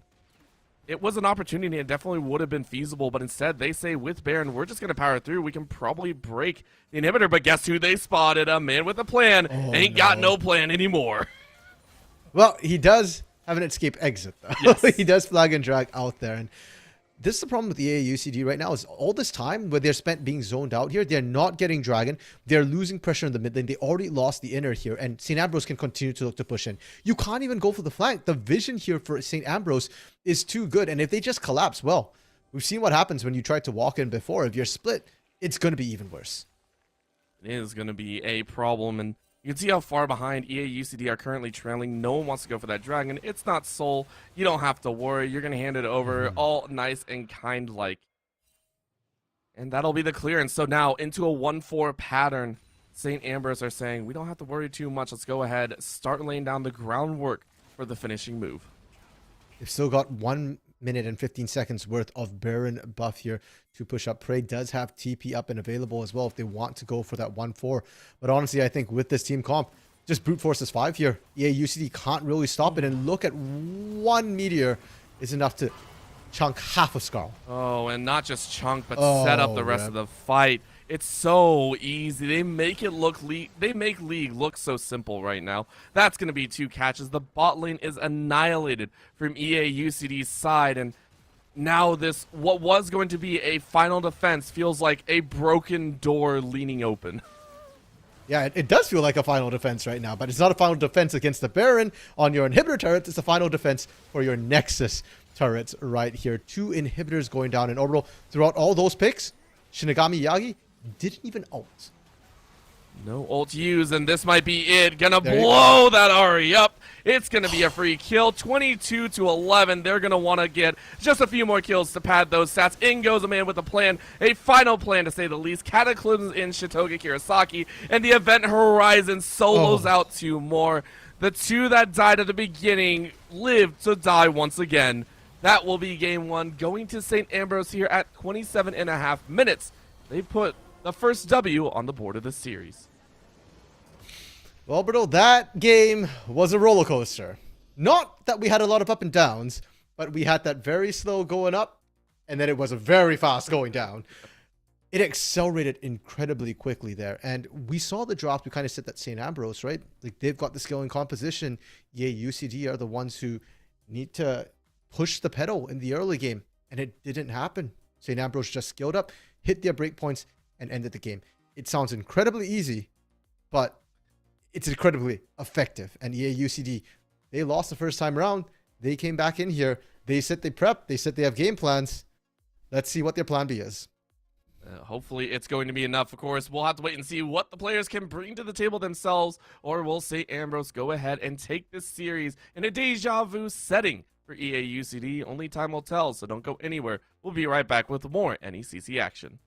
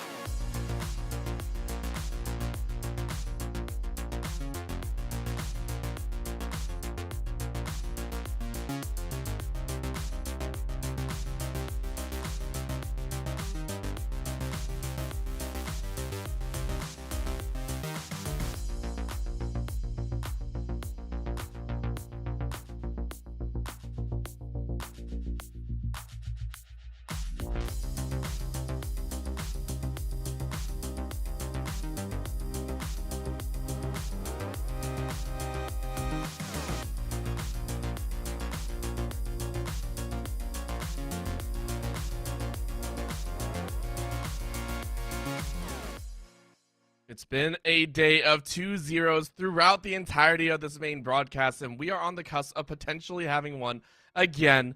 And St. Ambrose are happy to play this game of keeping with the status quo. Of course, EA UCD are going to try their best to change things up here in game number 2 and push for a game 3. But if game 1 was any indication, mid to late game might not be their best, I want to say best win condition right now. To be fair to EA UCD here, I think that was a function of draft, not so much of the way they played there. They just couldn't quite match the scaling of that Jinx, that Vigar. And we'd said before, the zone control was just a little bit too powerful, I think, for them to deal with come that mid to late game point. So the bright side for EA UCD is that it's changeable in draft. And we did hear that EA UCD has gone on the blue side this game here. So they do get first pick. They can try and take away some of those more powerful pickups that messed up their game last time. Of course, and maybe they get that chance. Maybe they do, maybe they don't. We'll see what they decide to do. So far, it's been looking like the exact same, if I'm not mistaken. I don't think there's been too many changes, except for that right there. The Gwen was banned away in, I believe, ban phase 2. And then the Vigar, of course, Ambrose saying, we do not want to give that one over. It is a very, very fun pick to play with. We just don't want to see you have it. Yeah, and it's funny that Ambrose is the one banning it when they played it last time here. They're just feeling like it's too strong a pick to give up. I don't actually know if Yasuo plays Vigar there, so it just feels like a very preemptive one here. Now, once again, a reminder that the draft was done on a external client here, so we're just seeing them come in order. So we can already start talking about some of the matchups here, because I actually don't like Irelia into Ornn. I feel like that's a free scaling lane for Ornn pretty much. Irelia can't punish you hard enough in the early game. And Victor Azir. Azir, some people said was supposed to be a lane counter to Victor. My experience has been maybe just a little, but rarely does the Azir get R ahead enough, and Victor will eventually outscale. So already it feels like the shoe's on the other foot. EA UCD have the better scaling comp. Just look at the top side of the map. But the one change up that we are very curious to see is, of course, as well as the two matchups that we've seen in the solo lanes, Lifedone picking up that Jinx and then the Samira being locked in as the answer. And the Jinx was blind picked, by the way, for UCD. They're saying we really, really want that one.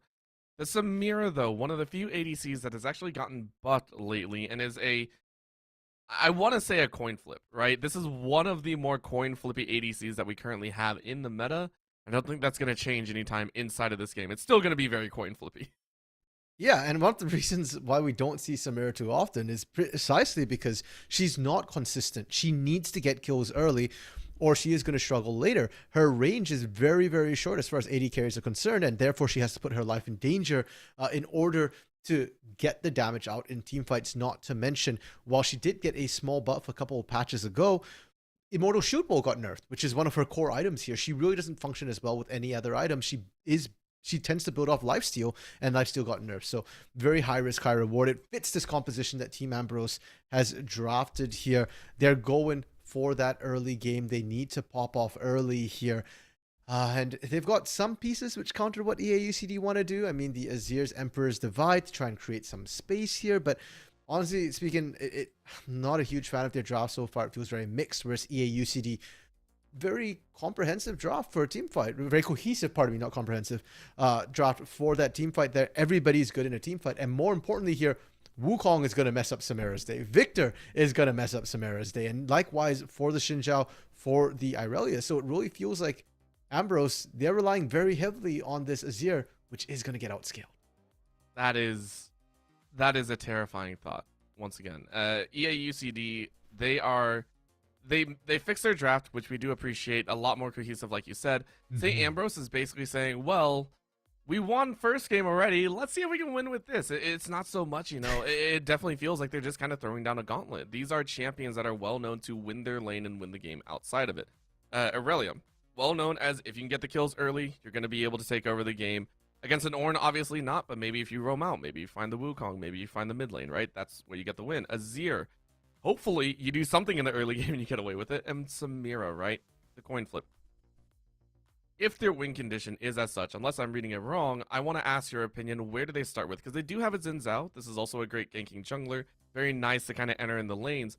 But where do they start with this composition? If they were to have any sort of synergy, where does it have to come from? So I said this last series as well, and I'm going to say it again this series. I'd like to see a lane swap come through from the side of Ambrose, because Irelia actually has a very nice laning phase into the Victor, as she does into most control mages. So if you put that Irelia into the mid lane, she absolutely can crush that Victor, and he doesn't get to get scaling, he doesn't get to get rolling, and he becomes a liability. Azir into Ornn, Azir's not going to do anything to Ornn. But like I already said, the Irelia into Ornn is already not the best matchup, because Ornn can largely ignore the Irelia. He loses Prio, but that's not that big a deal. He'll scale up here, and Wukong is mobile enough to get away a lot of times from Xin Zhao and Irelia if they start invading. Again, he'll lose Prio, but not the end of the world. You can get to scale up. So that's what I'd like to see from Ambrose. But in the absence of a lane swap here, then I think all in the bot lane. You've got a Samira. Just keep piling resources into that Samira. If she gets ahead enough, it doesn't matter that they have a Wukong. It doesn't matter that they've got a Victor. If she kills them before they pop their ults, that works too. It is one of the few champions that has that kind of surprise burst damage, right? And coupled with that Nautilus, it can be a very dangerous lane matchup. If you do get that pull, someone's going to die one way or another, and you're not going to let go. Like, even if it is the Samira that dies, someone's going to die. Someone will fall here, and that's what they're really hoping for. Because, again, I like that you pointed out bot lane was kind of that playmaker, because Renata is also very squishy. This is one of the squishier bot lanes that we've seen so far in this series. It's very easy to chunk out until you get to later stages, and then you have to deal with, you know, the hostile takeover.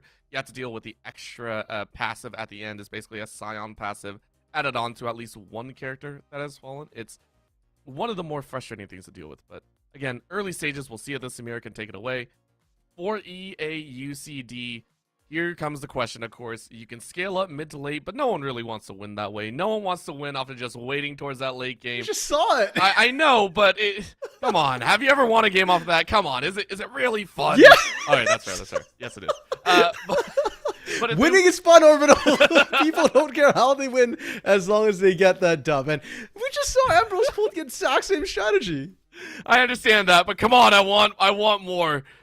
I want to see a little bit more. And with this composition, I feel like we can, because Wukong is also one of those junglers that's rolled up in this field. So where does the Wukong go then? Because we just said Xin Zhao, maybe look to the bot lane, maybe see a lane swap all the way around. Where does the Wukong go? What is the Wukong's job here if all the lanes are already... Yes, you can kind of take it easy till mid to late. Well, yeah, so it is worth noting, you know, and I know we're hammering this home a lot, but EAUCD don't have to do anything early. If they want to do anything early, then I think you're looking at more opportunistic plays here. You're looking to see, okay, which lane is set up properly, who's got enough poke down. And I suspect bot side might be where we end up seeing a man with a plan go to most frequently, just because St. Ambrose are going to try and all in that bot lane most likely multiple times here, and if they're going in, you need to save them. And Wukong is a very effective counter into Samira here, one of the few reliable CCs that aren't ranged, aren't blocked by that Blade Whirl. And Orbital, right off the bat here, we're seeing an invade come in. It will get spotted on a ward here, but we might get to see a level 1 fight. This is going to be the first one for a while. I haven't seen a good level 1 in ages, and oh no! Oh no! Oh no! Oh no! That's a bad spot to be in. It is gonna be the chunk out, and it will be the kill. At least they only lose one, but EAUCD do pull first blood on Wukong, of all players. Okay, yeah, that jungle who's going to be moving around the map here. And let that be a lesson to all our viewers here. If you're going to invade, you got to commit hard to it. You go in as all 5 till you reach your objective, and then you're back. You cannot afford to back out early there. Would it have made a difference? Honestly, probably not. But still, that is a bit of a rough start here. Balloon Pants will be back up on the map because it's this early in the game to be in lane, and Chitoge not leashing, just going to help try and get control of that lane as soon as possible, because that is the lane that St. Ambrose wants to focus. And most importantly as well, Schooniverse actually opted to go straight towards that red buff instead, so it took extra time as well to clear that out. We're not going to see on the bot side, though, already an early exhaust coming out here as Chitoge, Kirasaki, and Balloon Pants opted for an early fight. Even though Balloon Pants did fall, remember, no summoners were used, and it seems that they've already pulled one out of OC-Cat, so a little bit of a fight win there. Well, like you said, if a hook lands here, right, Orbital, that's pretty much kill territory. So Exhaust had to go down early, or else they just lose all control of this lane. What surprises me more is Ghost on Samira. I've actually not really seen the summoner picked up on Samira here, but I could potentially see the usefulness of it to reposition in a lot of these fights, especially with that Inferno trigger going off here to hunt people down or to disengage. And in lane as well here, if they stop shoving, I could see it being used to try and catch out Lifedun and Osakat. But for now, if you're shoving that hard, I don't think the Ghost is that useful. It's gonna be questionable, but of course, only time will tell. We can question the players all we want, but only the players know what's going on inside the players' minds unless we get the comms, which the comms can be very entertaining. Why'd you take Ghost? I thought I was going top lane. Leave me alone.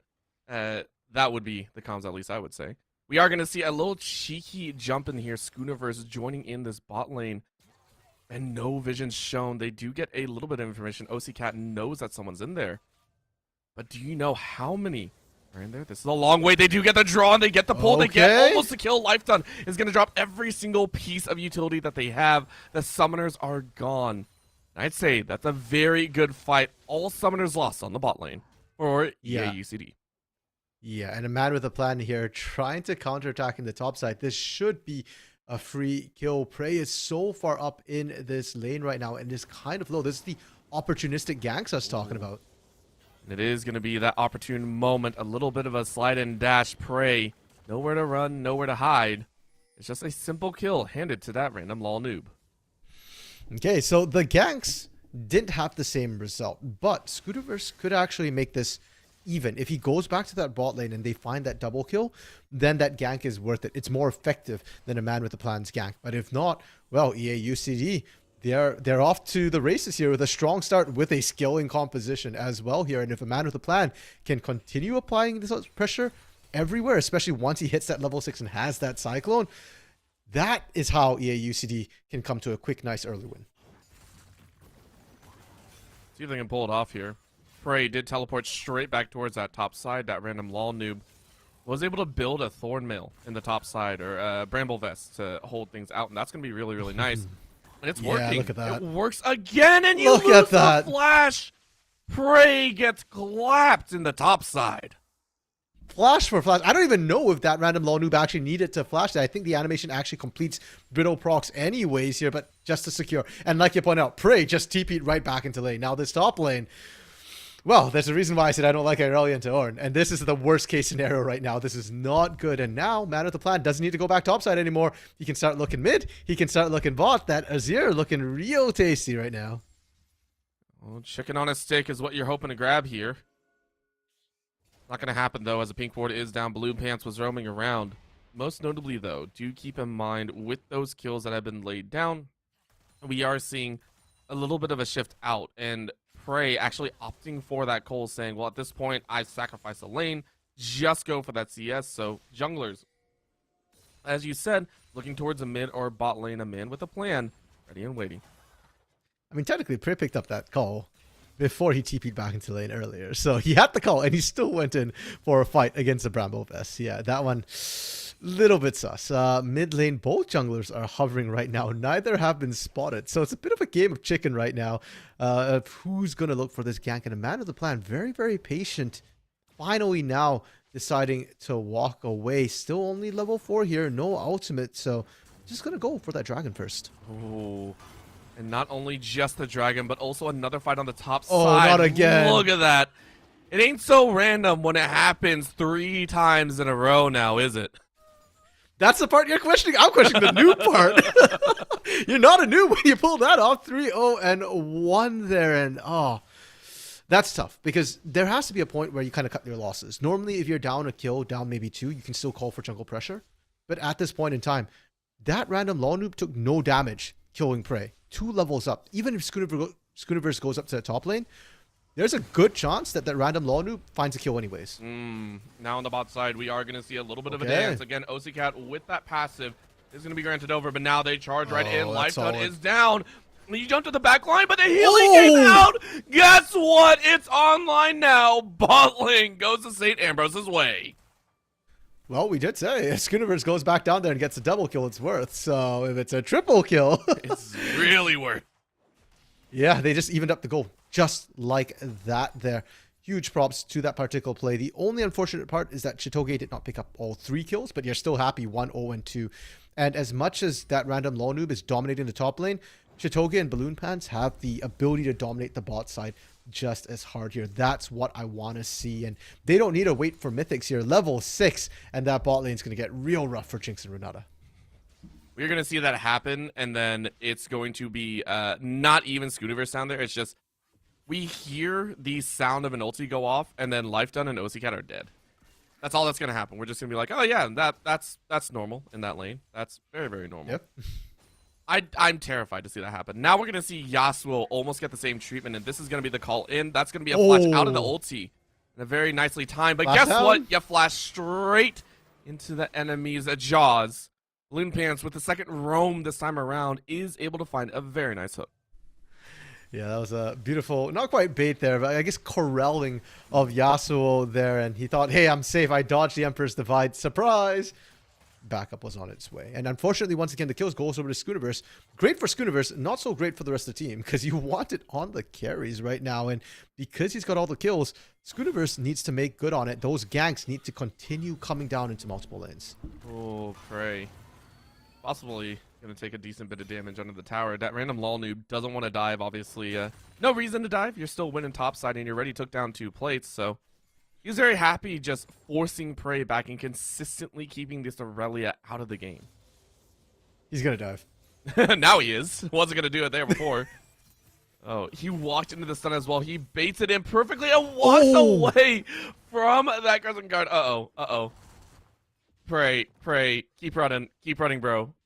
Keep running. You don't have boots. You're not going to win. You're not going to win that. I feel so bad. The moment the Ornn Horn went down, the Call of the Forge got that random law noob wanted to dive. It's just a question of setting up and getting the minions in, and that's the 4th straight solo kill that random law noob has pulled off in this top lane. That top turret is taking a beating. I can't remember the last time I saw an Ornn dominate this hard here, and now Man with the Plan stealing away the blue buff, adding insult to injury here. Where is the bot side dominance that St. Ambrose was supposed to have with the kills, with the ganks? Not with Shinigami Yagi. Absolutely not with that Azir. Right now, it is full-on jungle control from EAUCD, as a Cyclone is burned as well. So a Man with a Plan causing a little bit of chaos here. Chitoge, Kirasaki, and Balloon Pants were actually just under tower. There was no pressure there, and they just opted to not rotate. Yeah, and that's why I'm so confused as to how they got priority. Now Scootiverse looking for the gank. This time they do find some really good damage, and Scootiverse is able to pick it up. Now not only is the Ornn 4-0-1, but a very dangerous Xin Zhao is also on that hook. What is that hook? What the heck? That landed. I'm flabbergasted by some mechanics of these hook champions. I'm just saying. I thought it hit the wall. I thought so too. And then it hit OCCat. I was like, this isn't right. Okay, well, that's exhaust. Burnt out of OCCat there. Very unfortunate for her, and that does mean that they are not in a safe position bot lane. They are actually diveable if Scootiverse just comes down to this bot lane right now. Renata, unfortunately, very squishy. Jinx, likewise here, but Scootiverse finally feeling like you're saying, 4-0, able to maybe match the Ornn here. I'm personally not sold that they can kill this Ornn. No, they're both level 7. I just want to point that out. Scootiverse rightfully level 7. Prey not so rightfully is level 7, currently 3 levels down, and that is a massive amount of HP difference as well. So that random lol noob I think is sitting at about, I'm trying to count, is that about 1700 HP? I think that's what I counted, and at 1700 HP, I don't think between Prey and Scootiverse you have enough damage. No, and Scootiverse hasn't completed first mythic. If you had a Divine Sunder or something, like, maybe I could see you cutting through that tank here, but that's not what Scootiverse is building. So, yeah, just walk away. Leave that top lane alone, man. If anything, for St. Ambrose, let the turret fall. It's really not that big a deal to let that turret fall, and it would make it much, much easier for Prey to be able to try and farm in safety here. Now, of course, the trade-off is that EAUCD gets their big playmaker unlocked, and we saw that last game for St. Ambrose here, or was it last series, pardon me, when the Ornn gets unlocked, it makes it much more dangerous for the team to start grouping up and trying to fight for major objectives. Ooh. This dragon has started on top of a ward. It's now spotted out, and everyone knows it's happening. And over the wall they go, Man with a Plan. Never playing that time, but in comes a hostile takeover. That's going to hit everyone. That's actually going to do a decent amount of damage, and it gives enough time for a Man with a Plan to survive getting back out. but Dragon was still picked up by St. Ambrose there. And that's the important thing. It wasn't stolen. That ult is now also not available in lane here. And I said before, Schooniverse, they can look for a dive. I want to see a dive. I do too. But this time, it's going to be a very dangerous dive. A man with a plan is hiding and understands that this is the natural flow of the game. It's going to be a hook. That's going to be a grab. Schooniverse not ready for this one. Hook goes wide, and in they go. Teleport used as well. And now it's 4 members strong. Schooniverse wanted nothing to do with that battle, but was drawn into it. So Balloon Pants and Shitoge Karasaki go ahead and walk away unscathed. I see my error now, Orbital. What I wanted to see was not a dive. I wanted to see a good dive. Unfortunately, St. Ambrose missed a lot of their skill shots to start that particular fight there, and then they brute forced it right after. And I think that was where things kind of went south. When the hook kind of missed and didn't hit the target, when Schooniverse couldn't tag a target with that, I believe, Wind Becomes Lightning there, you should have just backed off at that point, waited for the next wave, and then looked for the dive. Instead, they brute forced it. They end up losing Schooniverse here, and they didn't even get the plate. Not even a plate. You got nothing. You get nothing from that fight. What you do get is a chance here to break out and get that plate now, because a recall has come through for Life Done. And nope, they're opting to just stay safe. So it is still a very nicely won fight by EA UCD. Yasuo in the mid lane so far has actually had a quite rough time after that early game. Is now currently sitting at about, I want to say 32 CS behind their lane opponent and 0-2-1. So that is something to keep track of later on into the mid to late game and see how that Azir shakes up. Yeah, I mean, that's actually a pretty significant lead. That's the sort of lead you want to see when you pick that Azir into this Victor here. You want to try and set that Victor behind. Now, we are seeing a bit of a scrap into the mid lane here. And again, considering that Shinigami, Yagi, and Schooniverse are up ahead from their counterparts, I'm surprised that they're not winning these sort of skirmishes harder and that they end up having to sit back a little bit. We said this before, EA UCD, they can sit back and scale. And as much as you don't like it, Orbital, that does seem to be the game plan this game. I may not like it, but it is by far the most valid strategy in the current system with the champions available. Listen, I can hate on it all I want. I can hate on the fact of not getting any kills, but a win's a win. As you said, hostile takeover being used to draw Balloon Pants in a little bit further. But guess who's over the wall? What a good catch. And that will be the fight. It'll be Shitoge Karasaki watching a Renata flash straight into a wall. And Schooniverse picks up that kill. It was an opportune moment that was capitalized on thanks to Balloon Pants trying to ward. Yeah, Balloon Pants is tanky enough. There's no Kraken Slayer for Life Done right now. You don't have enough damage to burst them down. Super Mega Death Rocket goes, splits the uprights there. And first turret, though, ends up going to that top side where that random Law Noob has been punishing Prey this entire time. And now Prey is trying to run away, but I mean, do you really have that chance? Yes, you do. Nope. Okay. So this time around, still no boots, but has the dash available, so you are going to live. But at what cost, right? That random Law Noob is still looking for the dive. This is a bit outrageous. Yeah, and with the minion wave coming in as well, you know, Demolish proc should go off. Oh, I guess Demolish is not off cooldown just yet here. Has Prey bought enough time for the rest of the team to back them up? Not really. Nope. Just sitting there, hoping to find something, and now we get to see that swap up here. Prey is going to be looking towards that mid, it looks like. Or still towards that top side, because Shitoge Karasaki went up top, and I was wondering if they were just going to straight out lane swap, but why would you do that when Dragon's coming up here? You can see the pings going down. It's a call to rotate out because this will be a Hextech Soul. We didn't even get to talk about that one, the most important soul to play for. And all of a sudden, it's going to be a challenge. In they go. They draw the flash out of Yasuo. Shinigami Yagi burns that Emperor's Divide.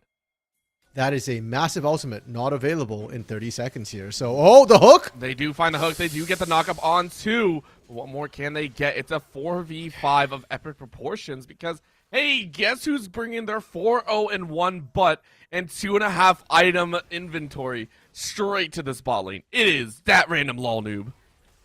Without an ultimate, though. The Yes. Call of the Forge God will be up in time for the Dragon, but it's not up right now. So, St. Ambrose has to be very, very careful about that. This is going to be a 4v5. Prey has no TP. Shitoge Karasaki, if you show once, they will call that fight in. Balloon Pants, though, has to get out very, very quickly. Tower does fall, but the resounding fight in the mid lane would be a dangerous spot.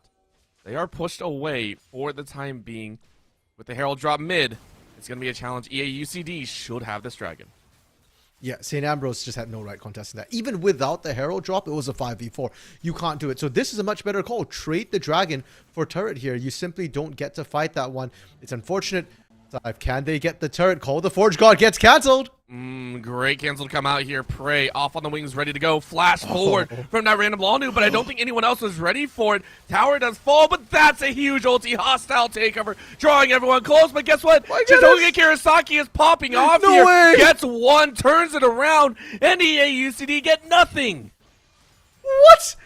How? I thought they were done for when the Searing Charge knocked them all up from that random low noob, but they split so effectively there. And the Vanguard's edge from Prey just completely cut out Life Done. And Yasuo didn't have to even go in to kill them. It just slowed them down enough that they couldn't actually participate in that fight there. So huge win for St. Ambrose. But the problem is, Orbital, so what if you won that fight? You got a turret, you got out alive. Next fight, do you have an answer to that random low noob? Because right now, Fimble Winter hasn't been completely stacked yet. There is very little in the way of trying to kill a tank. Maybe a Lord Dominic's to come through soon for Chitoge, but that's probably not enough by itself. Shinigami Yagi went for Ludens instead of Leandries, so that's no help. And Prey, you've got a Blade of the Ruined King, but you're probably going to die trying to kill Ornn in a 1v1. So, do they have an answer to that random low noob? Not yet. That's going to be a problem later on as well. OC Cat now not going to enjoy this little pinch here. No. You don't have flash. You don't really have anything. And Balloon Pants this time lands the hook against the wall. It's not needed, though, as Chitoge picks up a third. I love the way Renata walks. She reminds me a lot of Mundo, but she is not Mundo. She does not get to go where she pleases. And that was nowhere more evident than what we just saw here. It's the typical support I was just trying to ward. Yeah, unfortunately, again, you're not tanky. You don't get to do that. So, St. Ambrose, free pick. What can you leverage from this free pick here? There's no turrets for you to really take right now. It feels like they're just kind of holding, doing a holding motion, a stall out here. Life Done needs to be running. Well, this could be a flash in. I mean, you have everything up. Good Gale Force out. Life Done, that was definitely a life flashing before their eyes. But I do like the fact that St. Ambrose are currently taking control of this top side again. Baron up in just about 5 seconds, and they feel like they have that opportunity. Chitoge now popping out in the open. Oh, this is dangerous. Chitoge has no flash. For who, though? This is going to be the break-in. OC Cat once again dead to rights. And now they make the fight break out. Chitoge is going to go in with that ulti, win the fight in the back line. And it means it's a wash. Ornn who? Ornn nowhere to be found. Yasuo is going to get the laser over everyone. But look at Shurima. Chitoge finishes it off. It is a full wash of 4 as Prey is still dancing with the Blacksmith on the bot lane. St. Ambrose, what a fight.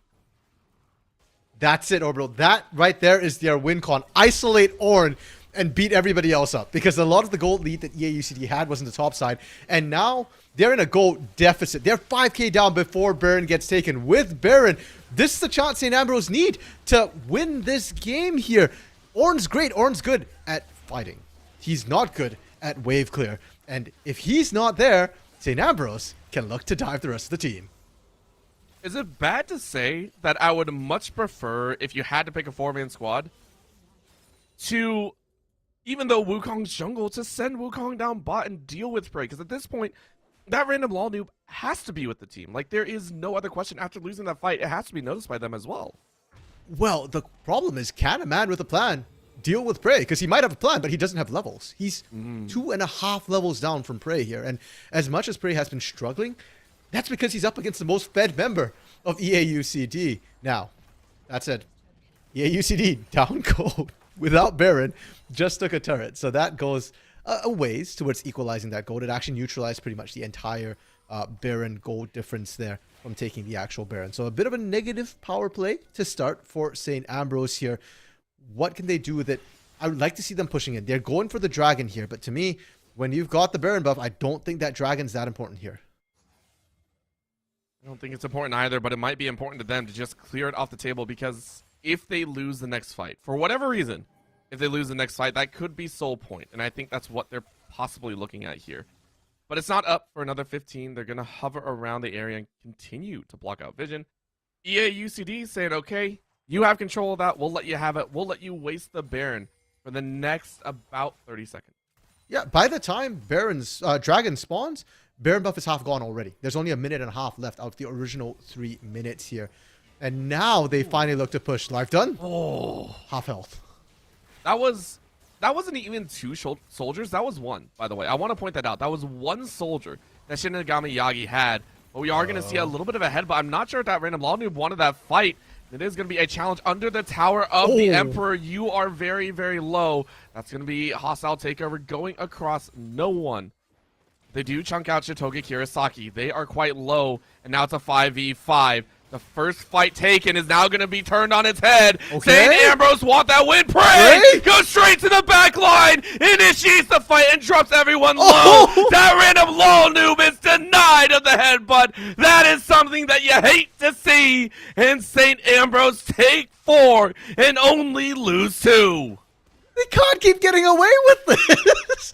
Yet another team fight that St. Ambrose wins here. And the last time, okay, you isolated that random law noob. This time, EA UCD have no excuse. They had that random law noob, but he ate so many turret shots that he couldn't actually team fight when the time came to it. And now the base is cracked open. St. Ambrose successfully pulled that off. Schooniverse is going to be fine.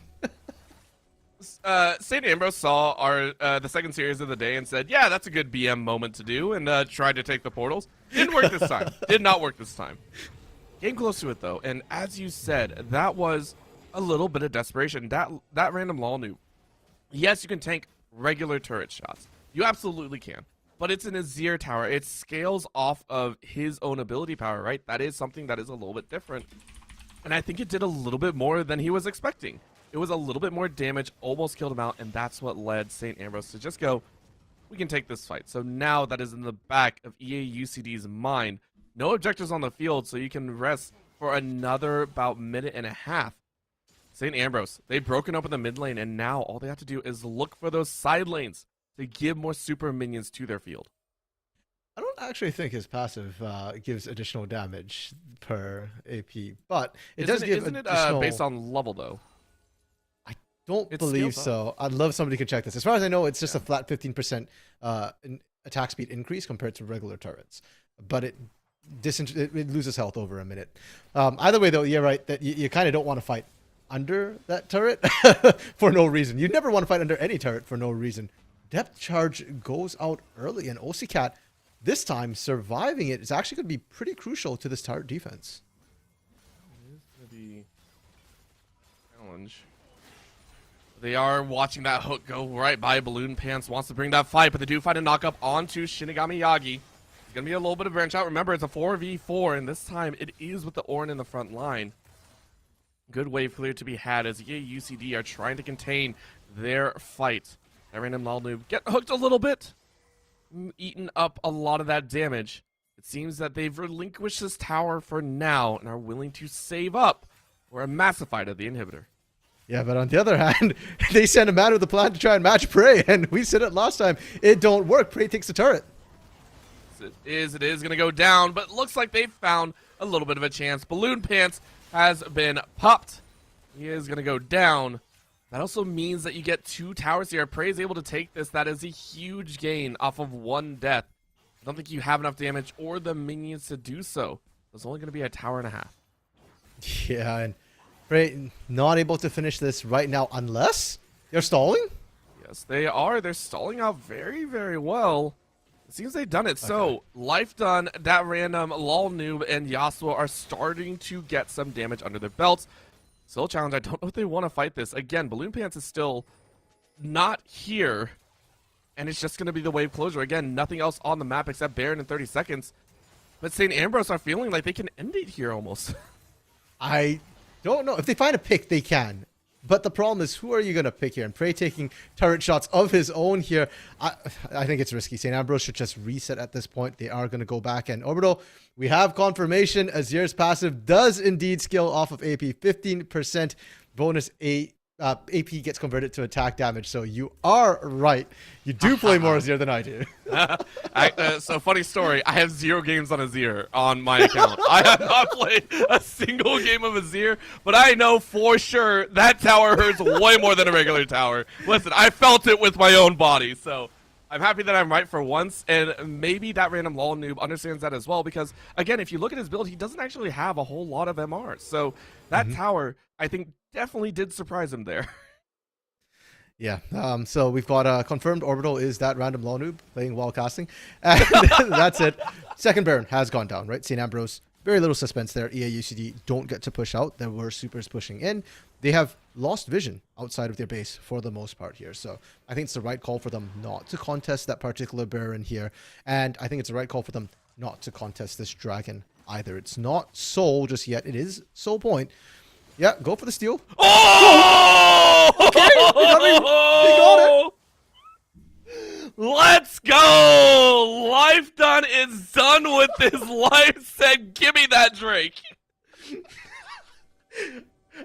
I just thought, go for it. Why not? But yeah, okay. They actually stole it away. And now St. Ambrose, they're the ones facing Soul Point from EA UCD, and they're not going to be happy. So with this Baron buff here, St. Ambrose are going to look to try and take out their frustration. Bot lane turret kind of low, and EA UCD, you might have taken that Dragon. I still don't think you should be trying to team fight just yet. You might have taken the Dragon, but you also poked the Dragon at the same time. And there they go. Prey goes in. Is able to get a little bit of damage down, but doesn't really get the stun. Nice body block once again by that Call of the Forge God.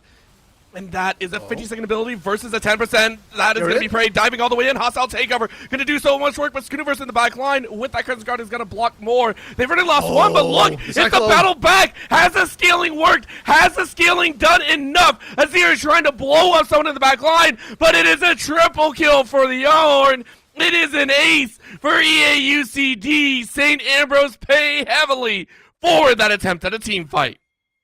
I was going to say, that steal did more than just give them Soul Point. It messed up St. Ambrose's mental as well. St. Ambrose were way too aggressive there on that. They dove under not one, but 2 Nexus turrets to try and make that happen. So they end up taking way too much damage to start the fight, and they couldn't actually effectively fight because they had to back out immediately. And now, yeah, UCD, there's a chance for them to counterattack. There's still bounty gold on these turrets. This is going to be such a wash back, and it is going to hurt. It is going to hurt, and we saw it right there and then. The brutal nature that that random LoL noob is bringing to the table. 7-1 and 6 there. The chains are completed as well, and that'll be a powerful play. Look at that damage. That chunk is massive. Bounties have now fallen. The bounties are down, so no one can utilize those anymore. It is within 4K, and that's what we're looking at. EA UCD got a massive breath of fresh air, though. And I'm not looking so much at that random low noob anymore. He's an absolute unit. We know that. It's more who else is getting the kills, right? A man with a plan, Yasuo, these two finding some kills in that fight is critical because that's how they won that fight. Drop the Chaos Storm, go for that Cyclone. If Chitoge gets stuck by that combo there, Chitoge dies. Immortal Shield Bow isn't as strong defensively as it used to be anymore. And the moment Chitoge goes down, well, there's not a lot of follow-up damage because Prey's probably dead by that point, and it's just down to Shinigami Yagi, pardon me, to try and carry the rest of that fight. Again, no Leandries means no way to consistently get past that random low noob. The challenge of the ages here. An early game composition, or at least one not as scaling as heavily, is going to try and break the base of a team that is starting to hit those breakpoints. So many upgraded Orin items as well. You can see it on 3 very important members. It's going to be on Amin with a plan and Life Done. Those two ever see the upgrades. Now, a little bit more, but Schooniverse right in the center, zoned out, stunned up, CC'd around. Now they're going to try and take that challenge at the backline. Look at the huge healing factor, but no one else wants to bring that fight forward, and that's the problem. Yeah, UCD have fought this so well. They section everyone else out, and now they go for a re-engage. Chitoge is now going to try and jump in, but you are alone. EA UCD might have done it. They go from pick to pick to pick. And with all 5 alive, it's only Shinigami Yagi and Balloon Pants that are going to try and defend their base. And the death timers are staggered as well. It's not like all of St. Ambrose is going to come up at the same time. Schooniverse in 20, Prey in 30, and Chitoge in 35 here. they can't defend this turret. They are saving graces. There's no minions. But it doesn't matter. That random law noob isn't taking damage. It's just too beefy. It's just too scary. And in a game where we expected EAUCD to not get any more than a couple outer towers, they have now broken the inhibitor. And not a moment too soon, Dragon will be spawning in 35 seconds. And remember, because of one random shot in the dark, they are on soul point. Oh no. Prey looking for the backdoor. TP's being matched here. Who's TPing Oh, back? they stopped it! They stopped it! They stopped it! It was canceled! It was stuck on that ground. They caught it around, and maybe you get a little bit more, but it gave enough time for a man with a plan to recall here, and they're going to dive out. Prey is gone, but now they're going to bring the fight. Now it's on time for St. Ambrose to try their best. On the back line is going to be the ulti. It knocks in, and remember, there's no Chitoge. Chitoge is not there, and that is another segmented fight. EAUCD. Oh, Find no. two once again. He used Shurima Shuffle straight into the back line. Can you get Chitoge? the Inferno? It is going to pop on. Chitoge tries to lay in, and that might have done it. They might have found the opportunity. It was a small chance, but they might have done it. Chitoge is going to try and run them down. Ghost is still charging, but look at the zapper. Chitoge goes, come on, give me those kills. He still got Ghost, and he's still looking right here. Ghost just wore off. What is Man going of the on plan! here? Chitoge has found him. They can't recall fast enough. Azir teleported back They know into that they know that base. they do? Oh, that's going to be a sweep. No, it's Lifetime? going to be the Q. You're chasing out the jungler. But what does it matter? You TP'd in. This is a circus music game right now, as neither team understands what the hell just happened. No, don't go for Baron. You have to realize Dragon is still up. Okay, so the recall from a man with a plan looks like it won't be challenged, but they're going to try and go for it. Yeah, just go for Baron. That is the right call here. You have vision on Dragon, so you knew that a man with a plan is not going for it here. You need to burn this and rotate for the Dragon. Call for EAUCD is Dragon right here. Prey has no TP. Walking up there, they're gonna give over soul. They are, and that, I'm not sure it's the most worth thing in the world. It's going to go down so quickly, and unfortunately, there's no Jinx on the side of St. Ambrose to steal it away. It is going to be sold to EAUCD. For all that St. Ambrose is still up a kill is still up gold and has Baron here.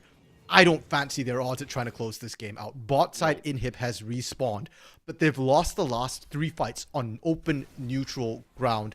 Top side turret is still standing. So this Baron, I don't know if it's beneficial for St. Ambrose because they can't fully utilize it. I think their win con right now is split push. They rely on Prey being separate and winning out the 1v1 against anybody not named that random law noob right now. And if you can isolate that random law noob, they can still win fights. We saw in that last fight, Chitoge, Shinigami, Yagi, beautiful Emperor's Divide to isolate, and Chitoge just cleaned house. Prey? Prey's already out. Prey's fine. Prey should be fine. That random law noob, I can see it posturing. Do I call down the Call of the Forge God just to try and get the... Oh. This is so greedy. Oh, no. Oh, no. Prey, you walk in and you try and bring that fight together, and you get the damage down, but you can't follow through, and now you drew your team into this battle as well. Oh, no. Prey just made his teammates pray. In goes the Emperor's Divide, but it doesn't matter. Oh, one misstep has solidified our fears, and that is we're dead from St. Ambrose. They lose 4 members at a crucial moment in the game, and EAUCD feel the power to push forward. Can they end? Surely they're able to end. 30-second death timers for St. Ambrose right now.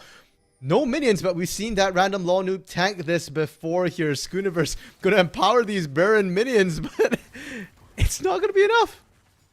I can't believe that happened. It was, I hate to say it, a greedy call from Prey has gotten his team killed, but it's on Schooniverse. Schooniverse still has that Crescent Guard up, but it's a TP. Okay. I mean, what more can you do? 9 seconds left on any other major player. The towers have fallen. The game has been won. EAUCD claw back from the depths of hell to win a game 2 and force us to a game 3. Overall, you said tonight we've only had 2 O's. EAUCD, about to prove you wrong. We go into a game 3, and that's the way we like it. Now, considering how the draft went here, I think St. Ambrose showed incredible mechanical skill to get as close to ending as they did. I still am not a fan of that draft. It's incredibly high risk, high reward. And sorry, it's high risk, medium reward.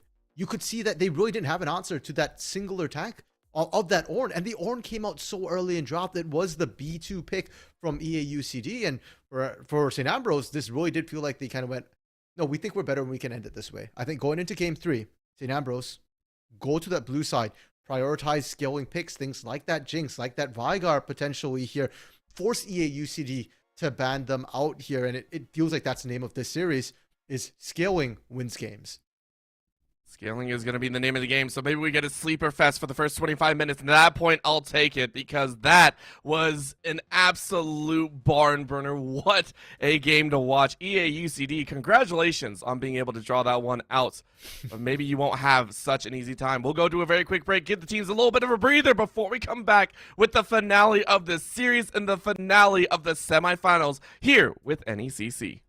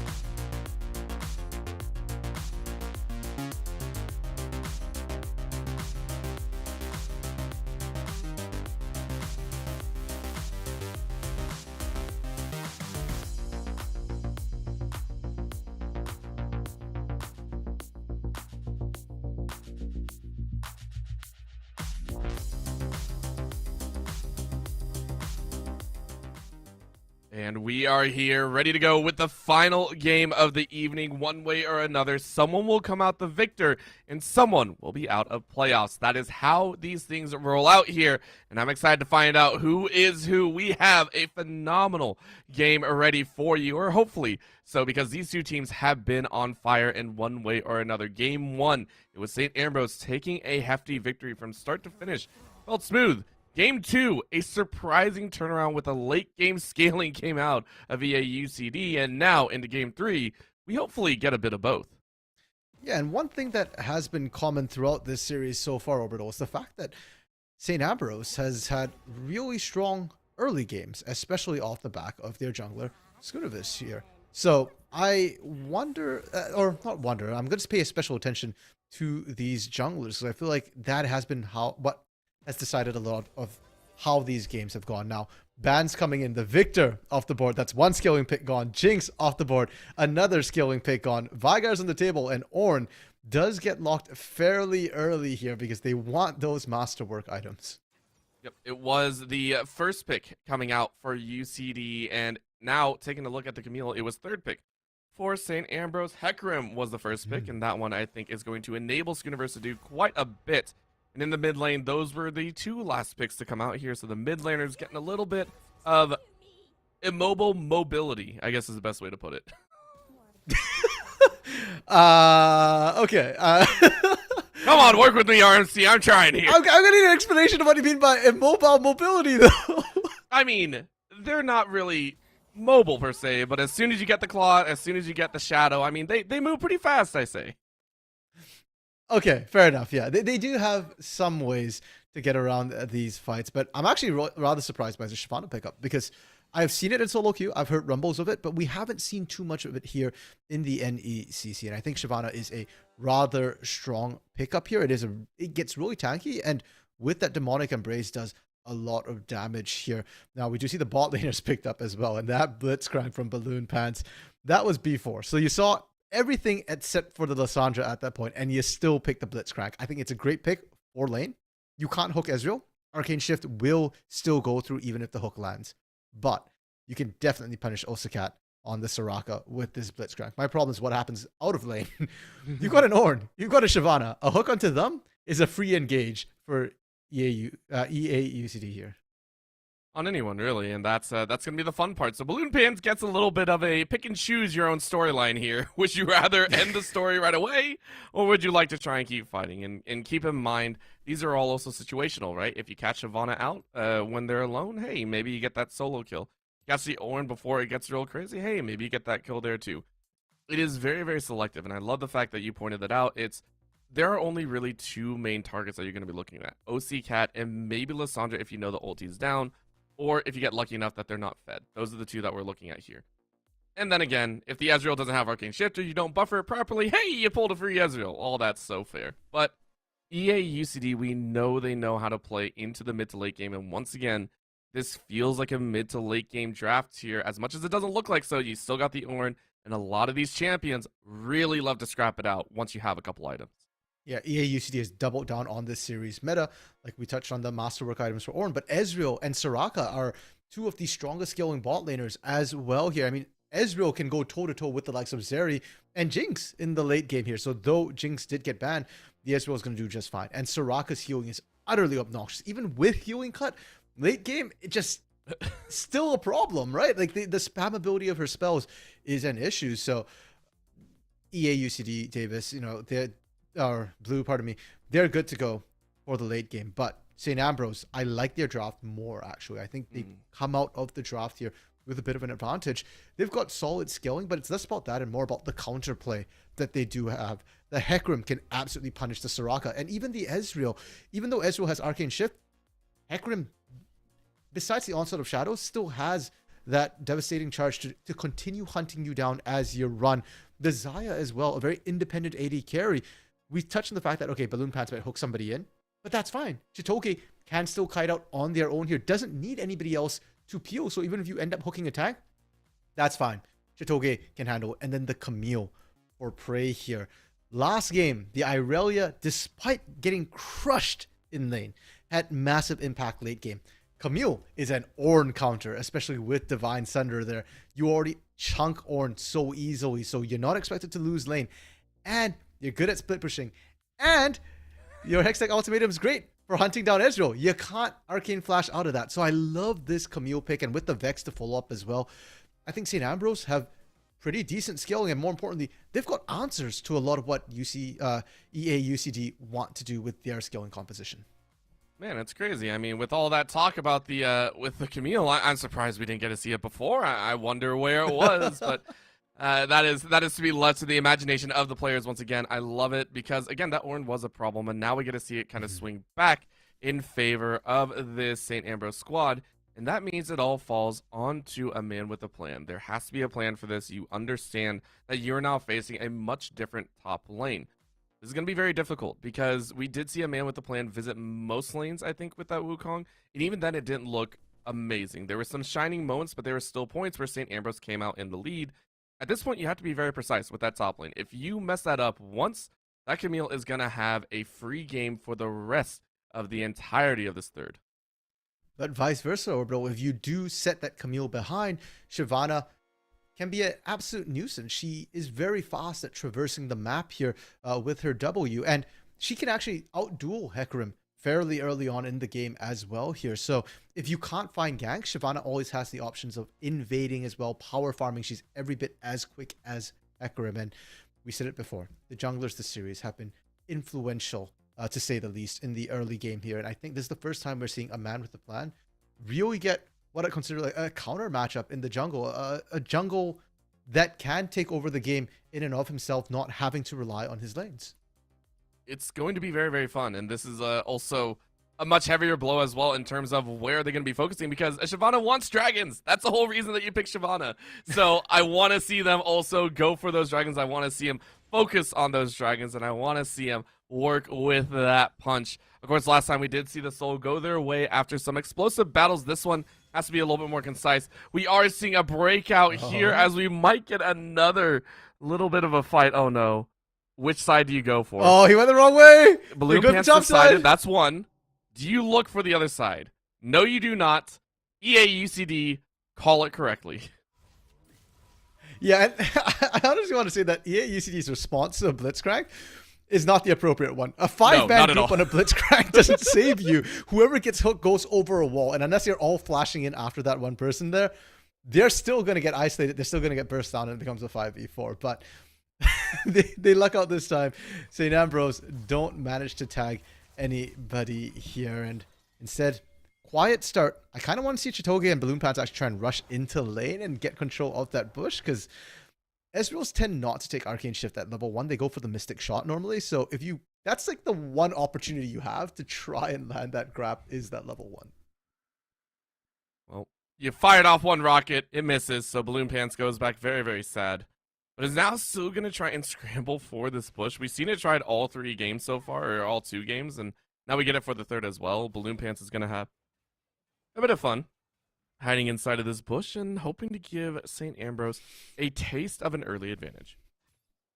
Okay, here, and oh, this actually looks like a fake leash from the side of EA/UCD here. Osukat and Live Done are so late into lane. The hook lands. And very flash. nice pull, and that is what you want to see. Good win on the bot side, and on the top side, Prey having a much easier time now. You actually have a counter matchup. Prey's gonna go, yeah, this is feeling much more comfortable to work with. Yeah, and right from the get-go, level 1. Keep in mind, Prey's not running Flash either, running Ignite. So there's a lot of kill threat into this top lane here. If you're putting this much pressure, I'd love to see Schooniverse actually alter path and go for that level 2 gank on that top side with Ghost, because it's such an easy kill. Oh my gosh, Prey hitting level 2 very early on and not even taking hook shots, saying, I know that the jungler is not going to come up here, so I have free roam to just punish you over and over again. That's going to cause some problems. Both top laners at 5 CS only, but Prey is still having a fantastic time. Yeah, you're trading CS for experience, right? It's the experience advantage Prey is looking to get here. And that's worth it if you can actually zone that random low noob out significantly here. Instead, both junglers now power clearing their way to this bot side here, and random low noob. Oh, that random lull noob. We were holding our breath there a little bit because that was starting to get dicey, and that random lull noob, thankfully, is a tanky boy, so he's able to survive. But now we're going to see that fear. Oh! Almost got away with it. If that hook had flown just a little bit faster, that would have been a very dead Lissandra. Yeah, if I'm also, I'd be checking my pants to see if I need to change my underwear at this point after that particular hook. That was real tight. And it was great timing as well. The way they faked the back and all that. EA/UCD didn't know it was happening. Now the ward will spot Schooniverse just rushing down here. And Schooniverse, you know, just go back, go to farm. A man with a plan already a little bit ahead. And a man with a plan actually didn't even go for that scuttle here. Decided to just full clear back, reset, or maybe topside scuttle? That could be what they're trying to do. Of course, that is the only direction you're really looking for. And with that, you can see that random lol noob says, yeah, we're going to be looking for that scuttle, try and give ourselves a little bit extra advantage. Deep ward going in is going to be placed just outside of that blue buff. That should give ample information. Schooniverse will be spotted out whenever they traverse that angle. But the ward's back. St. Ambrose set on their own for the second clear around should give plenty of information about what EA UCD are planning to do. Now, I'm not actually sure that a man with a plan gets this particular scuttle here, considering the state of this top lane. If Prey continues putting down the pressure, it's not really safe to go for it, because they might not win the 2v2. But even as I say that, that random lol noob survived the ignite and is putting down a ton of pressure already. Did have to use the TP to get back into lane, but it's giving them that pressure, and that's why I'm not quite understanding why a man with a plan still hasn't gone for that scuttle, is opting for the Raptors instead, and all that pressure that random lol noob tried to get, all that priority, is fast fading. There's no TP on the Zorn. Reminder, and Prey still has his. Prey's still very happy about trying to take those fights. Running a little bit low on mana, so maybe the trades aren't going to go in their favor, but it is definitely one to keep eyes on. The camera has really decided that this is the spot to see, because as we do, we get to see the dragon being taken off the field. That will be an ocean dragon to start things off. It's going to be nice to help with the early game, having that extra bit of healing coming in here, or the regen. But now this is a full-on collapse, because they did see someone walk over some of those wards. Now they're going to try and check it here. Dragon going very, very low. Schooniverse also quite low as well. Didn't have the smite, but now they do pull. A man with a plan is going to be caught out. Remember, Schooniverse, you only why? have one. You have the ghost and you get away. Finally, the feathers fight back, but the first blood went into the pocket of the Shyvana. It's a jungle for jungle trade. The question is, can they continue running here? Do you want to keep chasing, right? Blitzcrank Hook is back up. It is back up, but look at the ring. Yasuo is going to try and fire right back. Osakat is going to possibly go down. Level 6 hit by Shinigami Yagi in the middle of that fight. No. And now they turn it around. You missed the reset, but it's more than enough. Schooniverse? Top lane Prey is going to get a solo kill off screen. And the Lissandra, it's too gory to show. They'll finish that one off. It went from bad to decent to way, way better for St. Ambrose.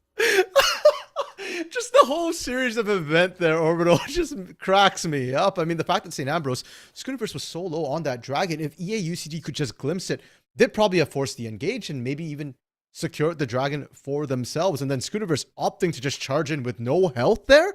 You gave up first blood. You didn't need to. You already saw what St. Ambrose could do if they just played it nice and slow. They already won that there, but ultimately ended up working because EA UCD got a little bit too aggressive. And Yasuo did not hit level 6. Shinigami Yagi hit 6, had the Vex ult, and Yasuo didn't have the Frozen Tomb to match. And that really was what swung the fight. And even worse, it's accelerated things. Shinigami Yagi 2-0-2 now, is up more than just a level. Has the Lost Chapter as well, can now spam out poke, and Yasuo can't match. And you were talking about hitting that level 6. I want to give huge props to Chitoge Kirasaki. I don't know who called it, but I saw double feathers be thrown out towards the wave, and I was curious, right? I was like, why are you throwing feathers towards the minions? And it was because I think Shinigami Yagi had called, go for that wave, get me level 6, and we'll fight it out. Now we're seeing a dive on this top side, or a little bit of a fight. They are going to get the good chunks out. In comes the call to Forge God, and it is going to get a good knock up. But in comes the 2v3, and it looks like they're going to turn it around. This double up with a man with a plan, and that random lol noob has been showing over and over again that they're just too dang strong. The Shyvana, this is why people are picking it. The base stats are nutty. This is before any items are completed. Recurve bow. So this isn't even the tank Shyvana. It looks like it might actually be... Is it AP Shyvana? No, surely not. I'm not quite sure what the Shyvana is building just yet here. I'm used to seeing the Iceborne Gauntlet. You know what? You know who can fight this out? It is Shinigami Yagi. It might take a little bit because Orin's regenning a little bit, but it will be the kill. It will be the final kill there. So for all the fighting that went down topside, for as many as you did lose, there is one Yordle that is having a fantastic time. Yep, 3-0-2 now. And you stop the Herald take, because now a man with a plan and Yasuo aren't comfortable doing this one. The Vex poke is just too dangerous to try and risk, especially when Prey got back to lane. But 2-for-1 for EA UCD. Blue here, still a net win on that particular top side play. And they needed it after they lost 4-for-1 on that bot side there. So we're still going back into a pretty even state here. And I love the fact that Balloon Pants is roaming around with Moby boots, Predator Moby boots, no less. It's going to be very, very fun. However, yeah, so- Balloon Pants, as we said, with that Predator, is going to have a fantastic time. A little bit of a charge in, a little bit of a fight, and the finisher for Balloon Pants. For all the trouble that they went through top lane, they finally get a kill for themselves. I would like Shinigami Yagi to start donating kills elsewhere, but maybe not to Balloon Pants. To be fair, Ignite took it, so not a lot of control over that particular one. And it will net them the Herald, which is more important here, right? It's always great to get kills, but you really want to get kills to facilitate taking objectives here. So St. Ambrose, I love the fact that they're constantly going for all these objectives. And after Herald's done as well, in 1 minute time, Dragon is about to spawn. It's going to be that Cloud Drake. And unfortunately for Skooniverse, he was probably hoping for a Cloud Soul here, but still, every little bit helps to get that Hecarim everywhere, all over the map, give that additional burst of damage on your first strike. That'll be a very, very powerful setup here. But of course, as you said, waiting it out for a little bit and seeing what they can get, if they can even get that dragon. Because, again, we just saw the power of a man with a plan and what he can lay down. So I'm not sure if it's still feasible that you can just take it as easily as you did Dragon number 1. Without diving into the enemy jungle, of course. But they'll try their best, as we do see the wards going down. Balloon Pants deciding, hey, we're on a warning mission with a little bit of a yordle. Might be a little bit gloomy, but we got to do our job. Okay, they actually weren't spotted on that particular jungle safari here. And Man with a Plan has a fully charged rage bar here. Oh. What? No. He's still very healthy as well. That's not good. So now this dragon is much more contestable from the side of EAUCD, and I would honestly say this is going to be dangerous. Balloon Pants are running a Man with a Plan out, and that is going to be the ulti used. But I still can't believe it. Dat random lol noob. This is the 3rd game in a row that they have gotten solo kills, and this time in an even more unprecedented situation. Yeah, and like I said, the Camille is sort of a counterpick. So I am shocked and baffled that that happened. I'd have loved to have been able to catch that. Fortunately, Directed Cam focusing on the important parts, the bot side. That is still going to be a fight, as that is a kill that you would like to have. Shinigami Yagi won't be donating anymore because you really, really like your bounty. 403 Everfrost completed. Should have a bit of extra gold for maybe boots on the next recall. Yeah, 1,500. Plenty to work with. So Dragon for free. Kill to even out the top side. And St. Ambrose slowly building up themselves a lead again here. And once again, scaling does not necessarily favor either team right now. It's really about the picks and the execution. So this is probably the most even we're going to get here. In EAUCD, I want to see more of a Man with a Plan. Every time we've seen a Man with a Plan be proactive, look for action, it's worked out well for the Shyvana. 3, 2, and 1 here tells a story in and of itself. So I'd like to see continued proactivity. Use that ghost, get into lanes, and find some kills. Yeah. It's going to be the question of the game. Where do they apply that pressure at this point? Seems that there are some very, very open lanes to work with and some choice reactions, but so far the Shyvana is not getting any buffs here with those dragons, has only collected 0. So no extra damage to come out there, no extra stats to work with. But Prey is looking so juicy right now. That random lol noob is trying to bait out, I think, a hook shot here. But Shinigami Yami walked right past that tri-bush, so they know that 2 are up here. Meanwhile, on the bot side, the tower is taken. Now they're going to bring that fight. In they go, and my gosh, that's a kill. That's all you needed to do, Prey. You just needed to wait for your mid laner.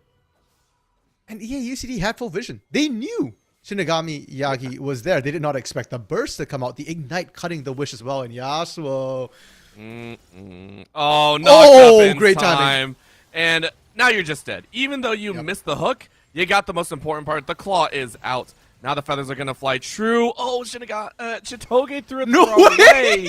And that's going to be Yasuo staying alive. Nope, never mind. All right, Onslaught of Shadows, fearing Yasuo the wrong way, and they're dead.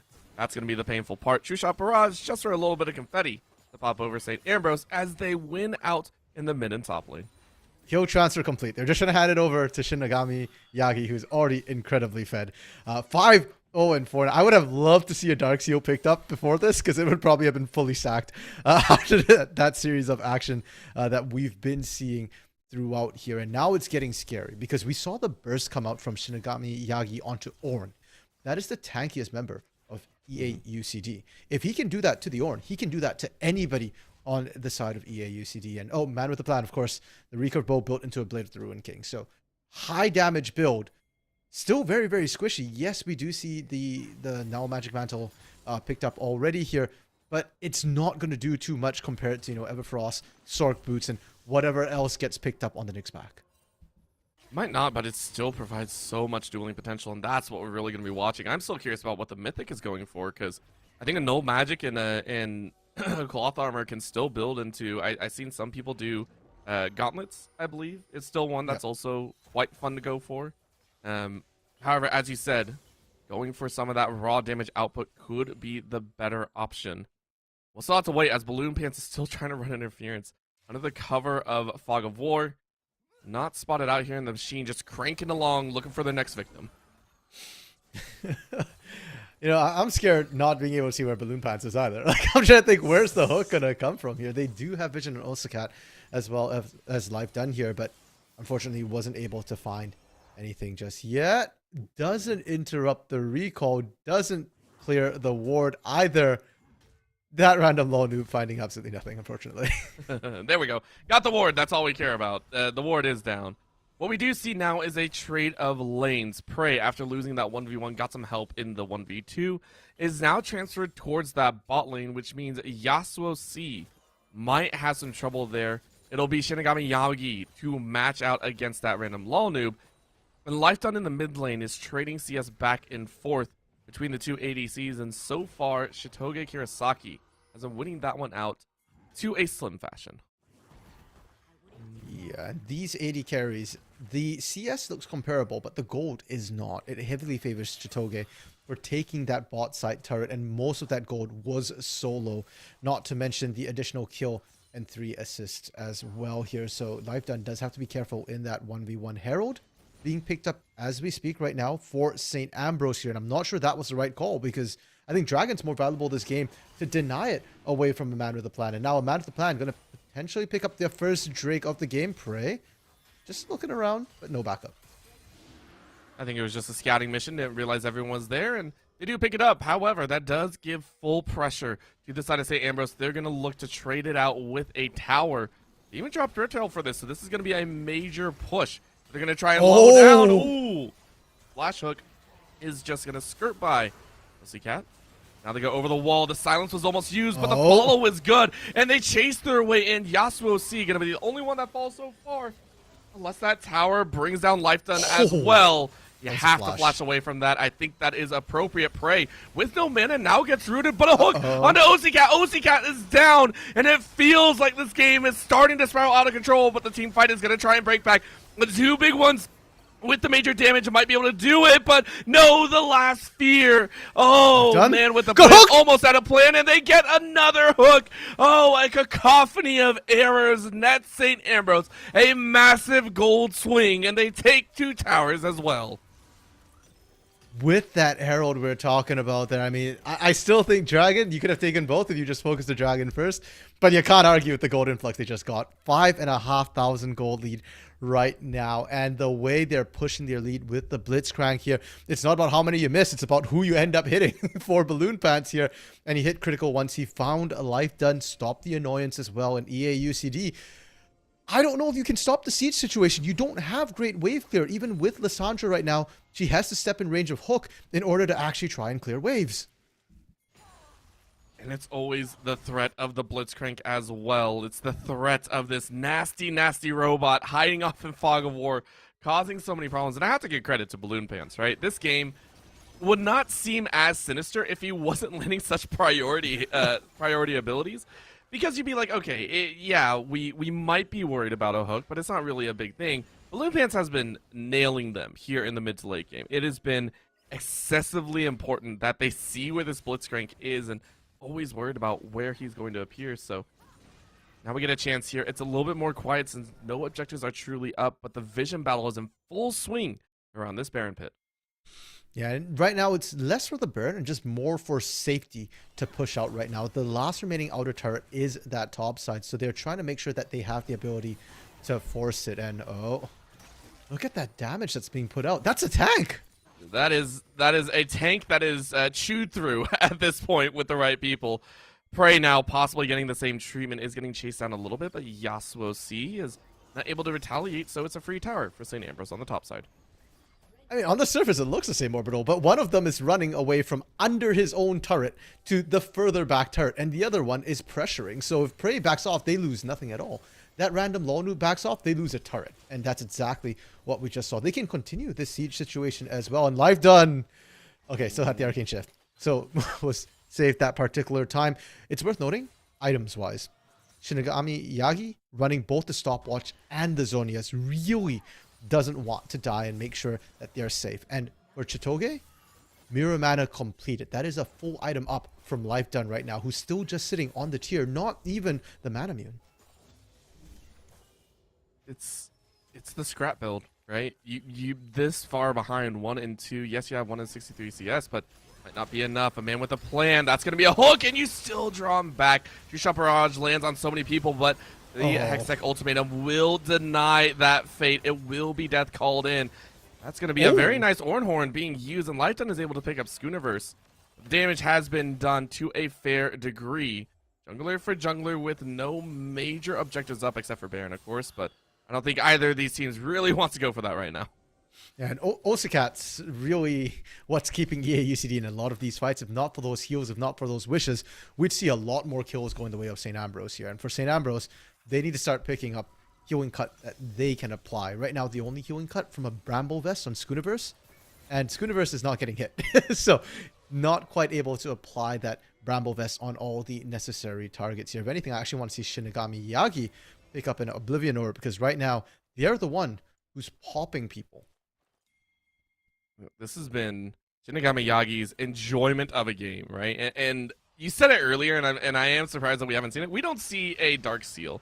I'm very sad, because that would be a very BM move to do, but it makes sense, right? 7-0 and 7 hasn't had much trouble at all. But Balloon Pants is on the hunt here. Guess what, OC Cat? You're dead. Oh. That's, yeah, I got no other words for that. You're just dead. I love it when people are trying to juke the rocket grab, and the Blitzcrank just keeps running at you for the power fist. But I mean, it works, right? You've got Predator, you've got Moby Boots, and you've got a Hecarim in your back pocket as well, so you don't have to throw that out now. No. And he flashed? Yeah, he flashed. Yeah, Okay. he had a flash, but we all saw it coming. It was the prep of 5 seconds just watching that occur. Yeah, the CC chain trying to make sure that he couldn't get back out. And this does buy time for St. Ambrose to pick up Soul Point, Infernal Soul Point. So plenty of damage coming their way here. Look at this vision right now for EA UCD. They see next to nothing outside of their base. That jungle is not their jungle anymore. The only real estate they own is whatever is inside those walls around their base. And that is horrifying, right? This is a team composition that wants to scrap and brawl, but they're not being allowed to. And we were wondering about this Blitzcrank. How well was it going to thrive in the mid to late game? And yes, we're not at the, I want to say late game point, but we're definitely at mid game. This is the point where we usually see teams start grouping up, start trying to fight together. But Balloon Pants has made that so difficult. The hooks continuously zoning everyone out has played to their advantage, and I don't think it's going to stop anytime soon. EA UCD, watch the wards be cleared out, and I don't think they're going to do anything about it. What? Oh, St. Ambrose, they say, we don't want Baron, we want your lives. Well, they're setting up for that Baron right now, right? By clearing out that vision. And EA UCD, they got to walk in and put that down because St. Ambrose was on a back at that time. Once St. Ambrose is back up, even getting vision towards the Baron pit is so dangerous here, right? If you walk anywhere near that pit, you've got to be careful about that rocket grab. And now, vision's cleared out. EA UCD, what are you going to do? Nothing. You can't even walk in there. You're not going to contest it. No steal this time from Life Done. A nice attempt, but Baron's a little bit tougher to snipe. Well, I mean, you got another thing to work with, and they baited it so well. Yeah, oh. Are you kidding me? They baited our observer even, or no, maybe the observer knew this from day one because that was powerful. So well played. Yasuo C gets dragged right back in, and this Oh my is the goodness. wash that you love to Oh. see. That is Life Done bringing death right back in, and it is St. Ambrose taking the fight so clearly. I almost don't want St. Ambrose to do Baron right now. I feel like push, take turrets, and keep Baron up. Because as long as Baron is up, EA UCT have to walk out of their base. And you saw what happened when they're not in their base. No turrets to protect them, just the chase down. The rundown was brutal to watch. Yeah, you got balloon pants. Was it worth it? It's what do you always say, RMC? It's the moral victory at the end of the day. You got one. You got the guy that's been consistently causing problems for you. And it's the small victories. But, of course, small victories sometimes don't win the major war here. And St. Ambrose collect all that they need. They now have Baron buff. They now have multiple lanes that they can pressure down. And with the threat of Balloon Pants just running around and just causing so much havoc for the next 2 minutes until this soul comes up or this next dragon comes up, St. Ambrose are going to have a ball of a time deciding what they want to do here. Yeah, I mean, even when it comes up, they're still going to have a ball of a time. At that time, it's not deciding what they want to do. It's shooting fish in a barrel, right? You're just trying to hook whoever you get there. And unfortunately for EA UCD, they actually have to be careful. We mentioned before that who are you going to hook? Ornn, Shyvana, they're both tanky. But keep in mind, a man with a plan did not go the traditional Frostborn into Demonic Embrace, which gives you that tankiness. He stopped for that Blade of the Ruined King, and it's backfiring a little bit right now. You saw that the hook landed on Shyvana, and it did not even matter. St. Ambrose just burst right through that Shyvana anyways, and the reset still continued to roll through. So good from the St. Ambrose squad. It makes game 2 feel a little bit like a distant memory at this point with how consistent they have been and how calculated they've been at trying to take some of these fights. Two-shot barrage from Life Done just to try and clear out that wave on the bot side, it seems. Just trying to slow down that push, but Chitoge's been fine, and top side now is going to fall as well. So that's 2 towers brought into this Baron power play. Oof, well, Chitoge took a bit of a chunk there from that Mystic shot, but yeah, with Baron right now, they can 1-for-1, and oh, speaking of chunks, OCCat has to base. That's so mean. OCCat just wants to heal. That's all OCCat, that's all a Soraka really wants to do. Now we're going to get the ADC battle. Life Done, I don't think you'll win that one. Flash forward even. The stylish finish from the Xayah. With the Feather Storm, no less. So that's all the escapability from the Xayah down for the next minute and a half here. But they don't need to escape. They're pushing in multiple fronts. Hook lands. Why does it have to be the healer? That's so mean. Don't do the healer like that. Pull Yasuo C. Pull Yasuo C now. Alright, it's going to be the kills, though. 3 inhibitors fall wow. at the exact same time. I can't remember the last time that I actually saw that. This is St. Ambrose already going to be fully closing the door on EA UCD. It is game number 3. EA UCD fought valiantly, but here comes the final fight. No kills going the way of EA UCD, except for one. But the Nexus is more important. The fight is cut short, and St. Ambrose will be moving on to the grand finals. Well, congratulations to St. Ambrose there. They do it again. It's not a 2-0 this time, 2-1, but they have punched their way to the finals. And even more worryingly for whoever's facing them in the finals, what do you take away from this series, right? What weak point is there to exploit? The only game they lost was one where they drafted a very risky composition here. So unless St. Ambrose opt to do that in the finals in a best of 5, I don't know that there's a lot to exploit or a lot to learn from the series. I don't either. They are just a very strong team. If you can lull them into a false sense of security, I don't know. I really don't know. It was glorious from start to finish, and also just don't poke them. You know, if they're doing Dragon, if they're doing Baron, let them take it. You don't want what comes next, or maybe you do because that's the game that they won. Hey, there you go. Eyes are open though as EA UCD Blue unfortunately fall here in the semifinals. They put up such an amazing battle.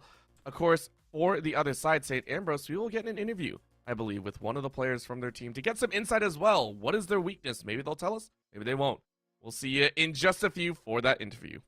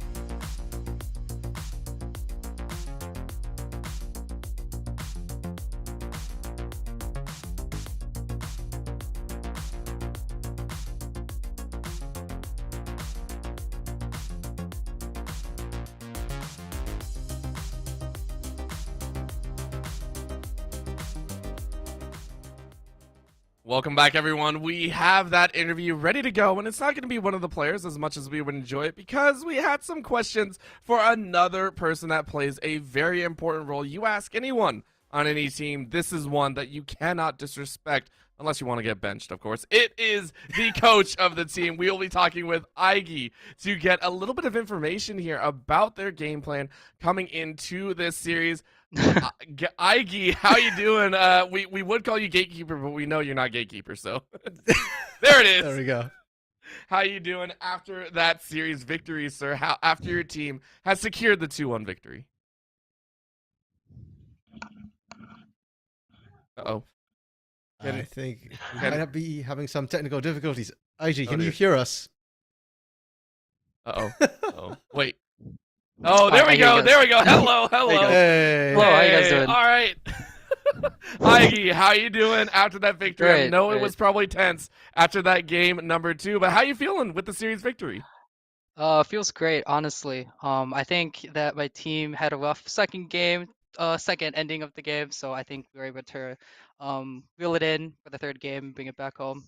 Pretty happy for my team. For sure. And IG, we had a chance to talk a little bit before the game, and you were mentioning that you were expecting some stiff fighting from EA UCD Blue here, that now they had time to prep for you. How do you feel about that? Was it everything you expected? Was it more, perhaps, than you expected? I think we were able to bring up some things that we haven't tried before, and bring it to them pretty hard. So I think we kind of got a good idea of how they're drafting, and we were able to sit and perform on what we did, focusing on what we want to do for our game plan. Yeah, for sure. I mean, when you're talking about trying new things, your game 2 draft certainly caught me by surprise there. The Samira was something that came completely out of left field. And I do want to talk a little bit about that draft here because it did feel like a lot of the series was partially decided by draft and sort of the win concept the teams had. So what was the idea behind that game 2 draft with, the Samira and the Azir and the Irelia?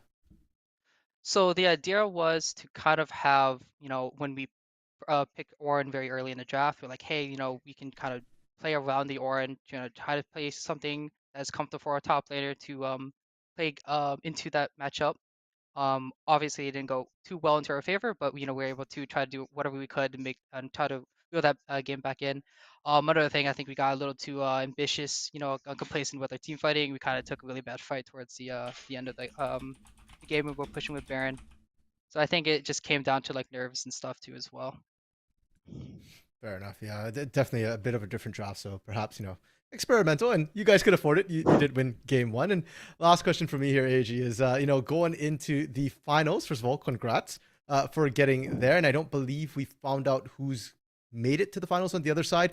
Who would you rather play? EA UCD Gold for the sister match there, or Sac State Gold? I would rather play against the gold team to show them what we have left in our arsenal of tricks in our bag. Wow. We haven't shown everything out, and I think we're fully prepared to see what we can do.